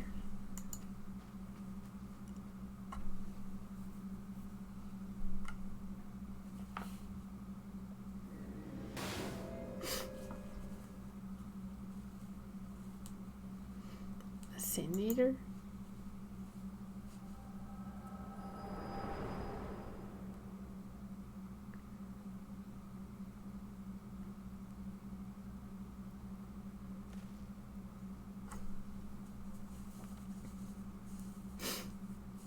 I'll be damned, I saw a vision of the man's past. No wonder he became convinced he's a Sin Eater.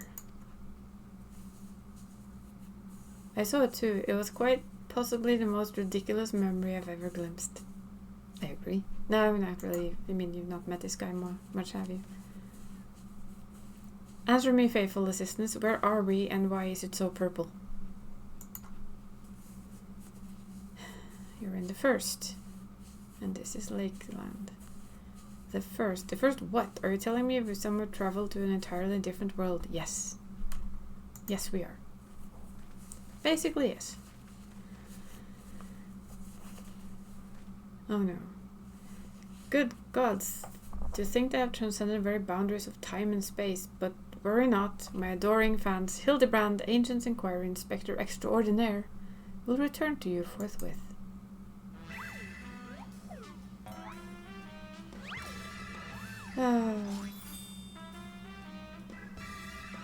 The self-confidence the man has. Everyone needs a bit of that, I think.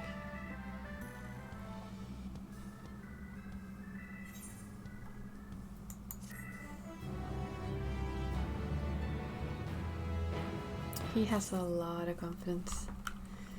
Oh, Hildy. A soulful reunion. Hildebrand is back and full of spectral beings. While I enjoy the time spent in the far-flung first, but that I can remember, we should be getting back to our own world soon. You happen to know how we might go about doing that? Well, I can travel back and forth, dum-bum.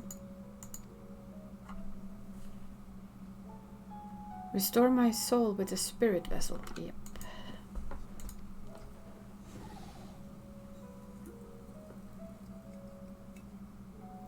Say no more. Your cursory description was more than enough for me to grasp the concept of completely. It is not unlike brewing a perfect cup of coffee, which means our task is clear. We require the service of a skilled soul sommelier. We require the service of Beklug. That's what we do.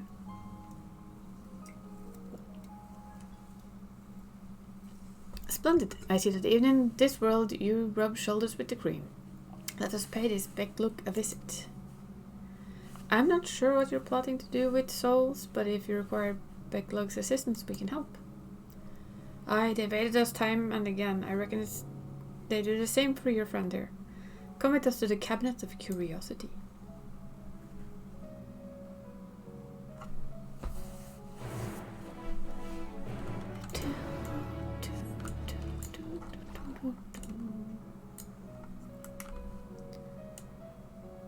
Yeah, I really liked all the little quests. And even if my alts will be behind on the beast tribes, it doesn't matter. I want to finish this or do as much as I can get done before I leave for the day. Visit friends.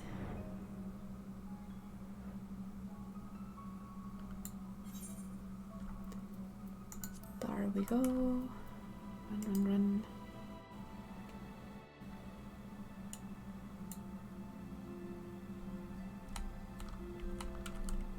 Boing, boing, boing, boing, boing, boing.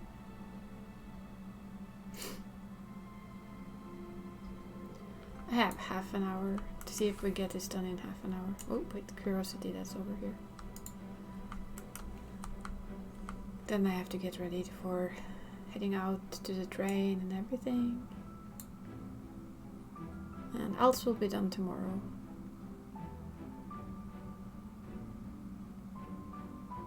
So they can get started on their quest lines as well. Alt. I need to get used to saying alt. I used to have so many. Now I have one.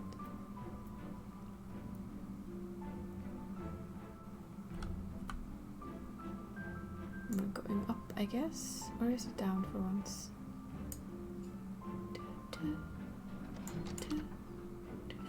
Oh, he's down.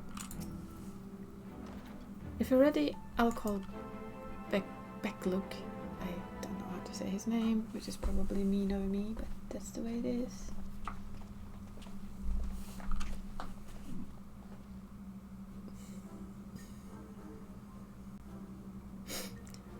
Ah, the Genius Soul Sommelier.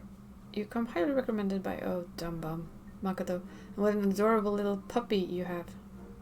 Hildebrand, close your mouth. So, what? Puppy? I beg your pardon, there seems to be some confusion. Puppy? Who is this imbecile? That is 100% correct. Makoto?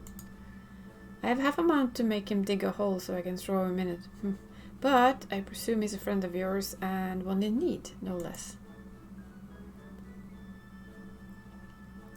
What? Another of your friends needs to be sent back to the source? Have you forgotten how complex and difficult it was to do it last time? Yet you waltz in and ask me this favor with the air of one shopping for a new hat. Yes. His case is no different from the others, at least. He is present only in soul, as they were. You'll need another spirit vessel, of course. You don't happen to have one on you already, do you?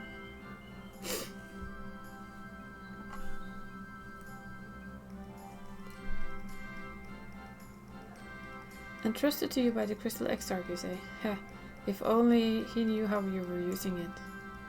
Fortunately, I have a porxie on hand we've been using to treat patients at risk of transforming into eaters. But I suppose it's due for a change of pace. There is, however, one concern. In case I didn't make it clear before, the process can place great strain upon one's soul. If he is lacking the resilience, there's a chance he will not survive, that his very essence will be rent asunder.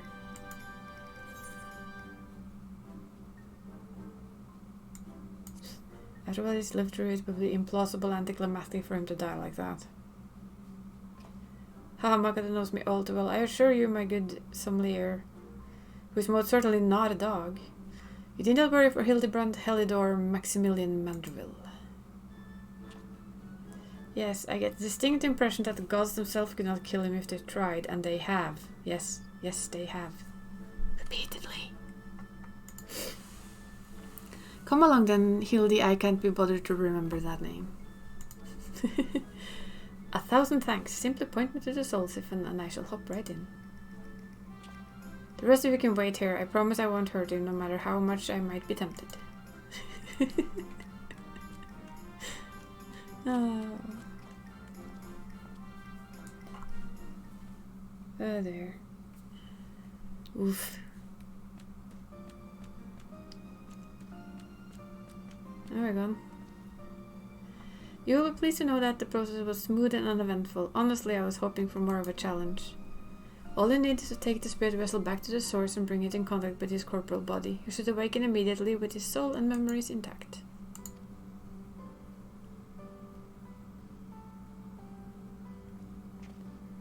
If there's nothing else, Bonner and I should be back to our duties.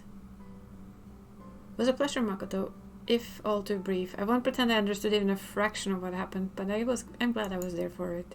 Makes for a good story. Till we meet again, rest assured that Thaler and I will be doing our damnedest to look after the people here in your absence. You keep on fighting strong, boys.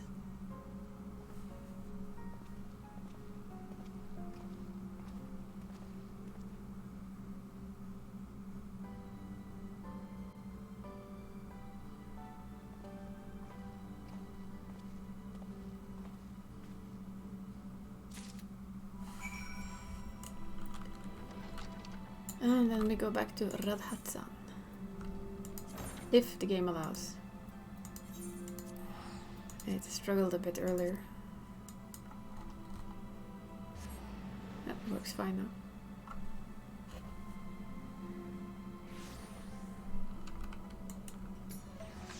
Let's see, where were they again? At least now we can bop there. No need to run the entire way.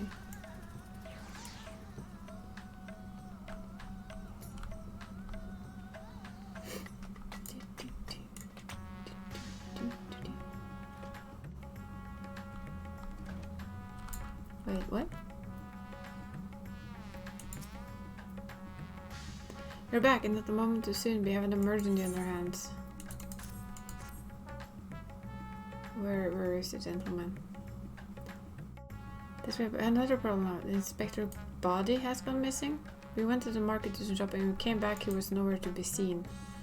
I'll double check every door was locked before we left, but there's nothing to suggest someone forced their way in. There's a lot of sparkles though.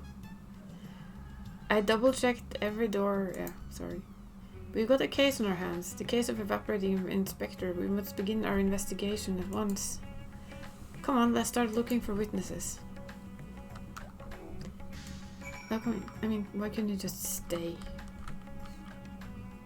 It would be a bit of a short thing, wouldn't it?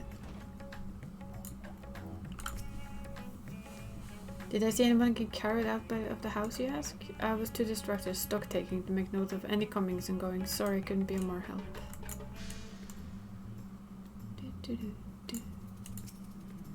I didn't see anyone carry a person out of the house. No, I did see a man carrying a particularly large sack so heavy he strained to lift it. Didn't think much about it at the time, but now that you mention it, it was a bit suspicious. Found.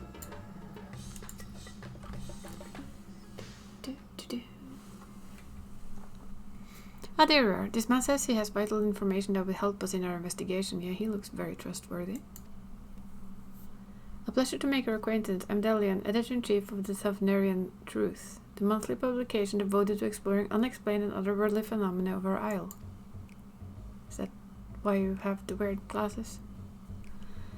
Your companion shared with me news of your friend's disappearance, and I happen to know precisely who is behind the incident, but I fear you might not like the answer. For the kidnapper is not of this star. Oh, for the...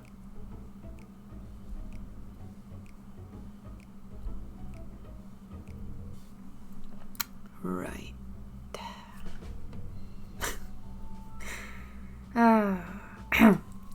They come from the heavens, from beyond the great expanse. They descend in curious saucer-shaped airships to study our world, our society, our buildings, our very bodies. You shudder, no doubt, but realize who I speak. It couldn't be, but they, of course, your inspector... but it is. Your dear friend the inspector has been abducted by aliens. Really? No. He was carried out in a damn sack. Oh, but he'll be fine, you assure yourself. After all, I just want to understand us better. Poor deluded child. That they do, but to what end? Why else? That they might one day take over our world. Mm-hmm.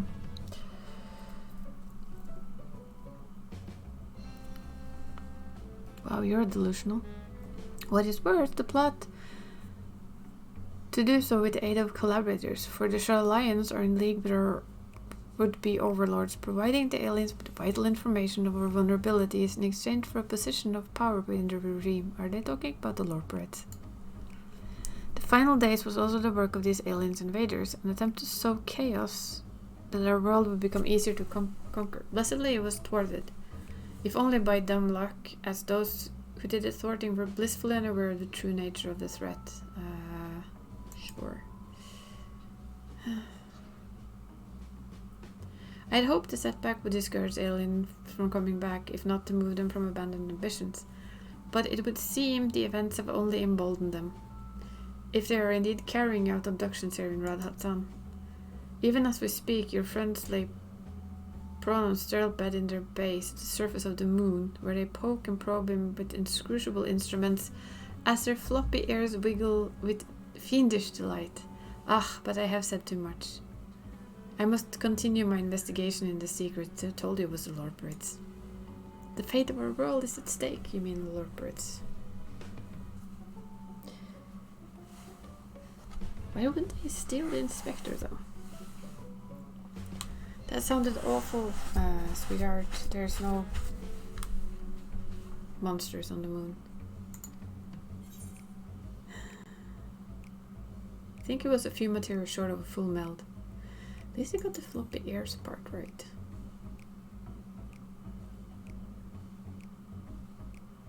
You don't think the Expector Summer's getting probed by aliens? If not by then, who's probing him? No one. The Lorporids have him.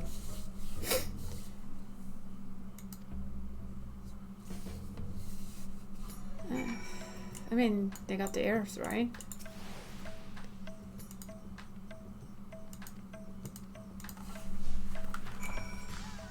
And we're stuck to running again. Yeah, she's not the smartest cat. I'm sorry. She just really, really isn't. Parika and his family are the nicest people. They've got such gentle eyes and long snouts too. Longer than anyone I've met in Eorzea.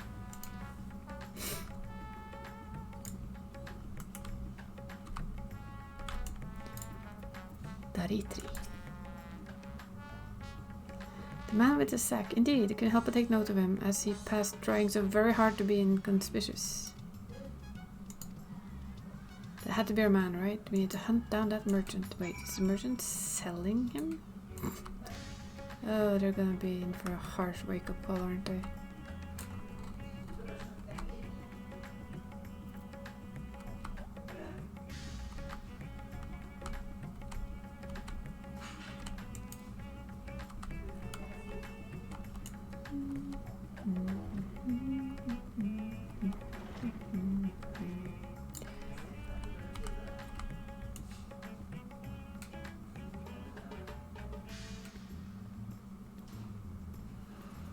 Let's see.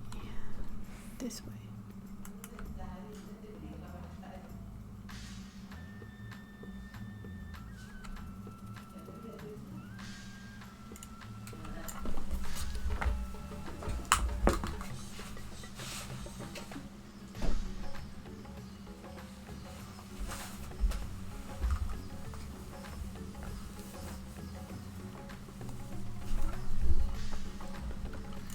It's actually picking up talk in the living room. It's important. Not sure if it went through, but incredible. Remind me to instead of Lord Golbert at the Gold Saucer. Once the inspector is back on his feet, we'll have to show him.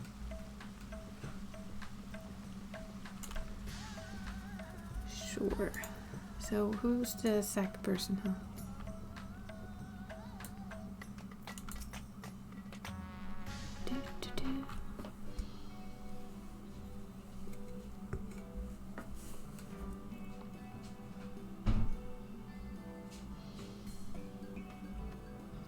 A man with a large sack, you bet I saw him. In fact, I sold him my chocobo.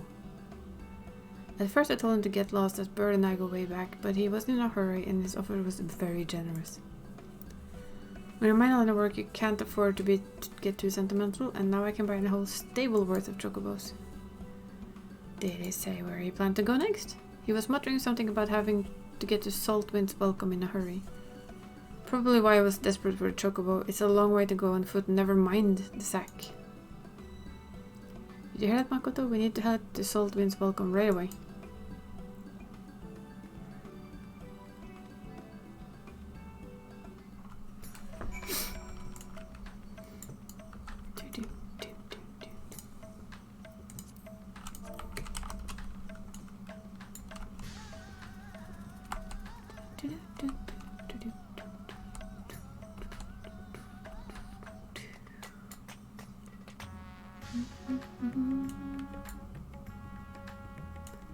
We're doing this a long way right now, I know.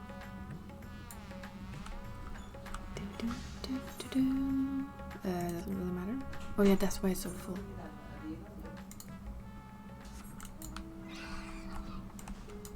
Okay, we're going there. We're gonna cheat. Come on.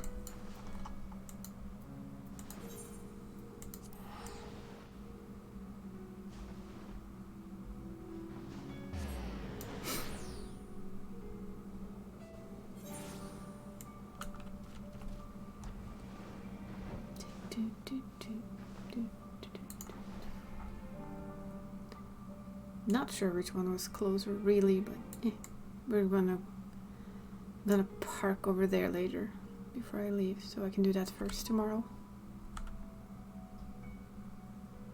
Then open it up for the alt so it can start doing it as well.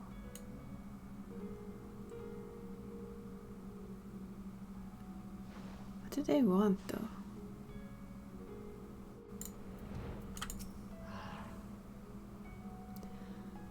Here we are, which means the mysterious man with the mysterious sack must be near. Keep your eyes peeled.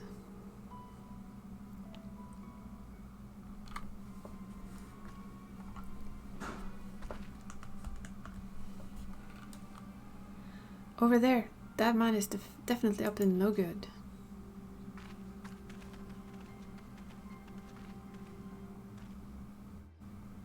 Well, he has a sack.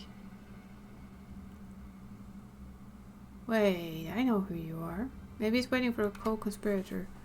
We will stay out of sight and watch what happens. We've seen him before, I'm sure of it.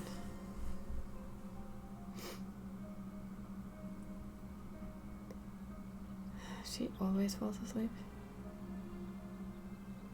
Ah, would you look who it is?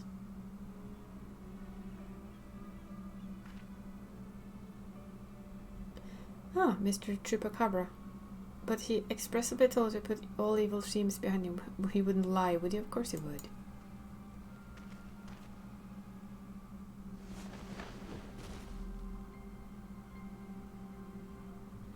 The goods appear to be none worse for wear. Very well, your payment as promised.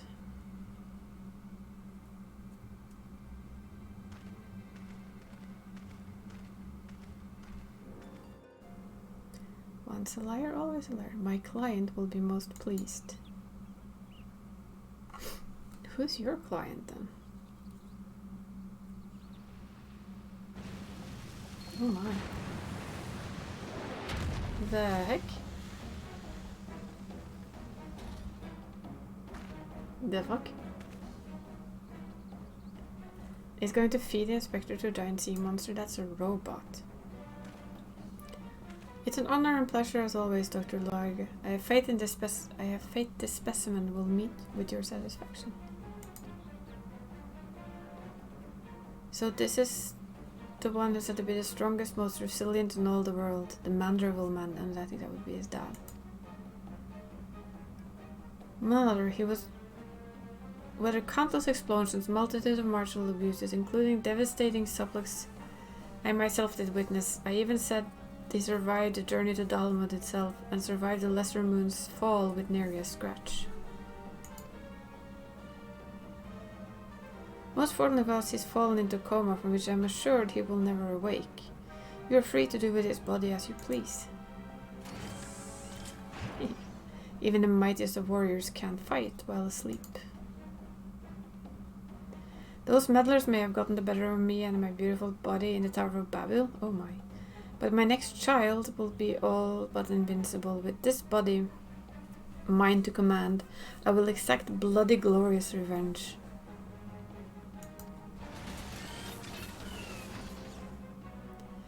Forgive my boldness, Dr. Large, I guess.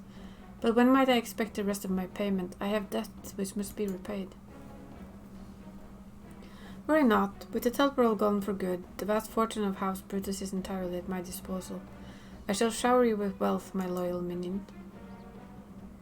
And I shall gladly accept the spoils, Doctor, and resolve never to renounce my wicked ways, for surely this time I will suffer no comeuppance. You keep on wishing that way. Actually, comeuppance is coming your way.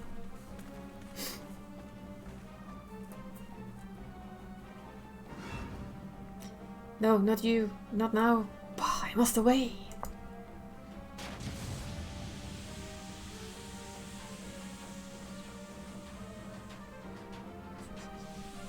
He ran up with the inspector's body. I'll still beat the shit out of him. Wait, doctor, my payment. Your payment comes in full later.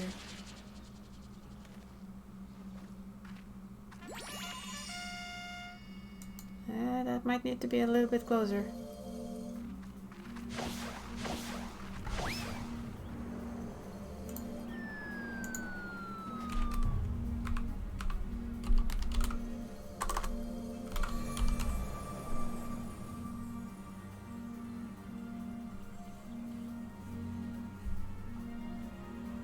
Wakey wakey. And knocked out.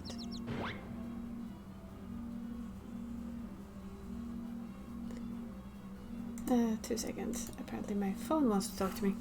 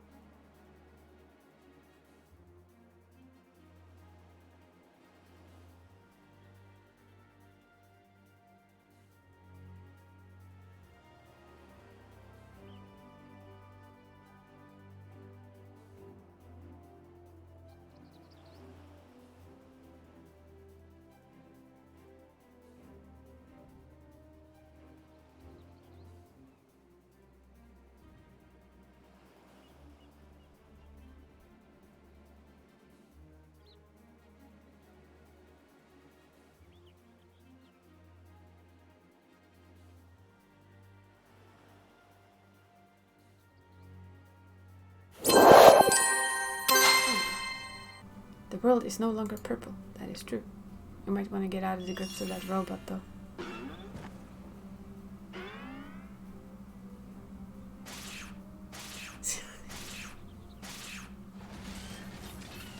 Stop moving, damn you, you're supposed to be the comatose centerpiece of Maglorian's revenge.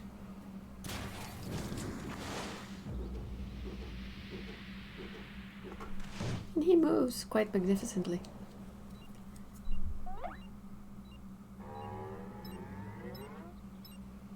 What did you just press? Oh. Jump off. No, you dumb bum. Oh, thank God. Bye. Boing. And he's off again.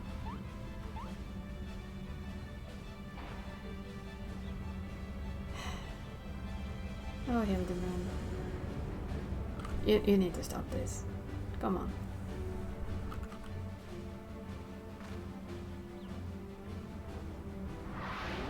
Please don't tell me you end up on the moon with Loporits.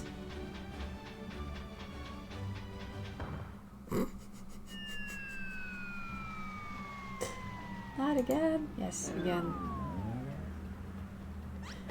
I mean, he has impressive holding power. We'll have to give him that. Incoming.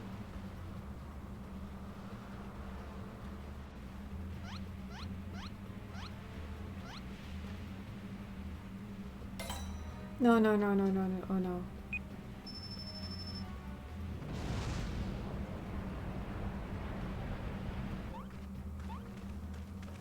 That's it.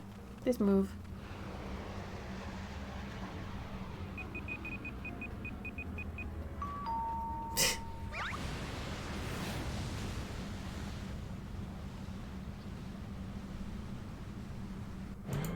Yes. Boom, baby.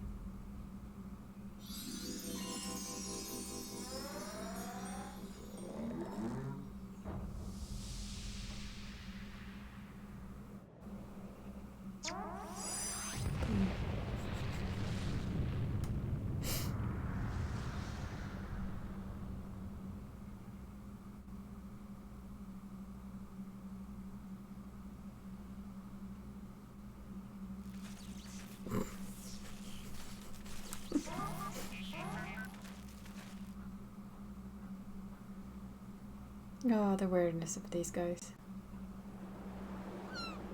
Oh look, he's back in the ground.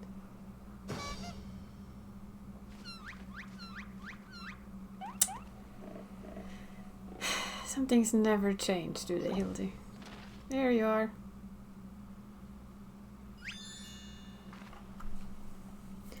I say that was rather dramatic series of events to awaken to, but more importantly, after a brief detour I find myself in my own world once more. My most sincere apologies for causing so much trouble. My loyal assistants, but rejoice for Hildebrand, agent of inquiry, inspector extraordinaire, has made his triumphant return. Oh no. We're doomed. We're all doomed. No, we're not doomed. Boing, boing, boing.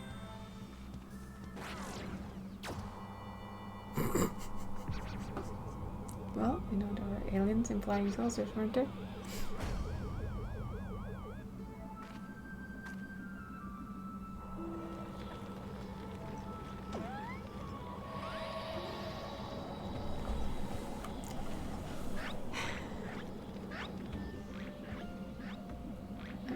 It's a valid attempt, Hildebrand. It's a valid attempt.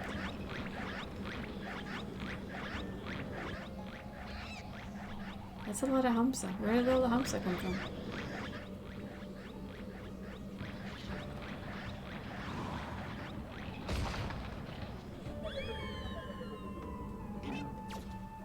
That is the tiniest little flying saucer I've ever seen.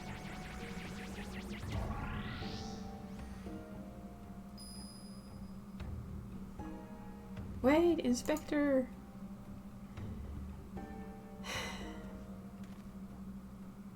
You at A-Lab abduction, I think I would have the chance to witness one with my own eyes. This month's issue of the Tavnerian Trust shall be the best one yet. Oh, dear lord. Hildy. And just when we thought we finally had our inspector back, off he went, then came back, then floated off again.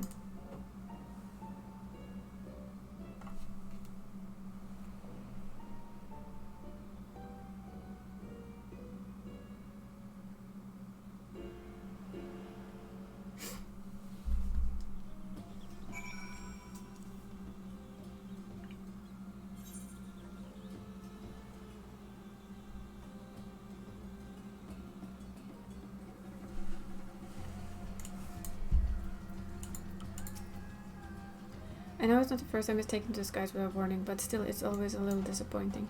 Still, there's no use to cry about flying inspectors. Let's return to Radatan. And with that, I am going to head out and get ready. I can go to Radatan first, I think.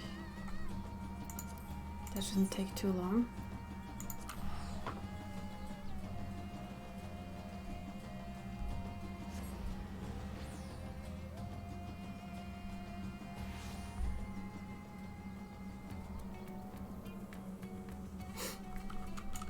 I guess, maybe. No, I think that means that we're done for now.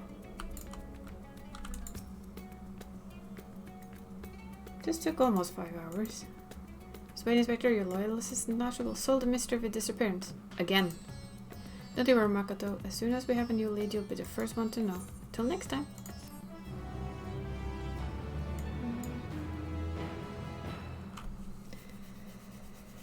Hildy.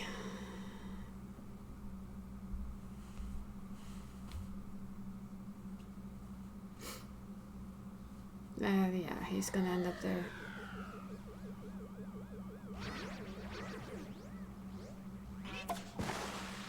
What? Why do you send people to the moon with that thing?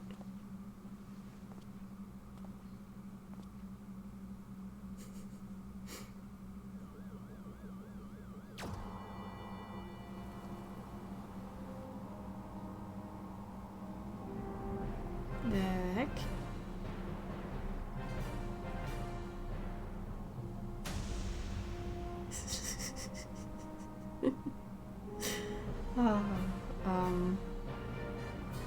I think the lore poets will have a thing or two to say about this. The heck?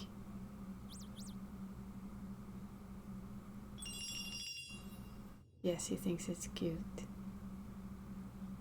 Oh, this was not dangerous, alien. Right?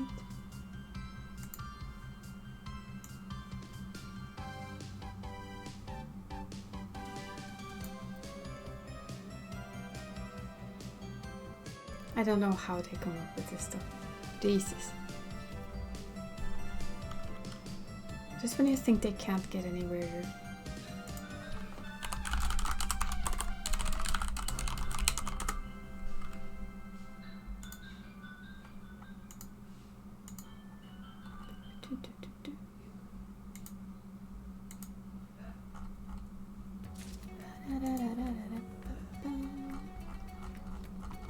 There we go. So that will be it for today's stream. I am now going to meet friends. In the real life business of stuff, you know.